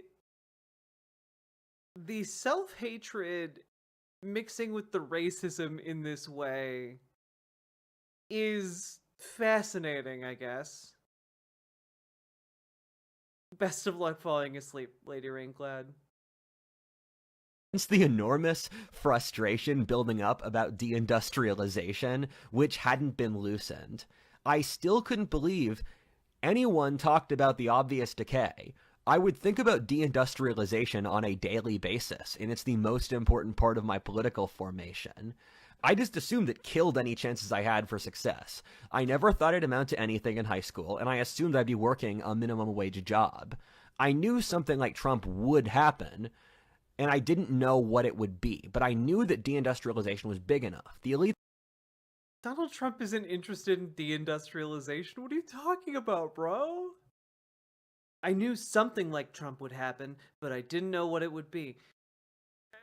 Oh, yeah, I know something's gonna happen in the future, too. Because that's how linear time works. It's completely betrayed us, and the Rust Belt's got a population more than Germany, edging up against 100 million people. Yes, people called him an edgy and 100 million too people much, got and he screwed got over by butthurt about it. deindustrialization. And the thing is, the media would never talk about it. And growing up, I was shocked my entire area got screwed over, and no one talked about it either. And where Sadly, One-Eyed Heathen, everything he's saying in this video lines up perfectly with the beliefs he's espoused for years on his alternate history channel. So, like, none of what he's saying here is coming out of left field for, you know, the ideology he's kind of elucidated through his videos. Where I lived, or in the media, were that much of sheep. And when I see deindustrialization, I saw a civilization in decline, and I assumed the West was dying, and I projected Pennsylvania onto the entire Western world, where I just thought the West was dying, and I would pray to God very frequently, God, if you let me save my people, I will do literally anything for you. I know my people are dying, and if you can do anything where I can help them, I will serve you until my last dying breath. And I would modulate my...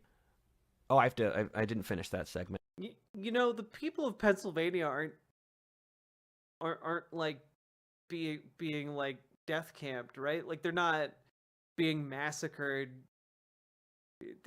They're you know, doing relatively okay. Like, the entire country is suffering under capitalism, but like something tells me you don't think capitalism is a problem. Yeah, so I would walk around Penn's Landing. Penn's Landing is this area where you see New Jersey. It's the Delaware River, and the Delaware is a huge river. The Delaware is wider across than the Rhine, the Nile, and the Mississippi. Or the Mississippi gets slightly bigger, but the Delaware is a friggin' huge river. And I would look at the USS New Jersey. I'd look at the industrial decay, because this used to be the biggest shipbuilding. I think it was the biggest shipbuilding center in the world at some point. Sorry, guys. This is candid. I gotta leave the alarm in so I'm identifiable. So... What? Yeah. Penn's Landing, huge former shipyard across the river in Camden, and it's all of these old factories and shipbuilding centers, and I saw 2 ships pass. I walked in Penn's Landing nearly every single day. I was with my mom in Philly. 2 ships passed, biggest shipbuilding center in the world. It's fucking dying. Camden, New Jersey is apocalyptic. I'd walk. Is de-industrial stuff from deep in 4chan? No, it's just like a general like fear the far right has about like leftists embracing like downsizing of like our industrializing processes. You know, like it's just, oh no, climate change is happening. How do we stop it? And one of the answers to that from the left is like deindustrialize.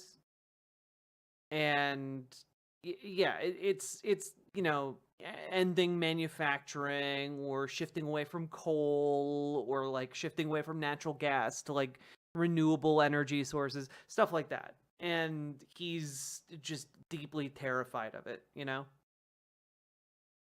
Across the river, I look at Camden. There's fucking barbed wire everywhere. And you can't... Camden used to be one of the wealthiest cities in the world. It's where Walt Whitman's from. And I remember just looking around thinking, socialism's what killed Philly. I walked across the river to Camden. Camden's as bad as things can get. Camden's like a city in South Africa. It's one of the most violent cities in America. And Philly is this tiny edge of civilization. Like a city in South Africa, huh? I wonder why you picked that one. Because half of Philly is habitable for white people, and the other half is just, you'll die if you go there. There was a time where I had to bike through a few blocks of bad neighborhoods. How is Philly socialist? I see you're not familiar with the despotic rule of the Philly Electricians Union. Neighborhood in West Philly, because I was biking from my dad's house out in Chester County to Philly, and my sister and my mother called me crying because I was gonna bike in this 2-block dangerous area, and I didn't block through there, and then I didn't bike through there, and then my mom said afterwards, "I don't believe you. No one believes that you changed your route." And I thought, okay, Mom, I have literally no incentive to work with you because you're going to punish me even if I make the correct decision. And the Rust Belt was so ridiculously obvious growing up in Philly, where Philly has a smaller population today than it did in 1950.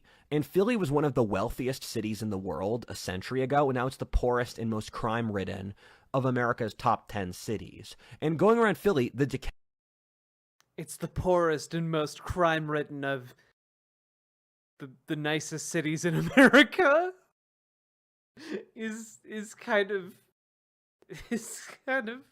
not the dig you think it is, man. K is so obvious. It's rotted out industrial buildings. Nothing new gets built in Philly. It's abject decline. And it's so obvious. This is where America started. And I lived a few blocks from Independence Hall, where I would, in the place where the Constitution is. So I'd walk past it on a daily basis when we'd walk the dogs. Philly's surprisingly cheap, so you can live a few blocks from Independence Hall and have like a middle-class life. This is what makes Philly so great. I forgot, Archangel. There are only 10 cities in America. That's right. That's right. That means it's the worst place in America. Yo, I gotta throw this story in as an example for just how messed up Philly is. When I walked to school, and I'd walk to school, it was like 10 blocks, I saw a dead man in a heat vent for 3 days. I just saw the body. Every day I saw the body. And no one dealt with it. No. Maybe... I'm just spitballing here. Maybe your deep-seated sense of honor should have compelled you to call the police about the dead body on the vent. You know, like you gotta. I even think there might be like a duty to report dead bodies when you find them. Like maybe even like a legally binding one.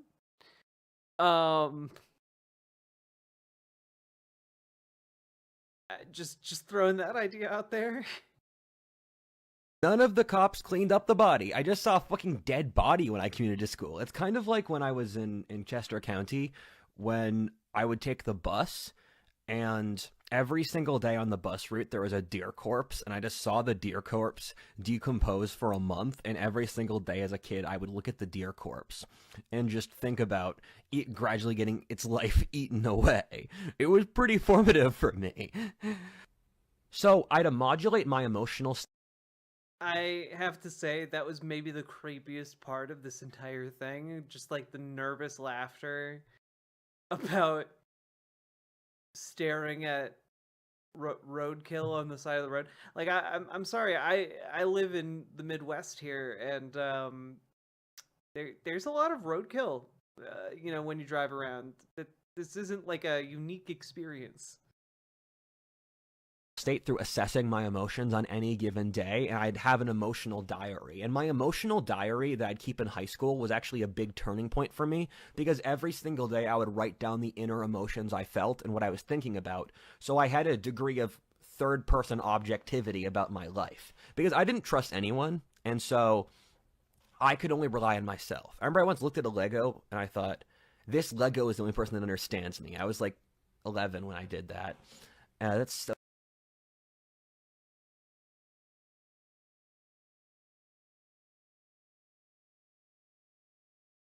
That is without a doubt one of the saddest things I've ever heard in my life.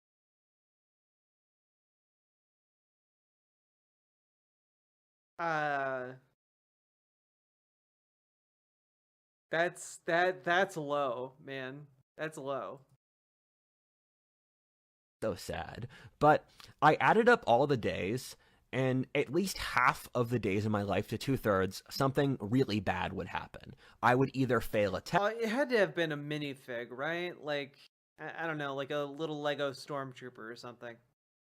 My mom would force me to do tango dancing with her as a 12-year-old boy with adult women, or I would get sick. Every single day something bad didn't happen, I would thank God for it. I would tabulate, did something bad happen today, something bad didn't happen, I would say thank you, God. At least nothing actively bad happening is good. And I remember it was a cold winter's day, and I was suicidal that winter. I was 14, and I took a test. I was so cut off from my own emotions. I took a test, do you have anxiety? And then the test told me you have crippling 9 out of 10 anxiety. And my dad's new girlfriend would abuse me. Jennifer Jensen is an administrator at Lehigh College, and she would insult me at the dinner table. She told me when I was 15 that I was too immature to succeed.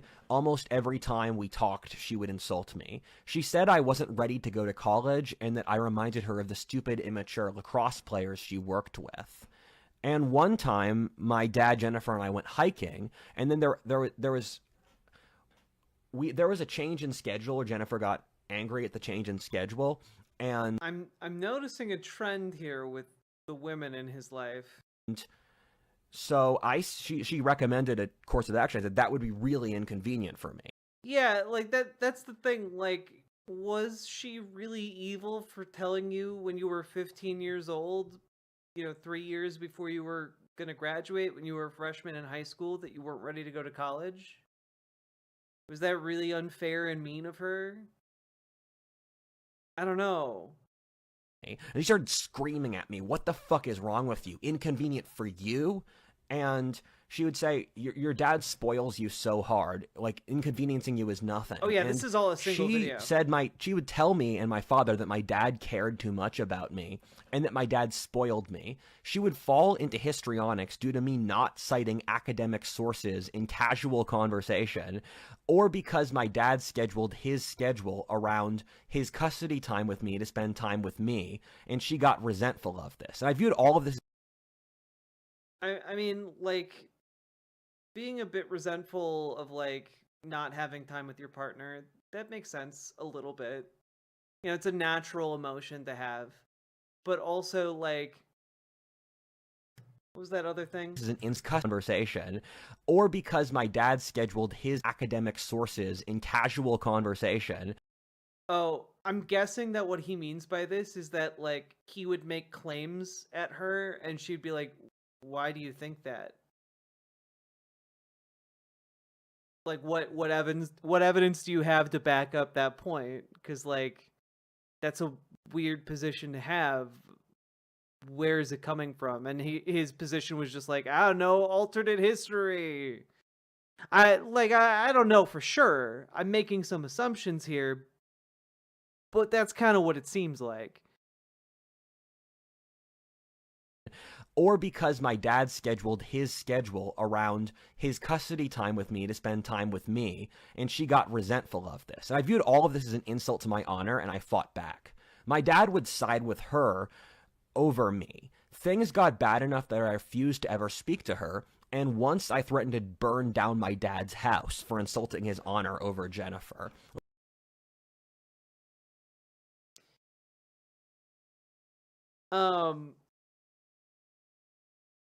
What?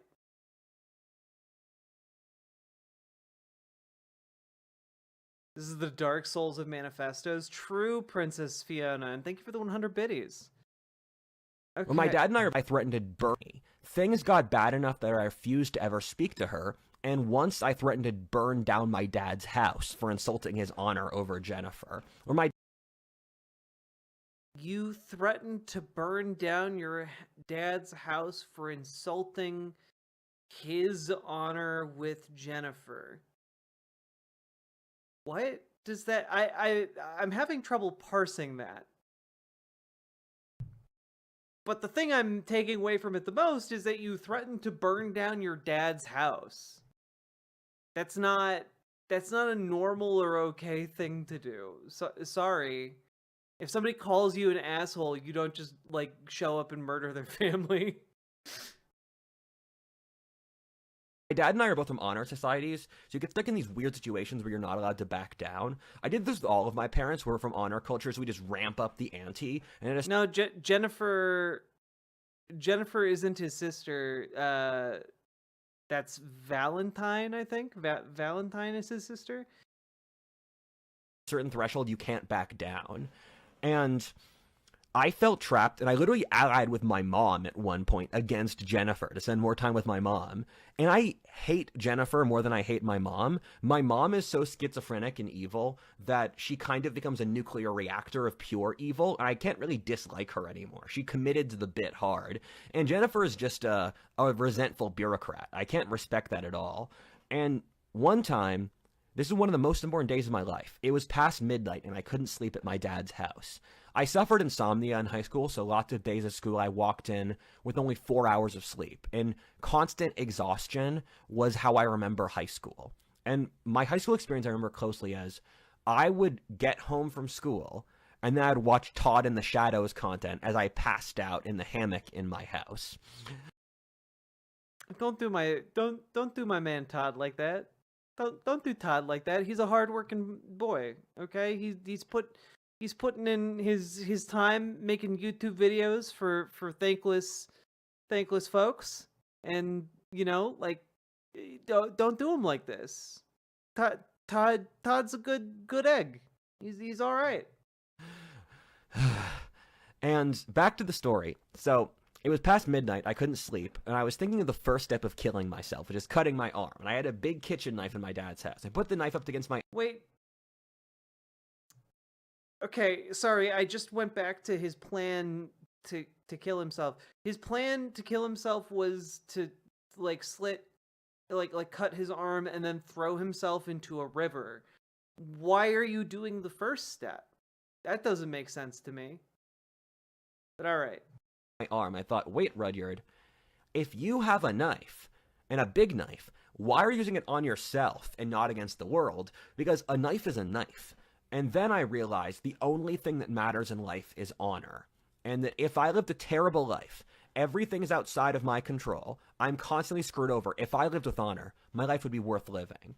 And that is the day I turned myself around and I decided not to kill myself. And I see this one day as the turning point of my life that allowed me to reach where I am now, because in so many timelines, I kill myself as a teenager, and I'm so grateful I didn't.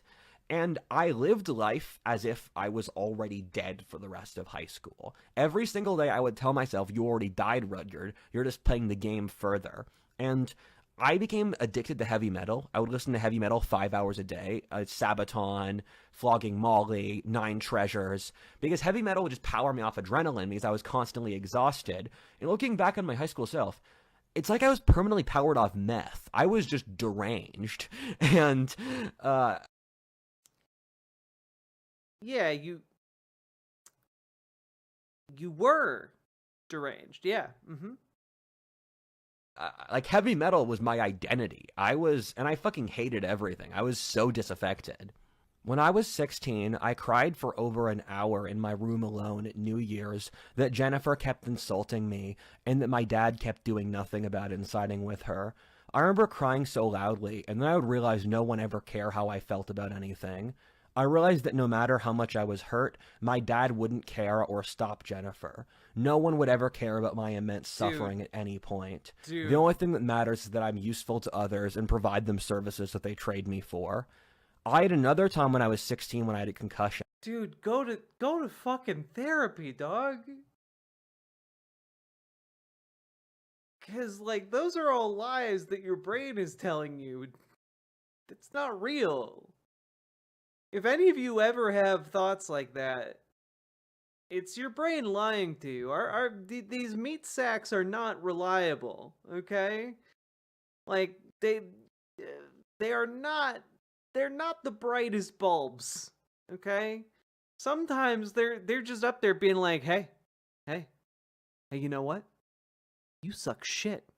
Yeah, that's right. You, the meat bag down there. You suck shit. And it's like, there's nothing to that. Your brain's just being an asshole.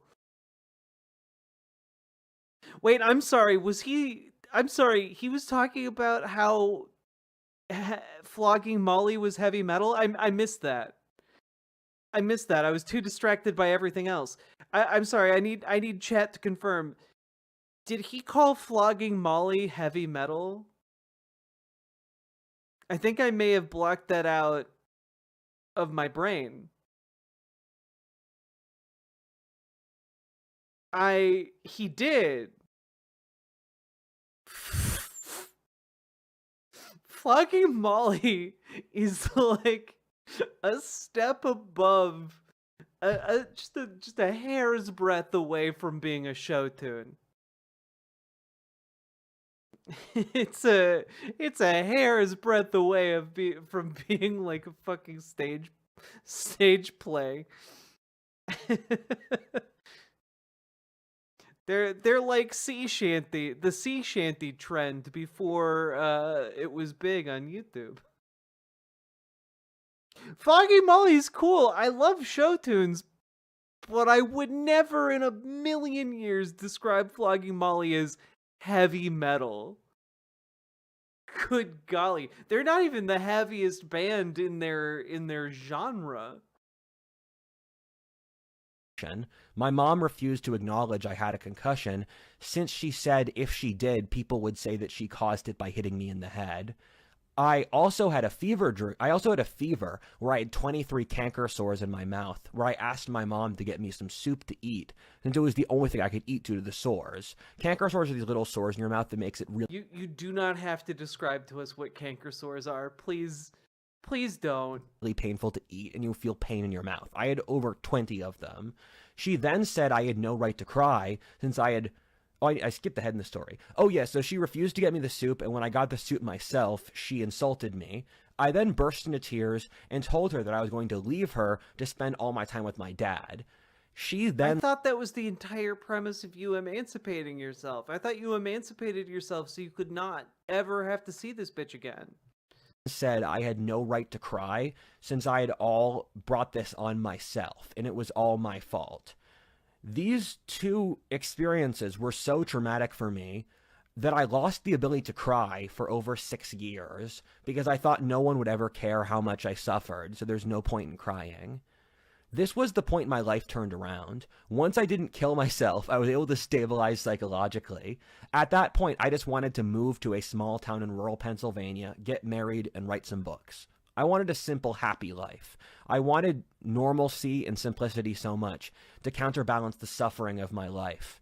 At this point, I made the decision I would either become a historic figure that would change the course of history, or I would die trying. There were no two other options. Yeah, of course. And there were two books that had a huge impact on me at this critical juncture. The first being The Meditations by Marcus Aurelius, and the second being Winston Churchill's autobiography. Oh, yeah. The first was the Stoic philosopher and Roman emperor, his bedtime writing. I was waiting for him to pull out Sun Tzu, Art of War, where he thought about philosophy.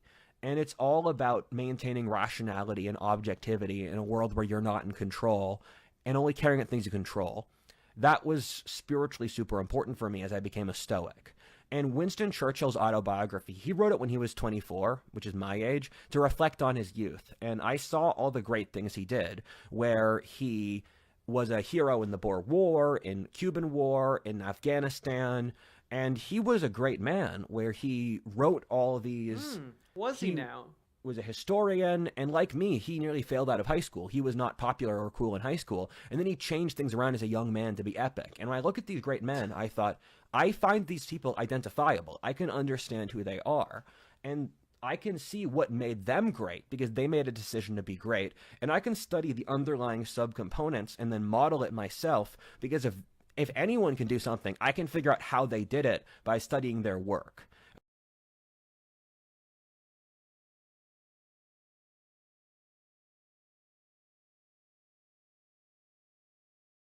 Well, Marcus Aurelius became great, so and I'm just like him for real. So, you know, I'll just do what he did. Where your legions, Rudyard? Where your legions at? I don't understand when people say things and they don't realize there's the wisdom of thousands of years. Your ancestors are here to help you. They wrote lots of really, really smart books that are smarter than anything you'll ever write. You should study your ancestors on in their wisdom. Wait, I thought you said you can put anything, you can do anything you put your mind to. If you study the work of someone previously, which means you might even be able to do something better than they did. Kind of the entire premise of learning from the past is that you then do it better, not that you do it worse. It's the opposite of what you just pointed out. Wisdom to be better. And I had this great question in this part of my life.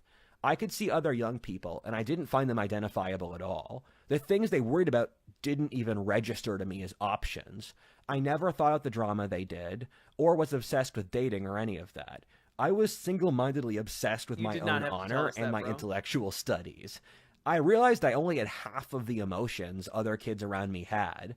I knew I wasn't a sociopath, but I was pretty worried I felt so few emotions. I would just walk around Philly feeling numb, and I wonder, why do I feel so numb and angry all the time? It's depression, The only bro. emotions I could identify with rage, stubbornness, and some sense of peace I never felt.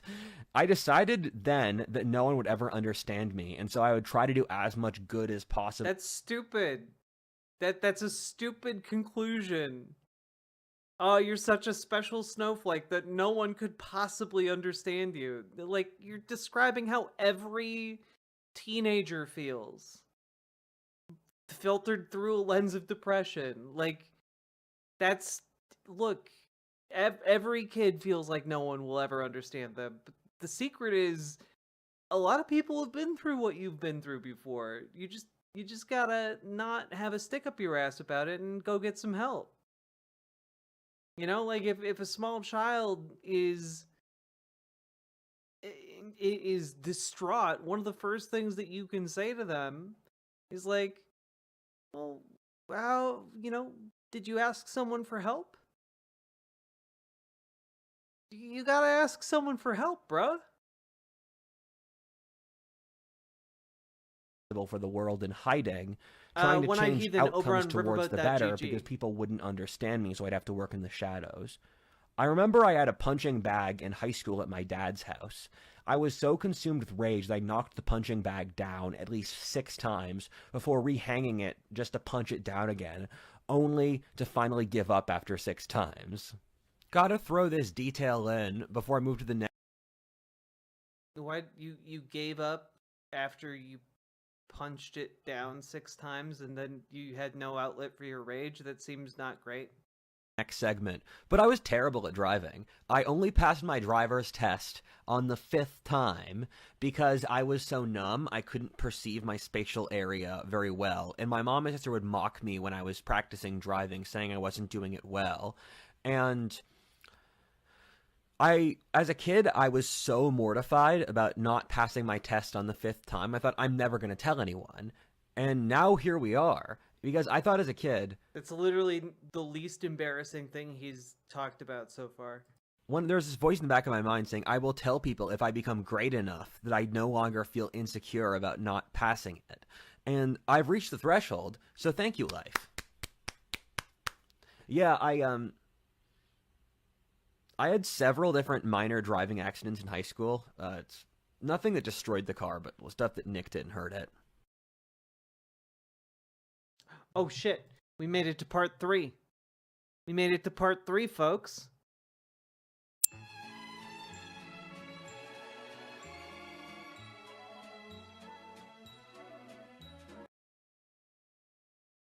When I graduated high school and turned 18, I felt so liberated. You know what, before we keep going, okay? I'm part 3. We're taking another break, all right? Hey, folks. This is some shit, huh? This is some shit. Hello. Mic pop? It's probably my phone too close to the cable. My setup over here sucks.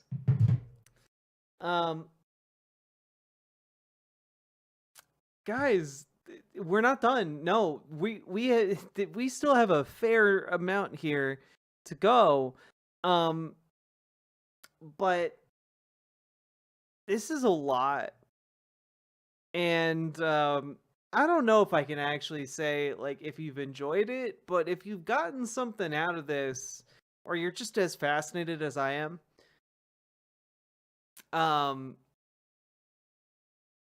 hit the follow button on Twitch, hit the subscribe button on YouTube, like the YouTube stream, and consider dropping those subs and donos, because this show is only possible because of viewers like you. So thank you for supporting me, guys. You have to go to the website chat, One-Eyed Heathen.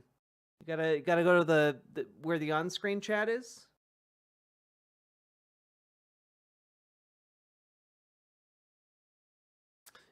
Cute dark arts. Good choice. Good choice. Shimperfy, chat. Shimperfy. It's honestly one of my favorite streams. It really is. It's like going to the zoo in a way. We're really just traveling with this man into insanity. I find it fascinating myself. Do we got any Oilers out there? Oilers? Anyone who wants to support the stream? Also, folks, we got like a solid 300 people watching on YouTube right now. And we have 183 likes. I think you guys can bring it up to 200 likes. I believe in you guys. I believe in the power of shimps. Only if it gets faster. I don't think I have the ability to make it go faster. I do.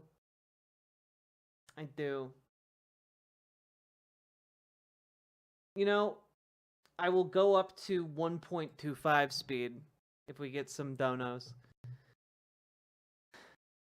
Yo, Thistles for Eyes, thank you for being a member. I believe in us too. Hell yeah. Let's go. 11 months. Thank you so much.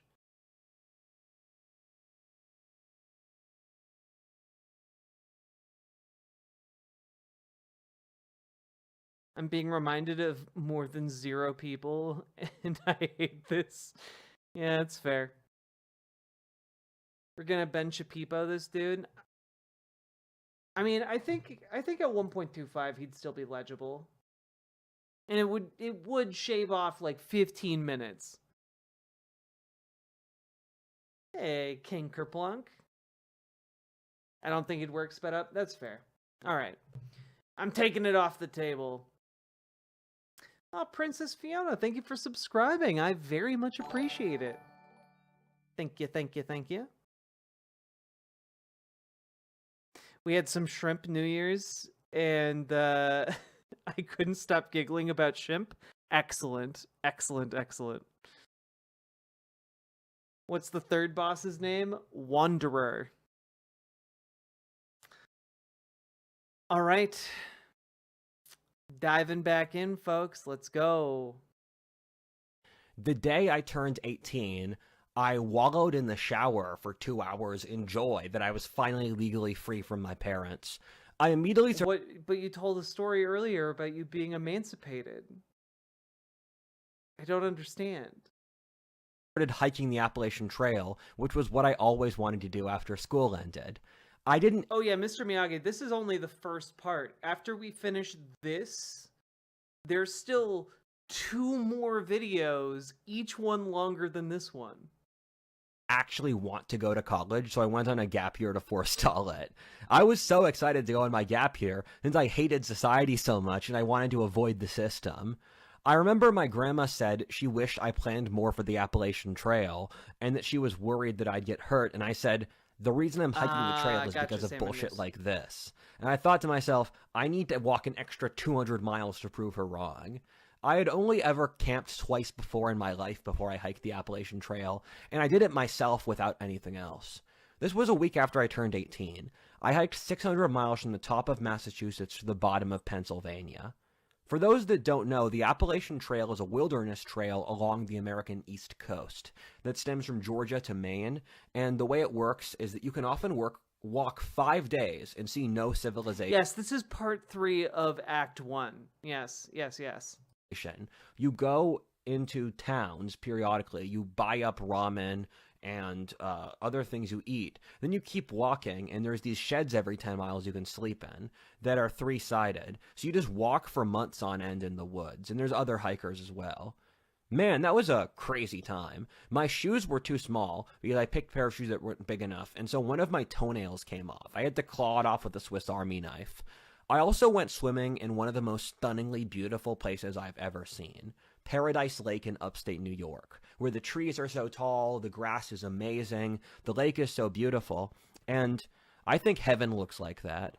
I caught a leech when I was skinny dipping in the water in my hand, and I had to burn the leech off with my stove, because if you pull a leech off, it sinks its teeth in, so I had to use fire. And apparently I was in Massachusetts the trail at the same time as a serial killer, which is one of the few times that's ever happened in the Appalachian Trail in its whole history. The Appalachian Trail is super safe. It's way safer than America in general as a society. And oh, yeah, are isolated remote trails safer than have a lower crime propensity than inner Musical city notes. Chicago? I will Yeah. walk 500 miles and I will walk 500 more. Da da da da da da da. Musical notes. Da da da da da da da da. Thistles Rise, thank you for the $5 super chat. time, I refused to sleep in a shed with someone else because I didn't like talking to other people, and then I was stuck in a tropical storm for 12 hours, and it was so hard to carry the water, get the water out of my bag, and that really humbled me. I also spent a night with a cult leader in upstate New York where I was sleeping under a bridge, and the bridge was great because it had cell service, it had a water source, it was near civilization. And you two had so much in common because you had also started a cult for Crom. And then people kept walking across the bridge, and they had no idea the Appalachian Trail was there or why a guy was sleeping there. The first group of people who walked by were teenage girls who who were just gossiped on the bridge. The second group were these UPenn students who looked at me, and they thought I was homeless, and they woke me up at 6 a.m. Oh, you'd have to send me a link, One Eye. To mock me. And then I impressed them as a hiker. And then at the end, one of their friends called them, and he said, "Hey, don't bother me, I'm talking to my man, the hiker." Where they said, "Hey, where do you get water?" And I pointed at the river, and they said, "How do you shower?" I said, "I don't." And they said, "Why are you doing this?" And I said, "I don't know, I don't have anything better to do." Third group was this nice Vietnamese lady, and she's part of a cult called the Moonies, and she invited me to stay at her place for 2 nights, and she had pictures of these cult leaders all over her. Wait, why did you take her up on that offer, though? You were hiking. house, and she moved out to that area to be nearer to her cult center. She was very nice, though. And when I crossed the bridge from New Jersey to Pennsylvania, I was sleeping in the basement of a Presbyterian church. And one of the best parts of the trail is people in rural America are so stunningly kind. Okay. Controversial take. Part of walking these trails is camping in the wilderness, right? It's not staying in people's houses. That's my understanding. Now, maybe I'm wrong here. Maybe I'm unfamiliar with, hiking these trails, but my understanding is that you're not relying on the good graces of like homeowners or farms to like live. You load up on supplies and then you move to a place where you can pitch your tent and you continue. He cheated. I mean, I don't know that he cheated. He's just talking about it like it's totally normal to like, I don't know, infringe on the hospitality of people unnecessarily. It's just unbelievable. Like, I'm so grateful to these people. And they'll do so much stuff for you. They'll leave out water on the trail. They'll let you sleep in their houses. They'll let you sleep in the basement of their churches. They'll offer you food. And I was going up in Stroudsburg, Pennsylvania, up in the Poconos, which is an area I love. And I was climbing up a mountain in the thunderstorm. I put my pack down for a second, walked away, and then a 10-foot branch came in at exactly the angle that would snap my neck. And I had just stepped out of the way, where if it didn't, it would have easily killed me by cutting my head off. And I try to be thankful to God that I lived, and I have returned to there 3 or 4 times to give little offerings to that land, to thank it for not killing me, because I am grateful. And I made it to southern Pennsylvania, and by that point, I was just tired of the trail. I mean, the thing is, I went to the trail to learn life lessons, and I learned those life lessons in 600 miles, not 2,000 miles. And there's only so many lessons a bunch of fucking woods can teach you. And I was... Dude.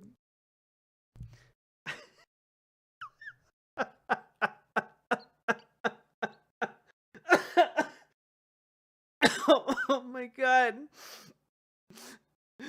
Went out into the woods to find profound wisdom, and he walked away with you can only learn so much from the fucking woods. That's incredible. That is incredible. I learned a lot in 600 miles, but I'm not going to learn anything in these 1,400 miles I have left to go. Oh my god. Dude. I was in a lot of physical pain with my foot, the easy example we saw good before. The skin on my back was literally peeling off due to my pack. And I lost 20 pounds in less than a 2-month period. I caught Giardia because I was drinking unfiltered spring water because... Why? Did you not Google precautions? What's wrong with you? You gotta boil that shit. Hiker custom is that if it comes out of a spring from the rock, you don't have to filter it. And I got it wrong because it was the river that was kind of above ground, kind of below ground. So I caught Giardia, which is... That's not hiker custom. Stuff underwater can still have microbes. Stuff underground can still have microbes, bruh. Are you kidding me? Is an intestinal disease caused by deer shit, and my dad had to pick me up outside Carlisle, Pennsylvania, and I was sick for 3 weeks at his house. For some of the life lessons the Appalachian Trail taught me, one is that you don't actually know who you are until you've been in a dangerous, existential life situation. Like, there were times I hiked out into the Appalachian Trail, and I got lost, and it's literally dozens to hundreds of miles to the nearest civilization. And I finally made it back to the trail, But in that moment of getting lost and thinking, I might actually die, your life gets so real. Same thing as well with, there were long periods where I just had no water and I went to bed really thirsty. You don't know who you are until you're lost in the woods really thirsty. We've gotten way too complacent. Secondly, that's right. More people need to be dehydrated in the woods. That's what society is missing. On the Appalachian Trail, I learned that masculinity is performance. It's not the ability to brag. Where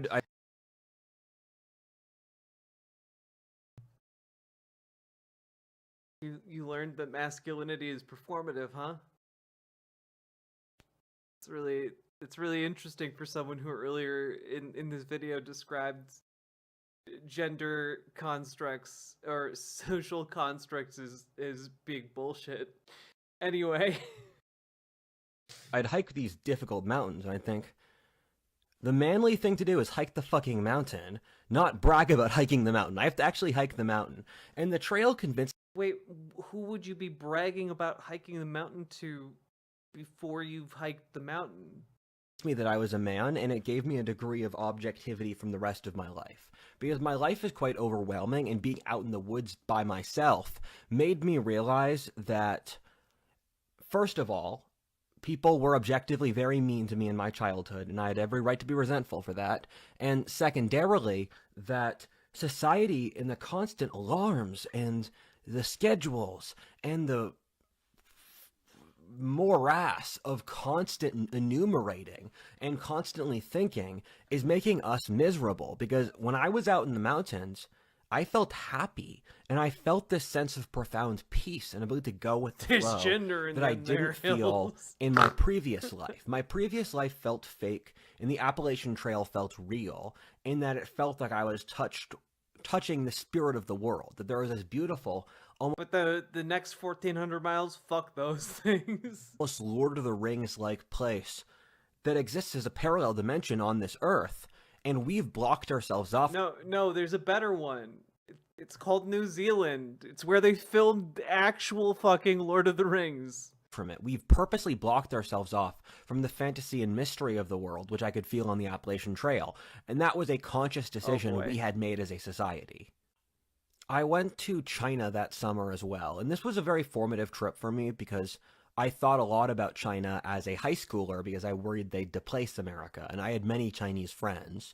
And you can't convince me that country's not industrial Mordor.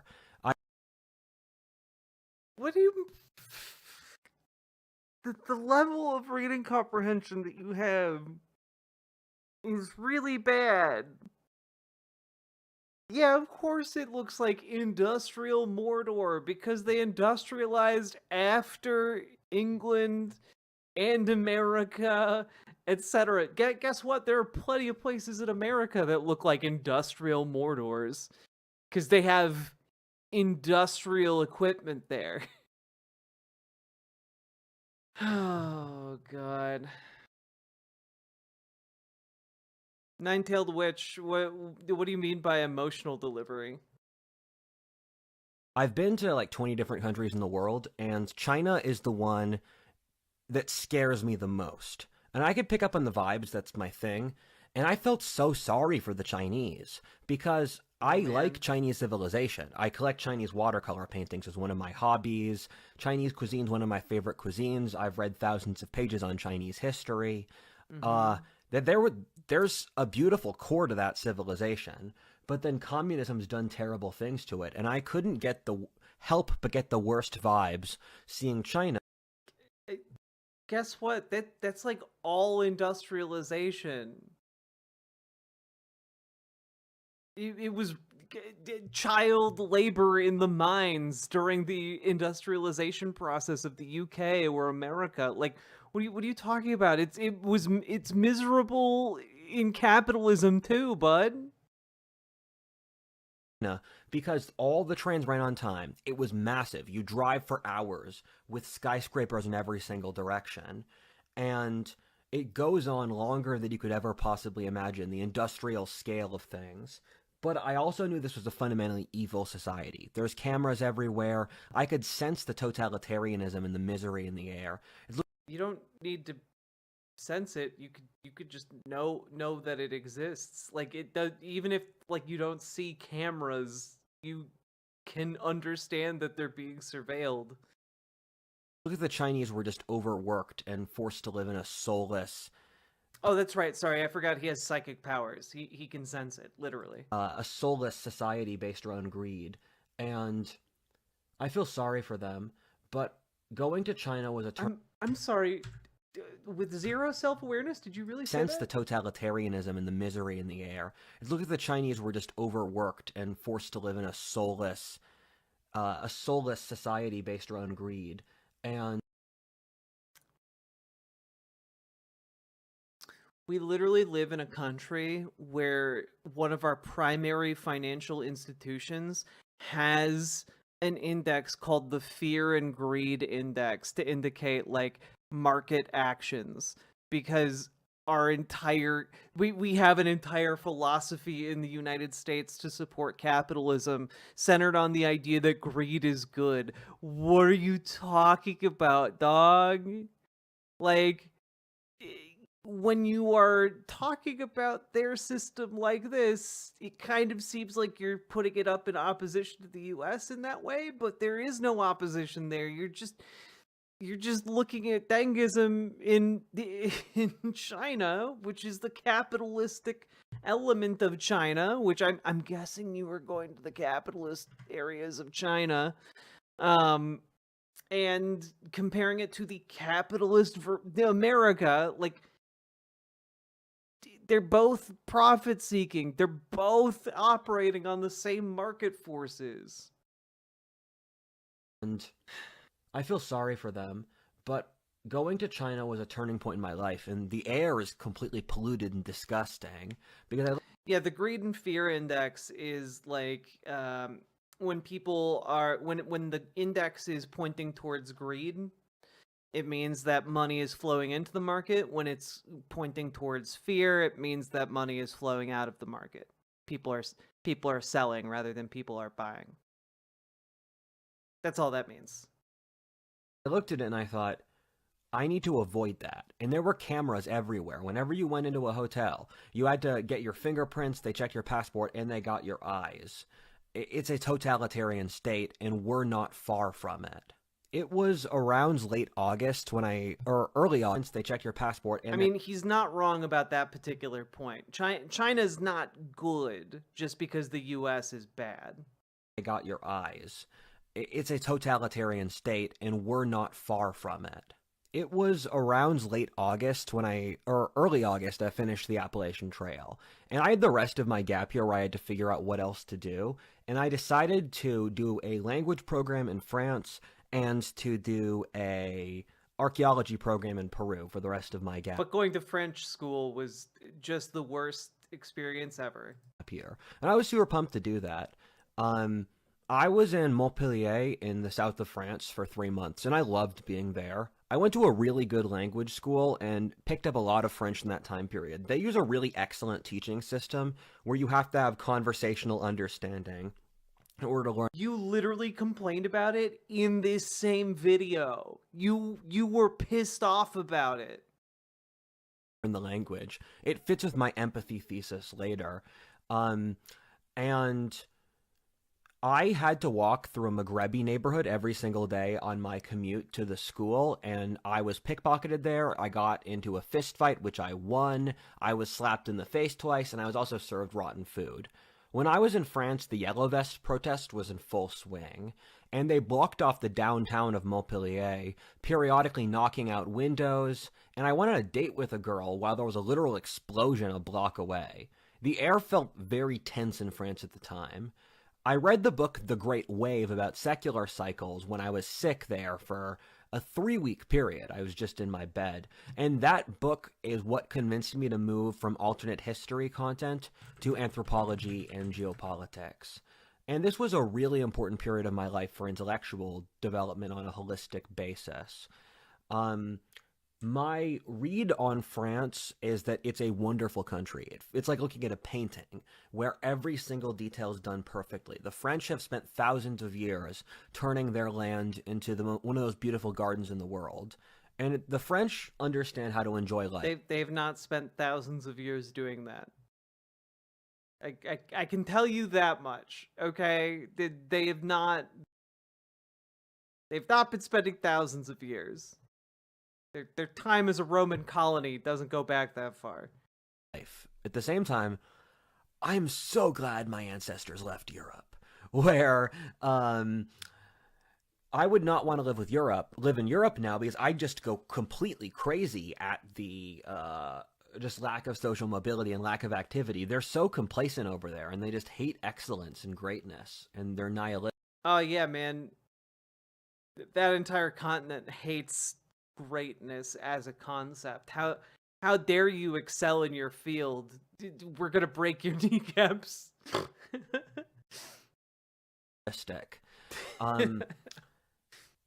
After France, I went to Peru for a month. I had planned to go there for 3 months, though. I was working on a Wari site. The Wari were a civilization about 1,500 years ago up in the Andes by Cusco called Pictayacta, and I worked at the Inca site Sacsayhuaman.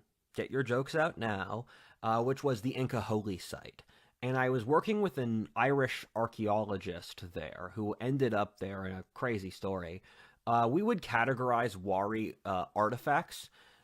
In the Wari civilization, a lot of it's from before the time of the Prophet Muhammad. And I saw a mummified head from then. I'm sorry, why would that be your go-to benchmark? Why not just say the year?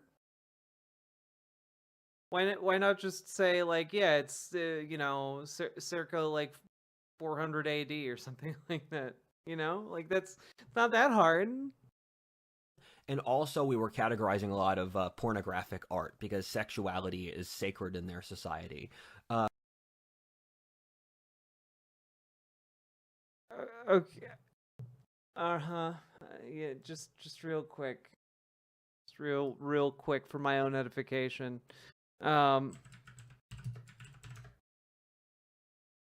Just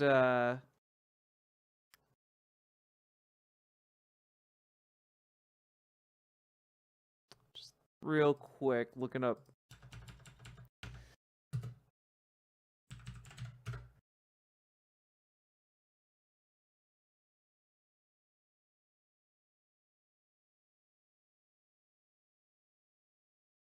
I have to be honest with you. I looked up Wari art here, and there's some real spicy images. Some real spicy pornographic images. Are you guys ready? I'm about to show one on screen right now. You'll never believe it. Look at this hot, steaming work. Oh my god. Ugh, rock hard over here. Just absolutely dripping in sex. God damn. Incredible stuff. We would joke about what to write in the classification for the porn art, how much to say to describe what the object is. And Peru's got a really warm place in my heart. I was staying in a clan compound about a dozen families that all lived in a gated community together. They were all descended from the same grandfather, and they did all their business together. They socialized together all the time. They threw parties together, and even they'd have stuff like one of them would have a puppy, and then they'd share the puppies among all of their family members. And I could tell that it made them happy, but that would drive me crazy. I can't. I don't want to spend that much time with my family. I'm sorry. I feel beyond mortified that I nearly forgot this. How could you just forget something like that? How do pictures work? There isn't like a method. I just asked people who are interested to shoot me a link in the Riverboat chat, because like I don't got time to look through the Discord on while I'm doing a show. Yeah. But this is such a good story. When I was in Peru, I ran into my childhood best friend man. from Chad's Ford. His can't last name wait. is Gerstenschlager, which is the most obnoxiously German name that has ever existed. And I was part of this like business for 18-year-olds from the West who could go to developing countries and do certain projects. It's become like a class thing now, if I'm being perfectly honest. And so he was part of their program for like helping children there. It was part of this program to go around the third world and help people. It's a fun, good thing. Or no, I'm not going to overthink that. There's probably third world politics I'm forgetting, but that's not useful for you. And his roommate was... Yeah, I came here to learn how you were a spiritual prophet. I love hearing this story about your old best friend you ran into in Peru. This German dude who was super cool. There were all these really cool Europeans there, some attractive Scandinavian young women. I had fun when I was there. It was cool. So the virus, the famous global pandemic from 4 years ago, was hitting after I was in Peru for about a month. And I had a Chinese friend, the one who I did forelock with. He called me up, and he had some contacts back in China who worked at a hospital that said that this thing was really crazy and you had to take it seriously. So I got a flight out of Peru the next day, and I left an extra hour plus to get through Lima Airport rather than what I would normally need. However, there was a huge line due to COVID, and so I made the last flight on the last call because that night Peru closed its border. And Peru had a really crazy COVID lockdown system where they would have cops out in the street, and they would stop you from leaving your house. And this was really controversial because in Peru, out in the Amazonian region in the jungle, No, I have they too have much brain space dedicated to this chud's life story already. Thank you for the $5 dono, Q-Berry Shortcake. I do sincerely appreciate it. massive deaths from dengue fever. And I don't know if exactly dengue. It's one of those tropical illnesses, vastly more than COVID. But the Peruvian government cared about COVID because it was Malaria? the politically sensitive topic. And so, yeah, I got out of Peru on the last call for the last flight. Yes, because it's a politically sensitive topic, not because, you know, it's a new disease whose properties are undefined and that may very well kill like 30% of your population. I don't think conservatives realize how deadly an illness can be if it becomes widely circulating, if it starts to widely circulate in a given population. Like, if you are truly facing something new, it can mutate, it can morph in all kinds of unpredictable ways. And if you don't know its properties or how it's even spreading, which they didn't about COVID when COVID hit, like, it can kill a lot of people, and you might be like, well, it wasn't killing that many people yet. And it's like, well, that's the entire point of doing a lockdown. It doesn't kill a lot of people. Ugh. Yeah, like, imagine a simple cold virus that mutates to have the properties of AIDS. You know, like, you can imagine some pretty horrific diseases, and now you gotta account for all the ones you can't imagine. And I had friends in Peru who were stuck there for months until their European governments... Yeah, I mean, yeah, Lee Kestner, a good example would be like bird flu. The big thing that is currently the fear about bird flu is that someone who has like the normal seasonal flu will also contract bird flu, and if that happens, there is a chance that the two viruses could swap genetic code. And if that happens, like the way bird flu might mutate might make it far more transmissible. And then it's like there's literally nothing stopping it. So, fun stuff. Yep. Got them out. More Americans were killed by COVID during the pandemic than in all wars they've fought combined. True. I caught COVID in Miami airport and I was sick for 6 weeks. I've had COVID like 3 times in my life, and this time was the only one that was really bad. And I was coughing up phlegm for, again, over a month. My dad kept me in my room so I wouldn't get him sick. Man, COVID was brutal. I remember counting days until lockdown was over, and I had a Chinese friend who was stuck in America for complex reasons. Was this Chinese friend number 1, 2, 3, or 5? Which Chinese friend is it? You know, you could give them fake names. So my dad and I took care of him for a few months until he could get a flight back to China. I think COVID was a real point of social trauma that we haven't actually healed from as a society. I think we don't really know. Oh, really? Did losing, 1.6 million lives, did that leave some trauma behind? Know what happened with COVID or how it relates to our lives. And so it bubbles up under the surface as resentment because we never psychologically processed it. And I see COVID as the tipping point where things really went to hell, where before then, and Trump before then, there was more plausible deniability that we were in an okay society. And then after COVID, I thought there was going to be a recovery, that there wasn't, and things went straight downhill. And I think especially for women, it's the period of just psychological collapse. I think Hey, Ms. Milena. psychologically we never recovered. And I was stuck at home during COVID, and this was a real turning point for the channel. I was just stuck at home with bored out of my mind and physically incapacitated. And I knew that this was an opportunity I'd never get again with a lot of free time. And so I started working on my channel full time. I worked really hard every single day of the week. And I remember it being really hard to maintain focus since I was in physical pain, but I worked because I needed something else to do to not go completely crazy. I kept trying to make alternate history videos, but past a certain point, I realized that I had basically completely saturated the market. I was working with timelines like, what if the cotton gin was never invented? Or what if the Shimabara revolt actually worked?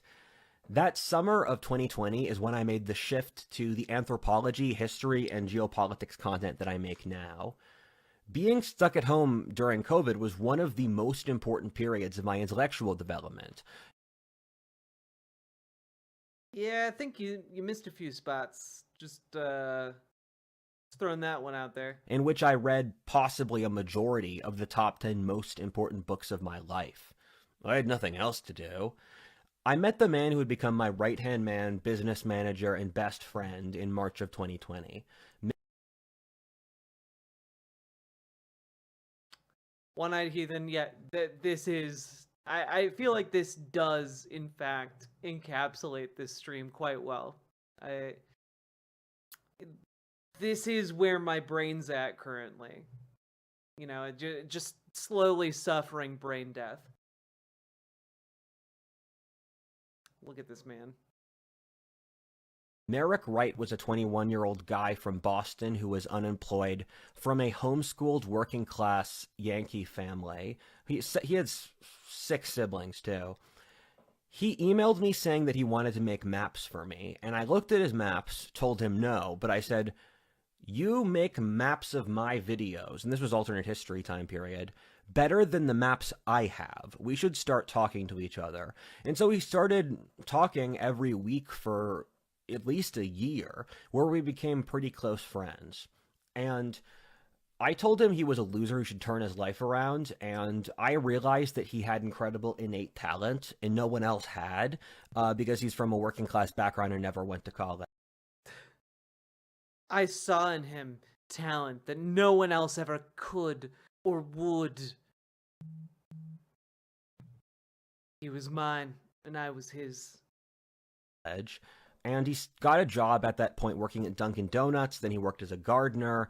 Then I started hiring him for various tasks. It started out just managing my email. Then it began managing my business contracts. Then my other business. Then I use him video editing. I use him for a sub-variety of different tasks. He's very intelligent. Did you use him for this one? Did you ignore him when he said, "This is too fucking schizo, man"?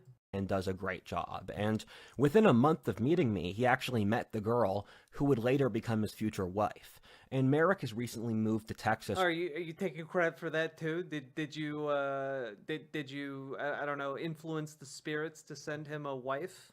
Where I'm at, from Boston. And it's crazy that there's lots of people like Merrick. There's lots of very smart people from working class backgrounds who basically get shoved aside by the system because they're obsessed with college applications.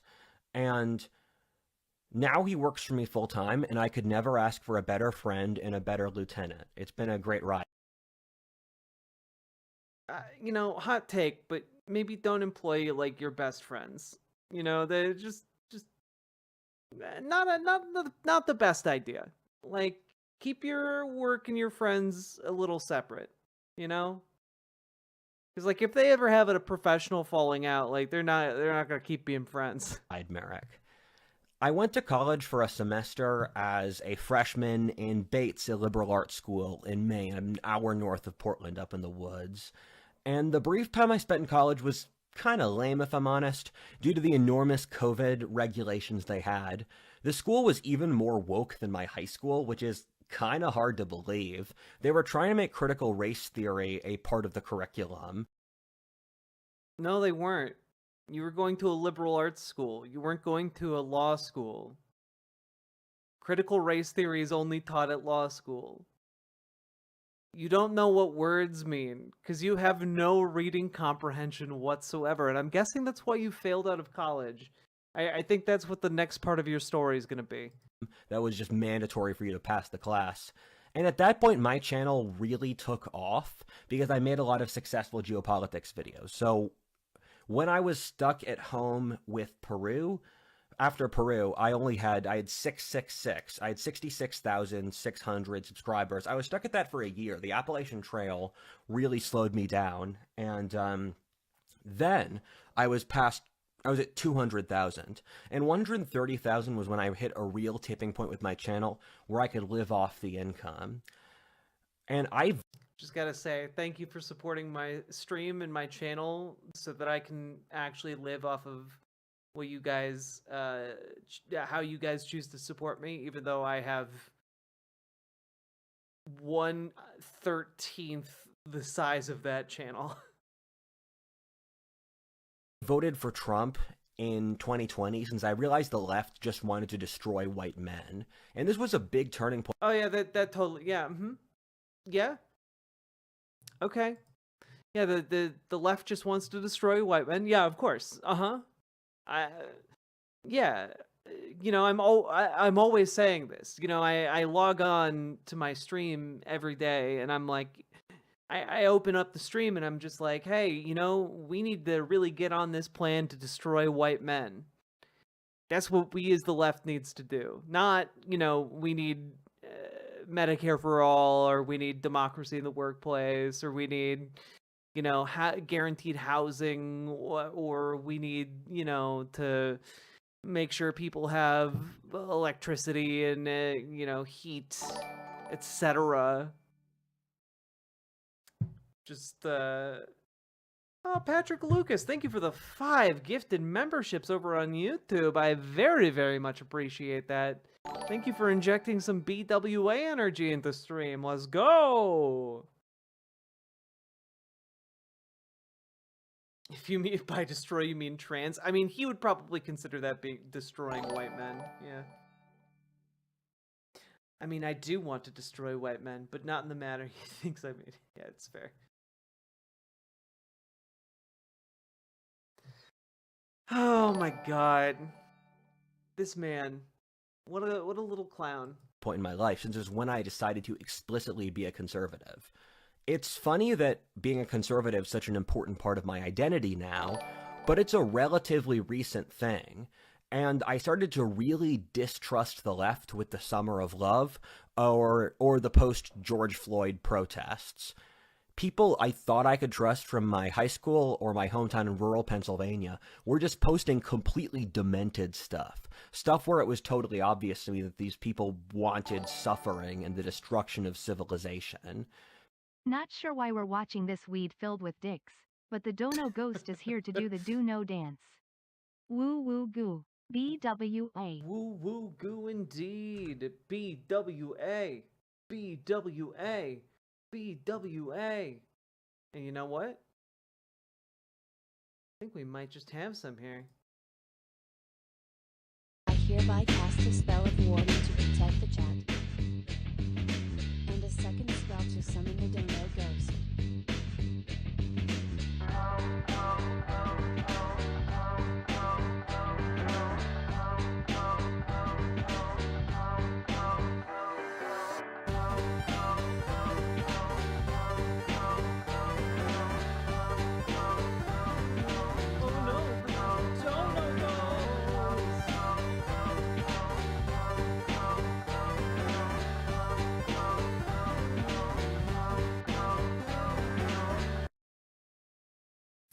What is BWA? It's a nonsense slang. It doesn't mean anything. We say sometimes bitches with attitude, blahages with attitude. We make it mean many things. And it's just fun. It's just the BWA is just the community spirit.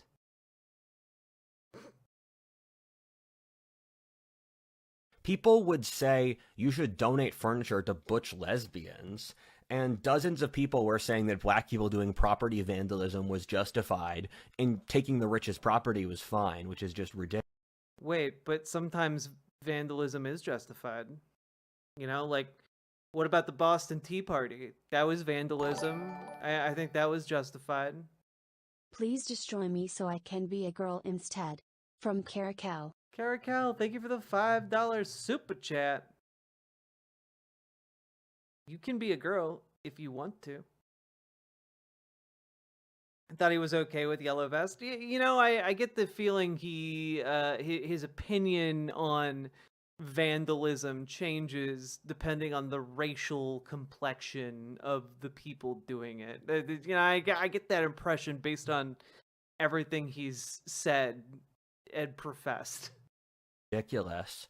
And I started to really loathe the left on a profound level after this. December of 2020 is probably the most important month of my life until I dropped this video. I got a check from Google for $12,000, which blew my mind. Hell, dog. And I realized that was enough money that I basically had to drop out of school. You were making six figures a year doing YouTube. Yeah, all right. Other thing is that a handsome young man named Matthew DeMarcantonio hit me up.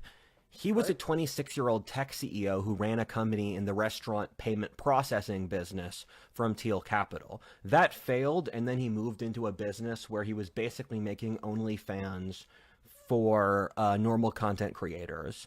And I think it's a pretty good business. It was just wrong timing for the market. That's also called OnlyFans. You don't have to do pornography on OnlyFans. You can just, like, I don't know, post train content if you want. And he is a right-wing, hyper-militaristic guy from a State Department family in Virginia. His dad is the former Undersecretary of Defense under Clinton. His dad's an awesome dude. I've spoken with him. One of the people I'd say the highest of.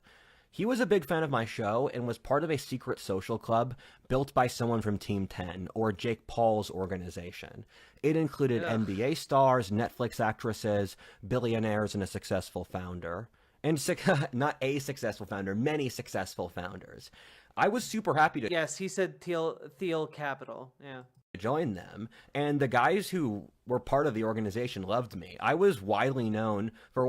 The fact that this guy is one of the biggest dipshits I think we've ever paid attention to on this channel, and he's palling around with billionaires, Netflix actresses, and, like, Jake Paul, I think really says a lot about our meritocracy. For once dressing up as a pimp on a call and making map-based sexual innuendos to a film producer. She was female, it wasn't gay. Sadly, it was... That doesn't make it better. Why would making map-based sexual innuendos be better if you were saying it to a woman? Why would sexually harassing a man wouldn't have been any better either? was one of the worst managed organizations I have ever seen in my life, and immediately shut down within a month of me joining. The founder, Max Beaumont, is a sociopath who I still hate in my mental book of grudges. Side note, in the culture of my people, both of my parents told me to memorize every single social interaction in my life and then assess it on, is it a direct or indirect insult, or are they demonstrating a lot of... That's fucking insane, dog. Measuring up who has wronged you the most after every social interaction is deeply disturbed behavior. You're broken inside and you don't even realize it. Loyalty and morality. So I automatically just assess the world on my honor code. Yet again, I have to reinforce here that maybe you shouldn't be internalizing the messaging of your mother, who you've described as evil incarnate, or your father, who ate so much tuna fish that he got mercury poisoning for a decade. Maybe these people should be taken with a grain of salt, dog. And then I try to vastly reward those who are loyal to me. And if you fuck with me, don't fuck with me. That's just my attitude. And Matt hit me up that winter and said he was going to Mexico with 20 of his tech CEO friends, where they would rent out a bunch of villas on the beach. I said yes and dropped out of school to live in Mexico in Playa del Carmen. Playa is commercialized enough to feel safe, but it's also pretty Eurotrash, if I'm honest. I joke Playa is a more Anglo suburb, is like an Anglo suburb of Miami, and it was a blast where we stayed on the beach and we would party 3 or 4 nights a week. I'm glad I did it, but I wouldn't do it again. I can't imagine this guy trying to party. I can't imagine him being fun at parties. And, that's okay. I'm not terribly fun at parties. But, this guy's, And I was so tired of partying just after a month. So. And Mexican nightclubs don't have volume control. It's the danza cultura. That's every nightclub. Nightclubs are not known for being quiet, chill places, dog. Is stuck in my head forever. I was really rich at the time, and I was making 200K that year and 300K the year after that. I don't know why people think I'm poor. This channel's got a lot of viewers. I monetize said viewers with sponsorships. You guys think I'm like a homeless incel or some crap like that. You're probably just projecting. I mean, you decorate like shit. Where's that money going, dog? Because it's not going on the inside of your set here, okay? It's not. And we were living in nice villas, and I didn't spare any expense. I miss living in the third world. You can hire someone to, clean your dishes and, give you weekly massages. It's so nice. You can do that here. That's not unique to non-US countries. You can... If you're making $300,000 a year, you could go and get a massage every week and you'd be fine. Yeah, also, you're making hundreds of thousands of dollars, you can't afford a decent webcam? I don't have a good webcam right now, and my webcam's still alright. You know, this was maybe $120 when I bought it. You know, you could get a decent one for $150. Did he call Mexico the third world? He absolutely did. He absolutely did. And Matt D brought a bunch of his racist. frat bro friends from Virginia, and I basically lived in a frat for 3 months. This was actually a really vital time in my social development and my development as a person, because I came from an abusive, nerdy family and a Christian private high school. And so living with these frat bros in Mexico taught me a lot of social skills that I had missed out of. And I think a lot of you will go through a degenerate college phase. It's a formative experience. I was rejected by a girl I liked, and so I went through a 3-month keto phase where I lost a lot of weight. I had gained weight during COVID. The girl turned around on me after 6 months, but then I had found a new girl by that time already. I went on a date with a different girl who used ayahuasca, which is an Amazonian psychedelic the native peoples use, which lets you commune with the spirit world. My childhood dream was to always talk to God. It was always the thing I most wanted to do in my life. Other kids fantasized about being firefighters or astronauts. I just wanted to listen to God all day.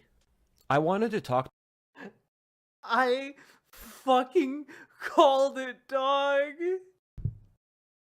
The ayahuasca trip. To God as a kid, since my parents had told me that all things stem from God, and if you don't know God, you don't know anything. My dad would say growing up that most of the social issues in our society are downstream from the death of God. I could tell even as a child that my people were dying, and no one knew how to fix it or that it was even an issue. Did you literally do ayahuasca and now you believe you're God? Is that what happened? I thought, why don't I just call God to see if he has anything to say? I always had a childhood fantasy of saving my people, and there was always this whispering voice in my mind, which told me I needed to touch base with God for me to reach my destiny. My mind periodically whispers to me. It's something where I'll just be living my life, and a thought comes out of nowhere that I never considered before. Yeah, that's called a thought, bruh. That's just called having a thought. That's not a spirit whispering to you. That is just your brain creating a thought. I then spend years pondering it until it makes sense. Some things my mind has whispered to me include, you need to talk to God. Another, once you understand consciousness, you understand everything. Third, time is an illusion. Fourth, everything around you is mutable and can be broken with your mind. Then there is a master key to all things. Once you take the master key, you control reality itself. My brain just feeds me this stuff without my consent. I don't know. Yeah, kind of, because sometimes ideas aren't good. So sometimes you can have a thought and it's not good. You know, sometimes I have intrusive thoughts about like banging my head against a wall or just like throwing something out a window, and it's like that's not a thought I deserve to give any time to. Like, nah, get out of here.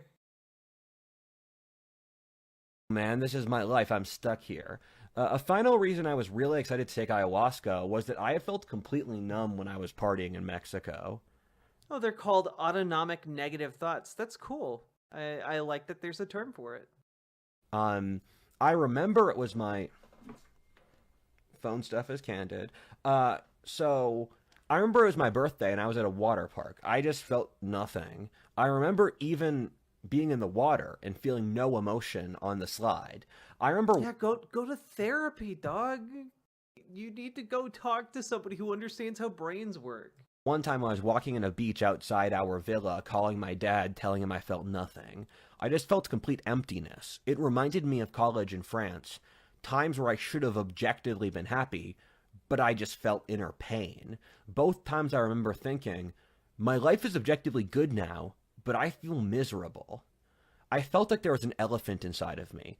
That locked inside my own mind was something I really needed to know, but I didn't. That I needed to find out what that thing was in order to move to the next stage of my life. I had no idea what it was, but I felt its absence. I felt so exhausted all the time. Like a horse forced to run all day. I couldn't rest. It was a feeling I could have for as long as I could remember. Like back... This is depression. This is a real mental disorder that you should go talk to someone about and get diagnosed. You know, you might not need like medication. You might just need like coping mechanisms and like someone to talk to. Like that can happen. And it also might be that like the objectively good life that you're living might have elements that are overstimulating you, which can lead to you having a really good time, but in a way that good time winds up backfiring, because it can turn out that, like, you know, having too much of a good thing can make you feel bad. Who'd have thought? Back in high school, when I remember experiencing less than half the emotions I saw other teenagers have. There was a girl I went on dates with for a few months. I loved her more than I could ever imagine, since... Dude, you went out with her for a few months. That's...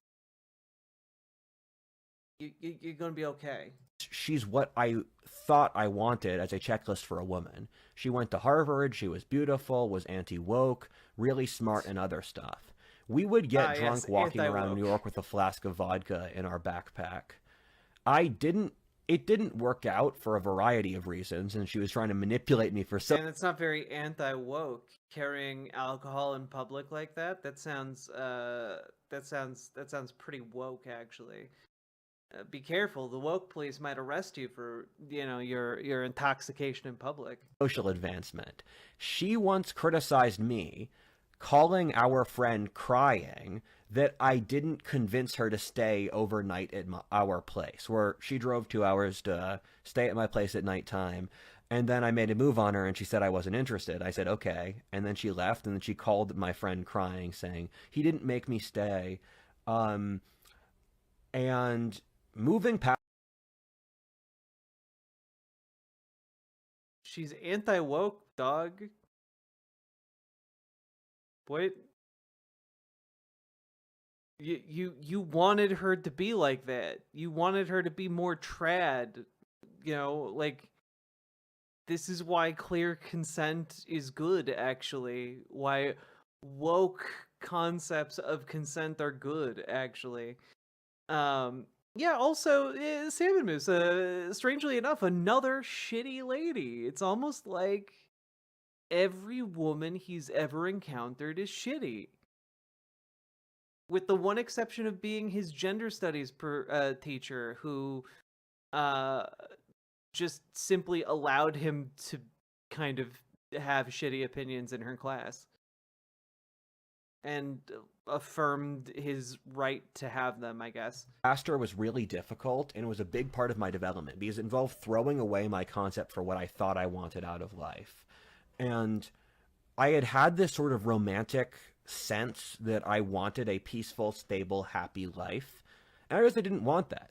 That's lame. I want to go hard. And I don't want to base my identity off romantic relationships with women. That sounds lame. I have to stand alone as a man, and I need to stand alone before God. And I do. Also, I'm not able to, like, psychoanalyze him or anything, but I am going to point out here that maybe the idea that you as a man have to stand alone is in particular responsible for your constant expressions of emotional pain. That, you know, that could be, like, human beings are social creatures, and isolating yourself is not typically healthy. Didn't know what I wanted in life before, and I projecting traits onto others that you wish you have is not romantic. It's weak. When I thought about how I loved her, I realized my brain wasn't really on my side, because my evolutionary circuits weren't wired, where my self-interest was I had to move on. Good night, she was the kind of person I thought I wanted, but she was crazy. However, I realized I got off on arguing with her. In that, I enjoyed blowing off steam and getting into fights. I realized this was an issue I'd have to fix to live a happy romantic life. I knew something was off with my romantic senses that I had to fix. I would do anything to break through the other side. I literally did the psychic equivalent of dropping 7 thermonuclear bombs on myself. Which was... Ayahuasca is really no joke, guys.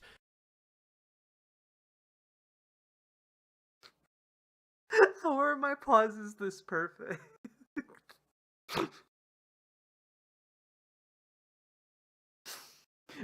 I did the psychic equivalent of, a truckload of weed. Oh my god, dog. I'm so happy it exists. It's like touching the edge of the sun. But ayahuasca is to LSD or mushrooms what a house cat is to a tiger. It was made by the Amazonian peoples 1,000 years ago because their shamans knew that there would come a great empire to the west that would have a sickness of No, they didn't. They did not know that. materialism and greed, which ayahuasca would have to clean out. Of course, as I've said dozens of times before, Yes, everyone just needs to do ayahuasca and we'll solve capitalism. I do not support illegal things, and thus please only use ayahuasca in South American countries it's legal in. Also,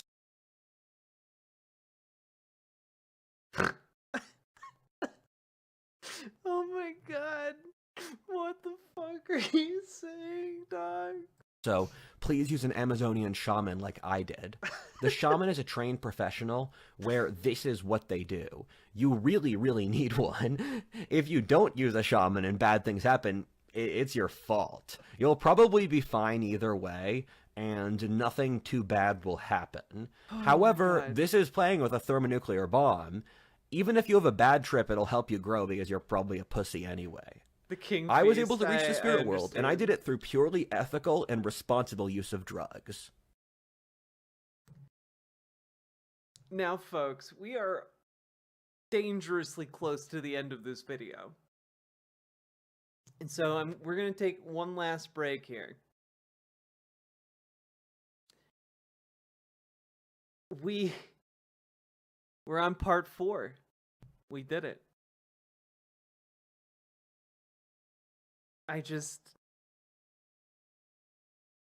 This is so beyond what I was expecting it to be. And we will space these out, I think.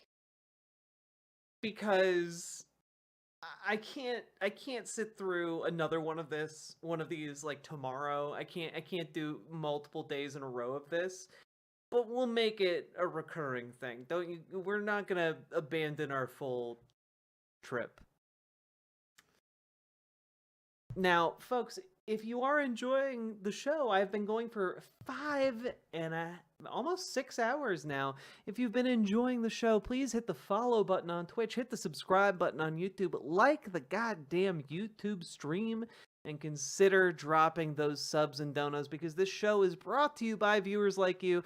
The only reason I'm able to cover content like this, and I genuinely I don't know what this is doing to enrich your lives, but I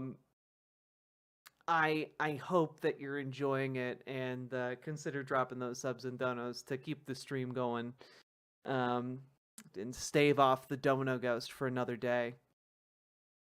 It's giving me a ton of insight. It's giving me almost as much insight as ayahuasca. Someone said 10 hours. Oh yeah, no, there's another 2 videos that total over 7 hours. So there's a lot more of this left. But we're gonna just finish the first video tonight. Oh, Freedom Evie, thank you for gifting us sub to Low Key Fox. Let's go.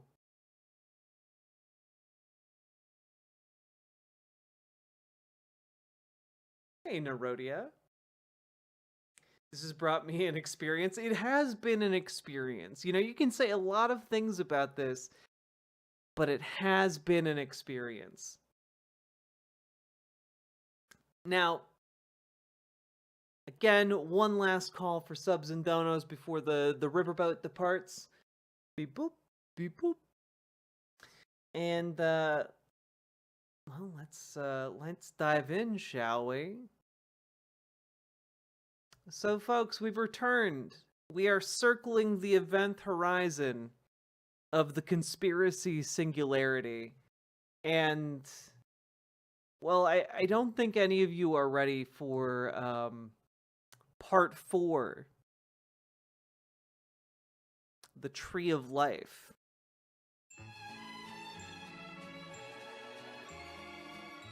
I can't wait. This is gonna be some shit.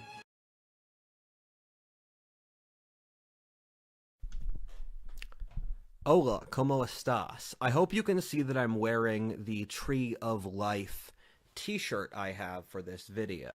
Oh, okay, you know, since he's talking about the t-shirt, all right.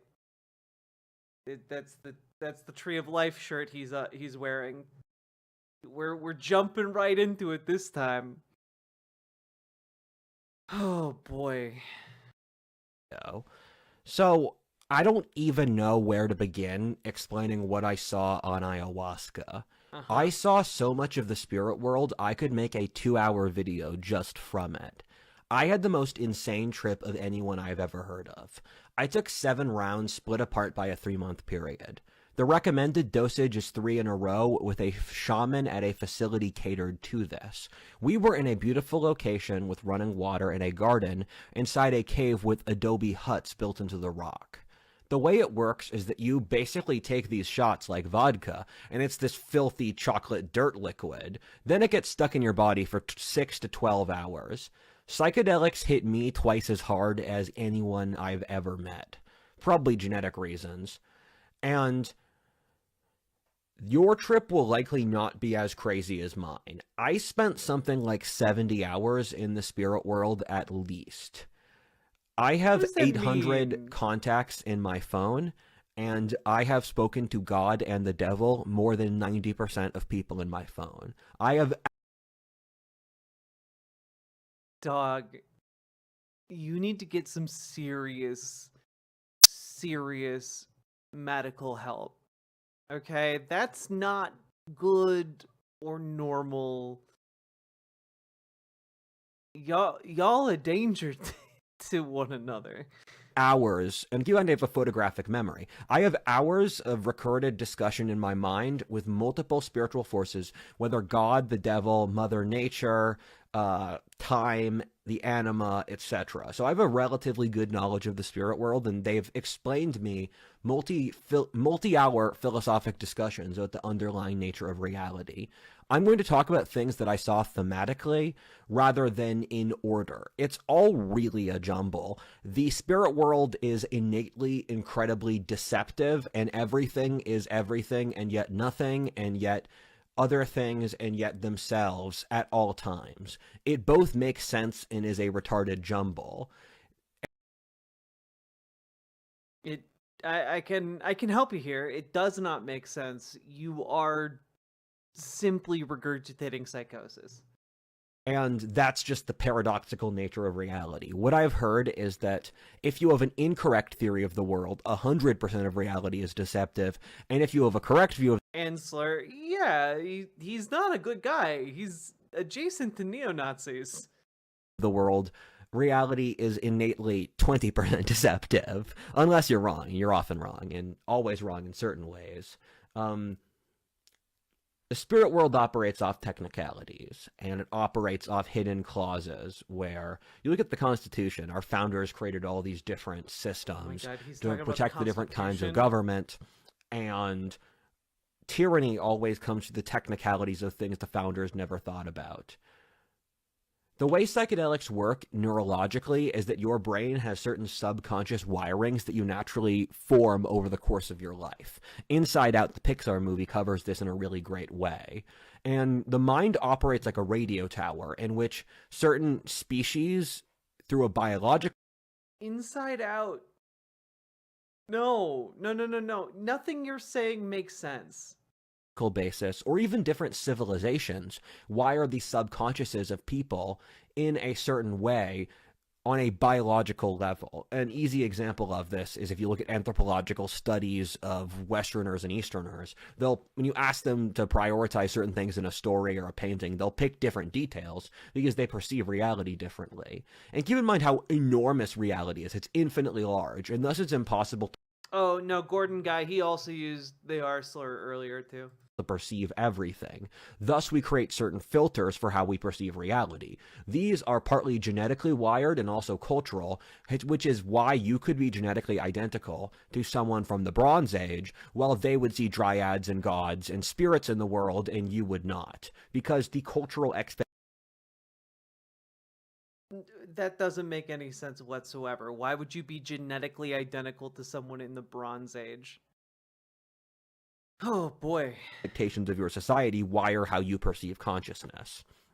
Psychedelics have been in use for religious reasons for all of human history, in cultures ranging between the ancient Greek Eleusinian rituals, which inspired Plato or Pythagoras, ancient Hindu Soma, and we have very significant amounts of evidence the early Eucharist was a psychedelic. I saw many things between heaven and hell, so much so that I can't even begin to describe the totality of it. The spirit world is innately mischievous and built off lies, as I said before, thus even using words to describe it is often a fool's errand. I have seen things I cannot even articulate to you, given they exist outside the human frame of consciousness, and yet are so clearly real. I have seen 1,000 years pass in a single instance, and the sheer enormity. No, you haven't.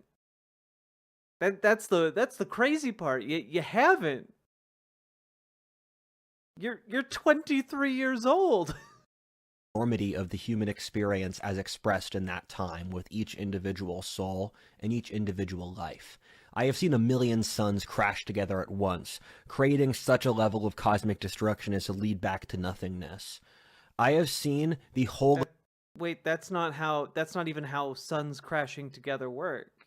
They don't reduce everything to nothingness. That's not how it works. Of human life concentrated into the great chain of being, and the whole of cosmic beyond human, all the animals and gods and spirits contained within the great chain of being, stretching and powered from the lower levels of pettiness and evil to... This is like listening to a Final Fantasy villain monologue. God at the top. I have seen 1 billion lives at once, and in which... Also, real talk, this guy just read, like, I don't know, a Warhammer book and is regurgitating something from that. You know the individuality of the living whole in the human spirit or the mind of God feeding off the individual lives, with all of someone's life clustered into a single vibe. Rainbow Krampus, somebody else is in the room. Oh yeah, I saw that too. Yes, I saw that. Yeah, me too. Uh-huh. Me too. Yeah. That one too. Yeah, I saw all those things too. Yeah. What about the human that is their consciousness. I have spent more time than I would ever ask for or give to my worst enemy in hell. Hell is more horrible than you could possibly ever imagine. You don't even have words for the agony. The suffering is so truly great, it shatters your being, rupturing throughout your soul as you feel agony, and yet your body has already disintegrated, while your suffering encompasses the whole world at once. The suffering is so enormous it breaks space and time, so much so that unique moment is edged into history as being a time when pain could break the nature of man himself. Nothing he's saying here, this is all drug rambling. Like, none of this is a thing. As so many mystics have said before, hell is a place the mind crafts by its own design. God doesn't send us to hell. Almost by natural law, we guide ourselves down there if we deserve it. The afterlife is when your soul hits infinity right when you die, in that you jump out of time, and you are stuck with yourself forever. If your soul is stuck forever... Yeah, remember when I said at the beginning of this video that this guy's like a shitty Jordan Peterson? You know, I feel like he's not beating the allegations. Forever. It will lead towards good or evil, and that is the nature of your afterlife. You must firstly, when you die, see yourself for who you truly are. If you had to talk to yourself for 1,000,000 years, what would your interaction with having to deal with yourself be? There are 1,000,000 hells, whether that of psychological torture, physical pain, cold, or heat. Hell is yours. All of them share the feeling of being trapped. Hell is a mental loop you put yourself in that you cannot break out of. I suffered physical pain in hell you can't even imagine in your worst nightmares. The worst pain you could ever imagine is barely at all what hell could be. I had demons torturing me, ripping my flesh apart. My entire body was viscerally on fire in a way where I'm so bored of this guy. Like he's trying to be so edgy and so cool, and I'm so bored. The Adam screamed with the most horror I could feel at once without dying in that instant.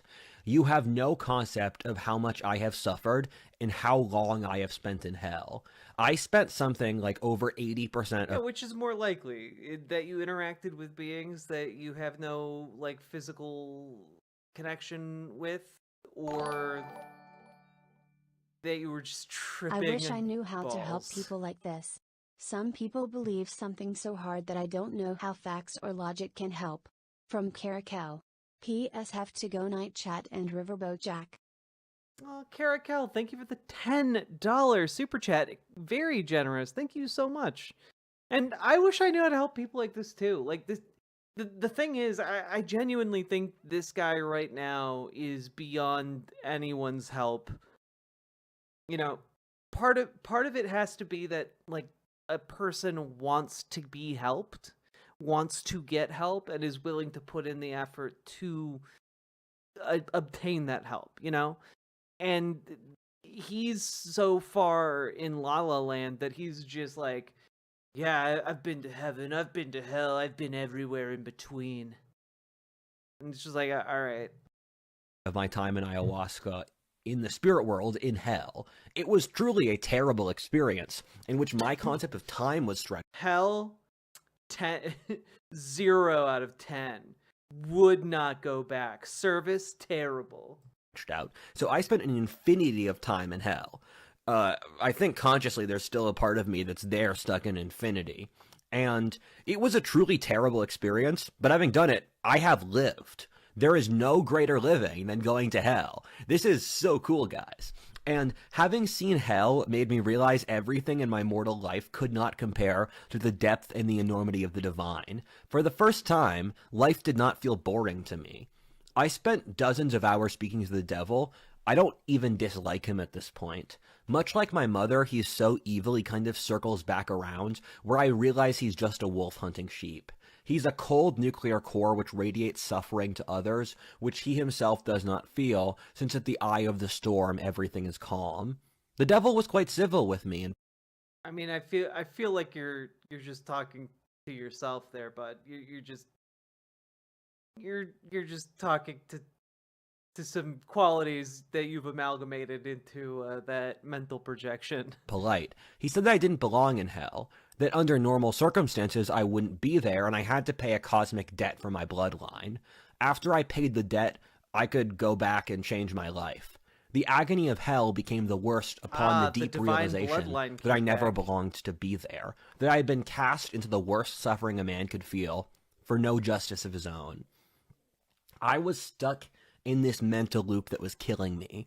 The mental loop was the idea that since consciousness programs reality, that because I perceive myself to be in hell, I would be stuck in hell forever, in all of eternity.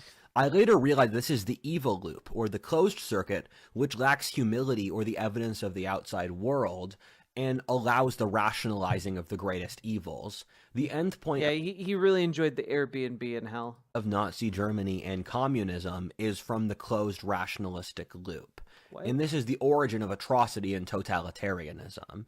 This happened... Dude, what? ...multiple times in a row, in multiple nights in a row. My entire body and sense of self shut down due to the horror of hell.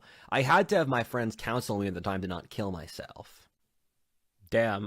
This doesn't seem like a good experience. This seems actually bad. Why would you keep going back?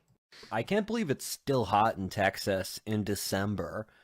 But back to ayahuasca, I felt the weight of history on my shoulders. I felt the choices I made would determine the lives of billions of people in the future. I felt it. You had delusions of grandeur. I'm trying so hard not to speed this up too much, because like this guy is just. I'm struggling. I'm struggling, bros. In every inch of my body the desire to reject the responsibility. But then God said, I know you won't do that because you care about people and you know that this is your duty. God told me it was my duty to found a religion and that in the process of trying to not found a religion, I would do so anyway. He said that I never consented to this, but that my bloodline did for me. I told him I didn't want to, and he said, I don't care. He said that he knew I was a man and I would accept my responsibility. He said that my sense of honor was seen as a cosmic force to him in its own right, that this very moment I was living in would become historic. I also spoke to God when I was on ayahuasca. It's frankly hard to attend church anymore after seeing the God Christians claim to worship. I really don't know what to tell you, but You didn't. You were high on drugs. I don't know. Like, I understand that drugs can induce a euphoria that people like interpret as spiritual at times, but like I don't get it. I don't get it. Like, to me it's just like you're tripping balls. You're done. Like you went on a trip. Did you get anything good out of it? Yes, no. Okay, but like you didn't actually transcend to the spirit world. That didn't happen. don't think the God a lot of you are worshiping is the one in the Bible. I hate to say it, but I suspect for some of you it might be the Lord of Lies, dressing in Yahweh's garb, to tell you... Have you ever taken anything harder than a bagel, though?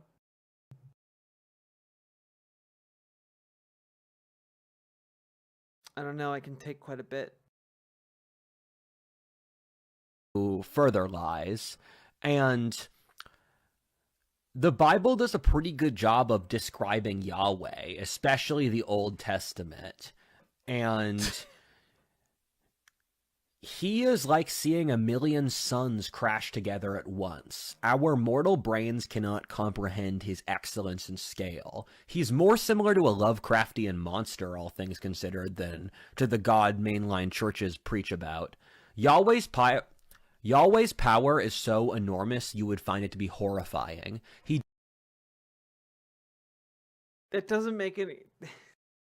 Right. Yep. Mm-hmm. It's quantifiable. That's what infinity means. Demands your loyalty with every fiber of your being. He is an irresistible force of gravity which sucks you in, for he is the only thing that has ever truly existed.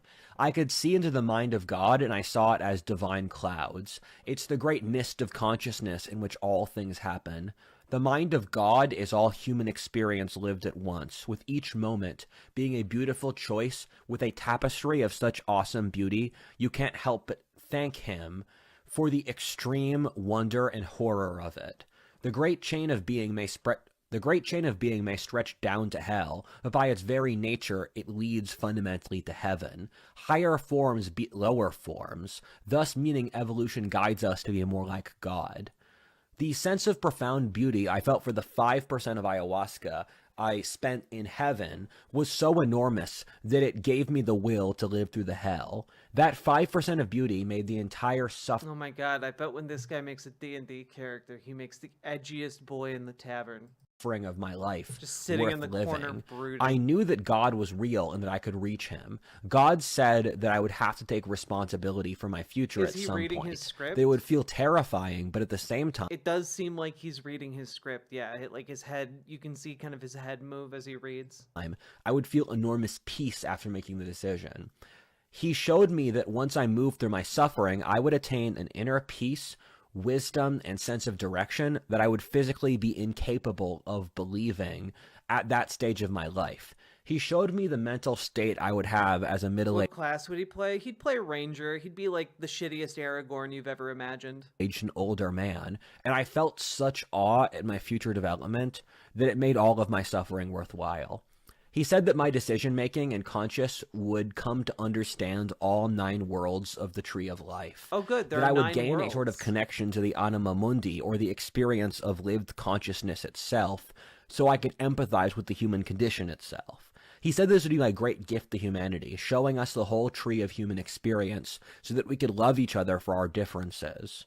I saw hell below and realized it powered heaven and all the worlds between. When I looked down upon the suffering of hell and I asked God, how do you do it? He said, don't stare down too much. I love that in this cosmology, hell is apparently a giant battery, or, sorry, hell is essentially a giant engine that runs off of, like, the souls of the damned.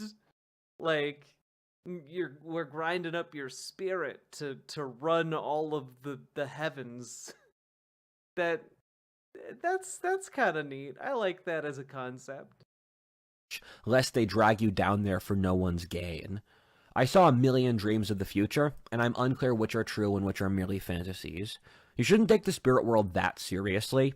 A lot of it's deception, and I think frequently of Lord of the Rings, where you look into the Palantir, and the Palantir is the bad guys, or Sauron's fantasy of the future. It's There are 9 worlds, but you can skip to World 5 via a shortcut in World 1. Yeah. not the real future. And that's something to keep careful for all of this. And I'm an empiricist. I say this crap. You're here to disprove it. If I'm wrong, I'm wrong. I'll change my ideas if they're incorrect. But I saw AIs grow so advanced it's impossible to distinguish from reality, and that we would upload our souls onto some kind of spiritual cloud. I saw that the government would move towards making 1984 a reality, and that men would be able to manipulate the minds of others to send them to hell. I saw that I would start to perceive consciousness differently.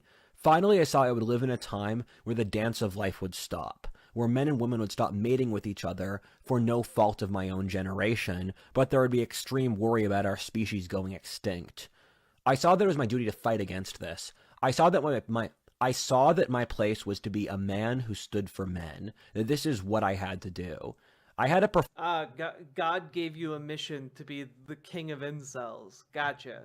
Profound sense of sexual inadequacy, which I realized was completely undeserved. That made me realize I was forced to feel inadequate about being a man for no real good reason, that I had been tortured by purely evil and nihilistic people.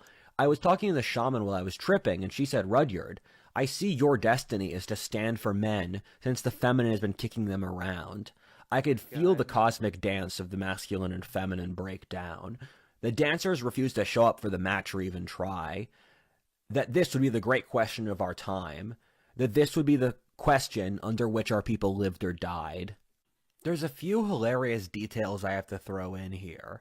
The first is that the first form God came to me in is as a Zoomer bro, because he said that that was the form I best understood, and the way you interact with the spirit world is a two-way process, where when you perceive the spirit world, there's this divine semen, where semen can imprint on a variety. What the fuck?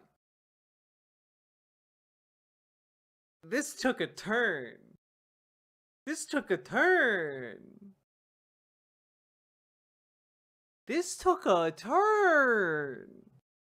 Variety of different women in different contexts to produce a different child. Oh my so God, you're what? interacting with the divine semen, where as you interact with each other, something new comes out, which is why these underlying archetypes manifest in different societies around the world in different garbs, because they're interacting with different environments, where there's the underlying timeless semen. I'm going to keep saying it because I know it makes you uncomfortable. Why? You don't gotta say it in a way that makes us uncomfortable. You could just say, like, come, like a normal person. It's funny to watch you squirm. And you don't get to watch us squirm. You don't get to see any of us. That may be me. So when I was talking to God, God said, I can only explain the world to you. And you're doing this in Zoomer slang, by the way, like yo, bussin', no cap, cringe, whatever. God. Yeah, seems legit and definitely not like I don't know, some kind of drug-induced hallucination. God did not say those words, but that's the kind of vibe. And, for example, your level of social understanding of information is the highest density that God can give you information for. And he said that the breakthrough I'm describing came out due to the computer revolution, which allowed a more advanced breakthrough in how humans process information, where the previous level was the book level, where the Abrahamic religions were established in the highest level of complexity of human data is the book. Or it's why societies around the world have beliefs in dragons but never existed, where the dragon is this archetype that manifests in a series of different subcultures. And when I met God, I first spoke to him, I said, give me proof to show that you are real. And he said, I'm both real and I'm not real. I am a voice in your head, but I am also God. I am both. And he said, I cannot give you information that you yourself do not search for. And he said, once you trust me, I will give you more information, but the lubricant of faith is the thing that allows me to transmit information to you. So until you trust me, I can't give you any information. So take the leap of faith. And Man, seems kind of like a shitty God. Oh man, I can't do it until you believe in me enough. You need to believe in me, otherwise it's gonna be way too tight when I penetrate you with my knowledge. And trust me. And then after that, God fed me all the information. I saw that we were about to enter a spiritual dimension called the Halls of Time, that I was the first man to stumble upon the Halls of Time, which are one of the most dangerous parts of a species or civilization's development. Whoa, he was the very first one to hallucinate the Halls of Time, guys. This was when we as a species have to grow apart from purely being ordered from God. We have to take responsibility for our own development, and it's the equivalent of a teenager or a young adult having to leave their parents to fully realize their place. This is a very dangerous level because your fundamental understanding of what reality is breaks down. You realize concepts you thought you could take completely for granted, like time or existence, are vastly more complex than we realize, and the real answers are harder to find than you could ever possibly imagine. And that this is a period where we have to stick together and hold each other accountable and make sure we won't go crazy, because the line between madness and sanity will grow very, very thin. And it's my responsibility to get my people through the halls of time. And the halls of time are also where souls come from before entering the body. Yeah. We've all seen Time Bandits. And where many evil spirits live. That once we truly understand the nature of time, that everything would change. I could see that through all the chaos of time was my immortal soul, which lived in a cave by itself.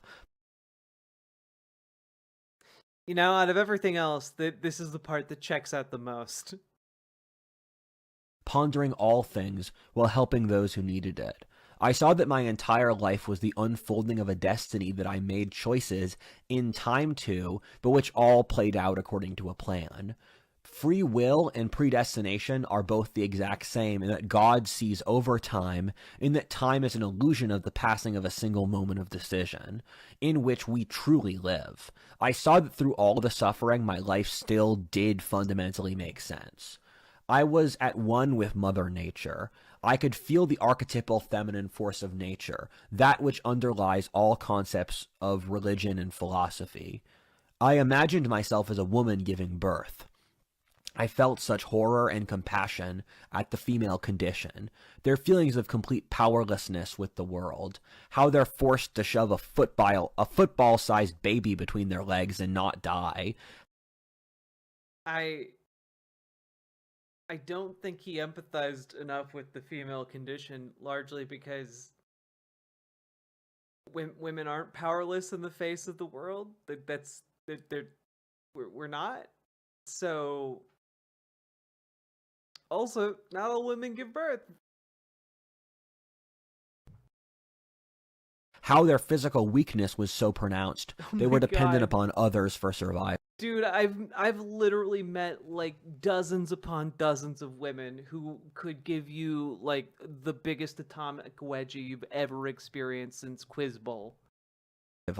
I saw the feminine as driven fundamentally by fear and terror, and out of that is the chaos that allows new life. The feminine was its most dangerous when it's scared and has to be held back from raw chaotic collapse.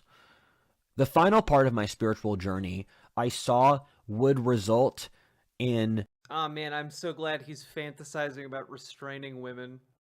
That really bodes well. Me allowing life to grow after me. I saw that what I just did would allow trees to grow and buildings to expand. I saw that life had won against death already. As long as that happens, I won, and I already won. Later on, as I researched these things, I found that an ancient Egyptian philosophy called... Oh man, it's so cool that without doing anything, you've already won. That's awesome, dude. That's great. That's really convenient for you. Hermeticism had an almost identical similarity to what I saw of the spirit world. When I was on ayahuasca, my overwhelming first impression was that the Platonic archetypes and Carl Jung were completely accurate. I just saw the No, they're not. Carl Jung is full of shit. He believes in a collective unconsciousness, and that's literally not supported by any evidence we have. archetypes. Peterson oh my was god, right to say a short answer. I just saw the archetypes. Peterson was right to say a short answer. I was right. He is shitty Jordan Peterson. Ayahuasca basically fried my brain. I'm still shocked at how deranged I was.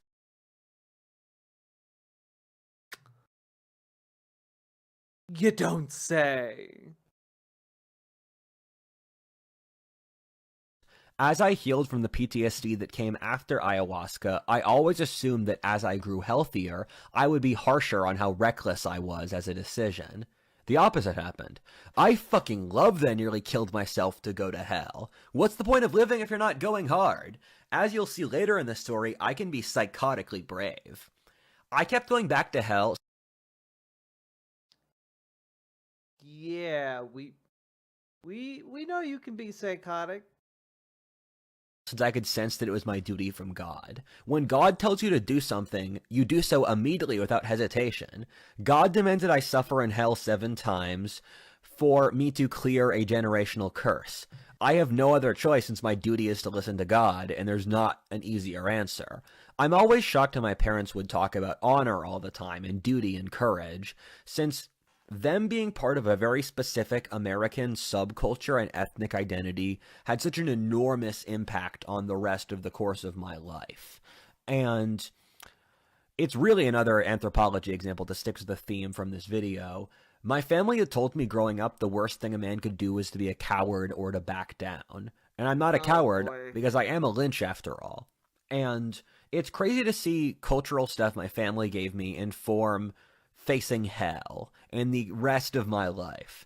And I have complete faith in God. I knew that he was the sun that determined whether I lived or died. I had stood before multiple gods. This shocked them. They couldn't believe a mortal had done this. And they said, "Mortal, how did you do this?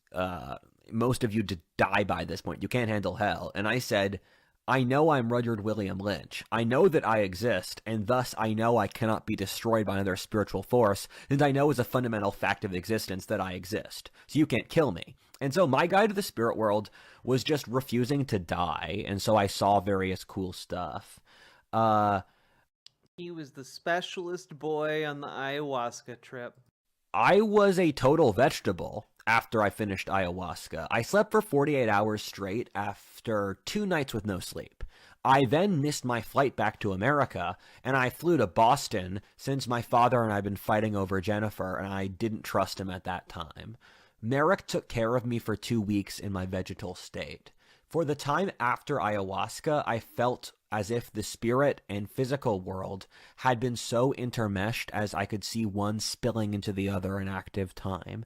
I could see the Platonic archetypes manifest in the physical world, while I saw the connection between all of things. And I saw that everything is fundamentally an extension of all things. So when you see one thing, you are seeing the fundamental nature of all things. And that may sound like BS, but it's still true. I couldn't sleep one night. Keep in mind, guys, he's an empiricist. Which was too horribly going to become my new normal for the next few years. At 2 a.m., I felt the divine will move through me, and I wrote a 10-page longhand in my notebook. I was in the hotel lobby for a few hours writing ideas straight, and the janitor walked up to me and said, "Hey, I can see that the will of God is moving through you, because when I write church music, I look like how you look now." And that longhand script I wrote later became the video for the Manifesto of the New Right. Almost everything in that video is dictated to me by God. Well, I guess we know what we're gonna watch at some point next. And that includes the ideas of consciousness evolution, our reality being a Darwinistic game in which God has certain rules which we follow to win, and on top of that, the greatest need of our time being decentralization. Watch the video if you're interested.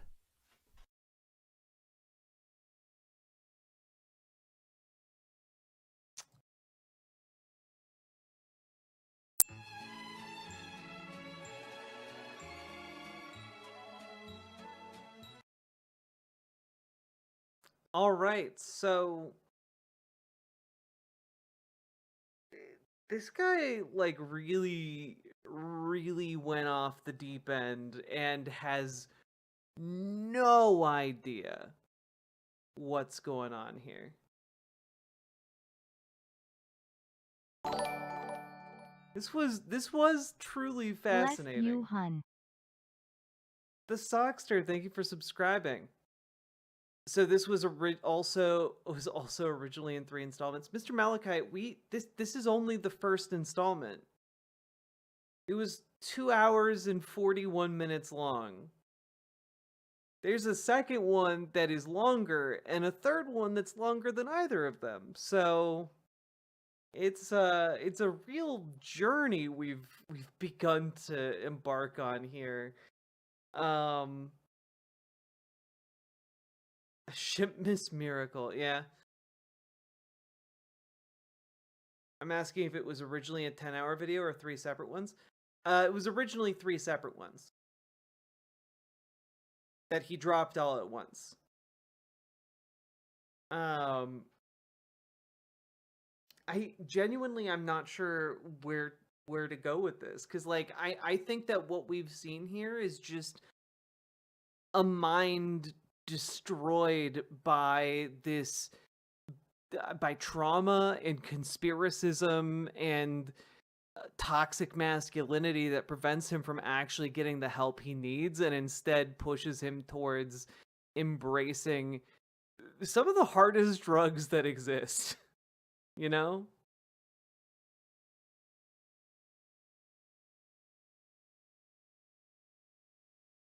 Distron, no, the viewers on the Riverboat site don't count towards the viewers on YouTube. Gonna be honest, this is easily my favorite Riverboat Jack stream. This has been a truly incredible journey into madness. And at some point we will continue it, is the thing here. But folks, we've been going for 6.5 hours. If you've been enjoying the stream, please consider dropping those subs and donos, because this show runs on your generosity. And also hit the follow button on Twitch, hit the subscribe button on YouTube, like the YouTube stream. Continue. Yeah, the guy, we're only through 1/3 of this. We're only through 1/3 of it, guys. Oh my god. That was rough as fuck. Also, we've had a good like 400-ish people, 450 people watching. This is some good stuff. Glad to have you all here. And we're up to 9,638 subscribers. We're closing in on that 10K. We didn't make it before the end of the year, but you know what? We're close enough for me.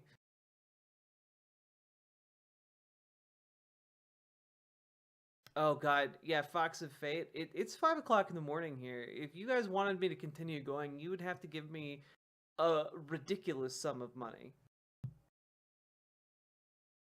That being said, I think I'm gonna go sleep. Can you make a community post on YouTube for the next part of the Saga of Madness?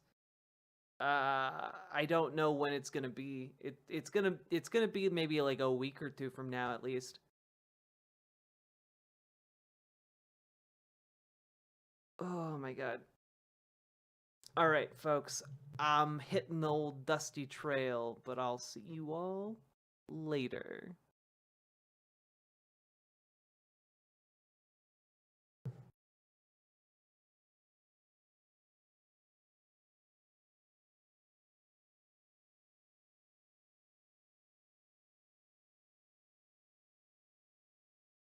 Those who make peaceful revolution impossible will make violent revolution inevitable.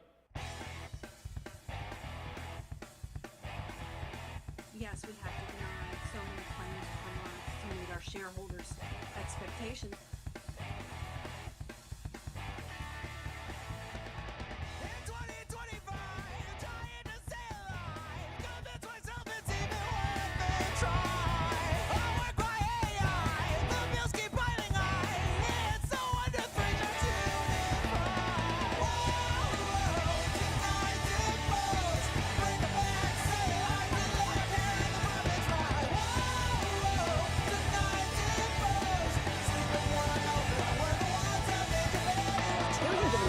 Including children, have lost their health insurance. What's so frustrating is that politicians have spent decades saying they recognize the problem and they make promises to do something, and then almost nothing happens. You know what they say to themselves in the dark. It's only a crime if you don't wear a tie. We keep them all busy paying their fines. Hear the epiphany, light up the spark. You know what they say to themselves in the dark. It's only a crime if you don't Seniors wear a are tie. the fastest growing segment of the homeless population.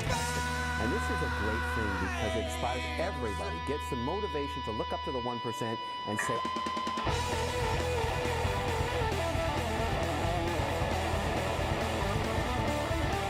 Now they're looking at your boast, they're looking at your anger, and they're moving to apprehend those who say something in anger.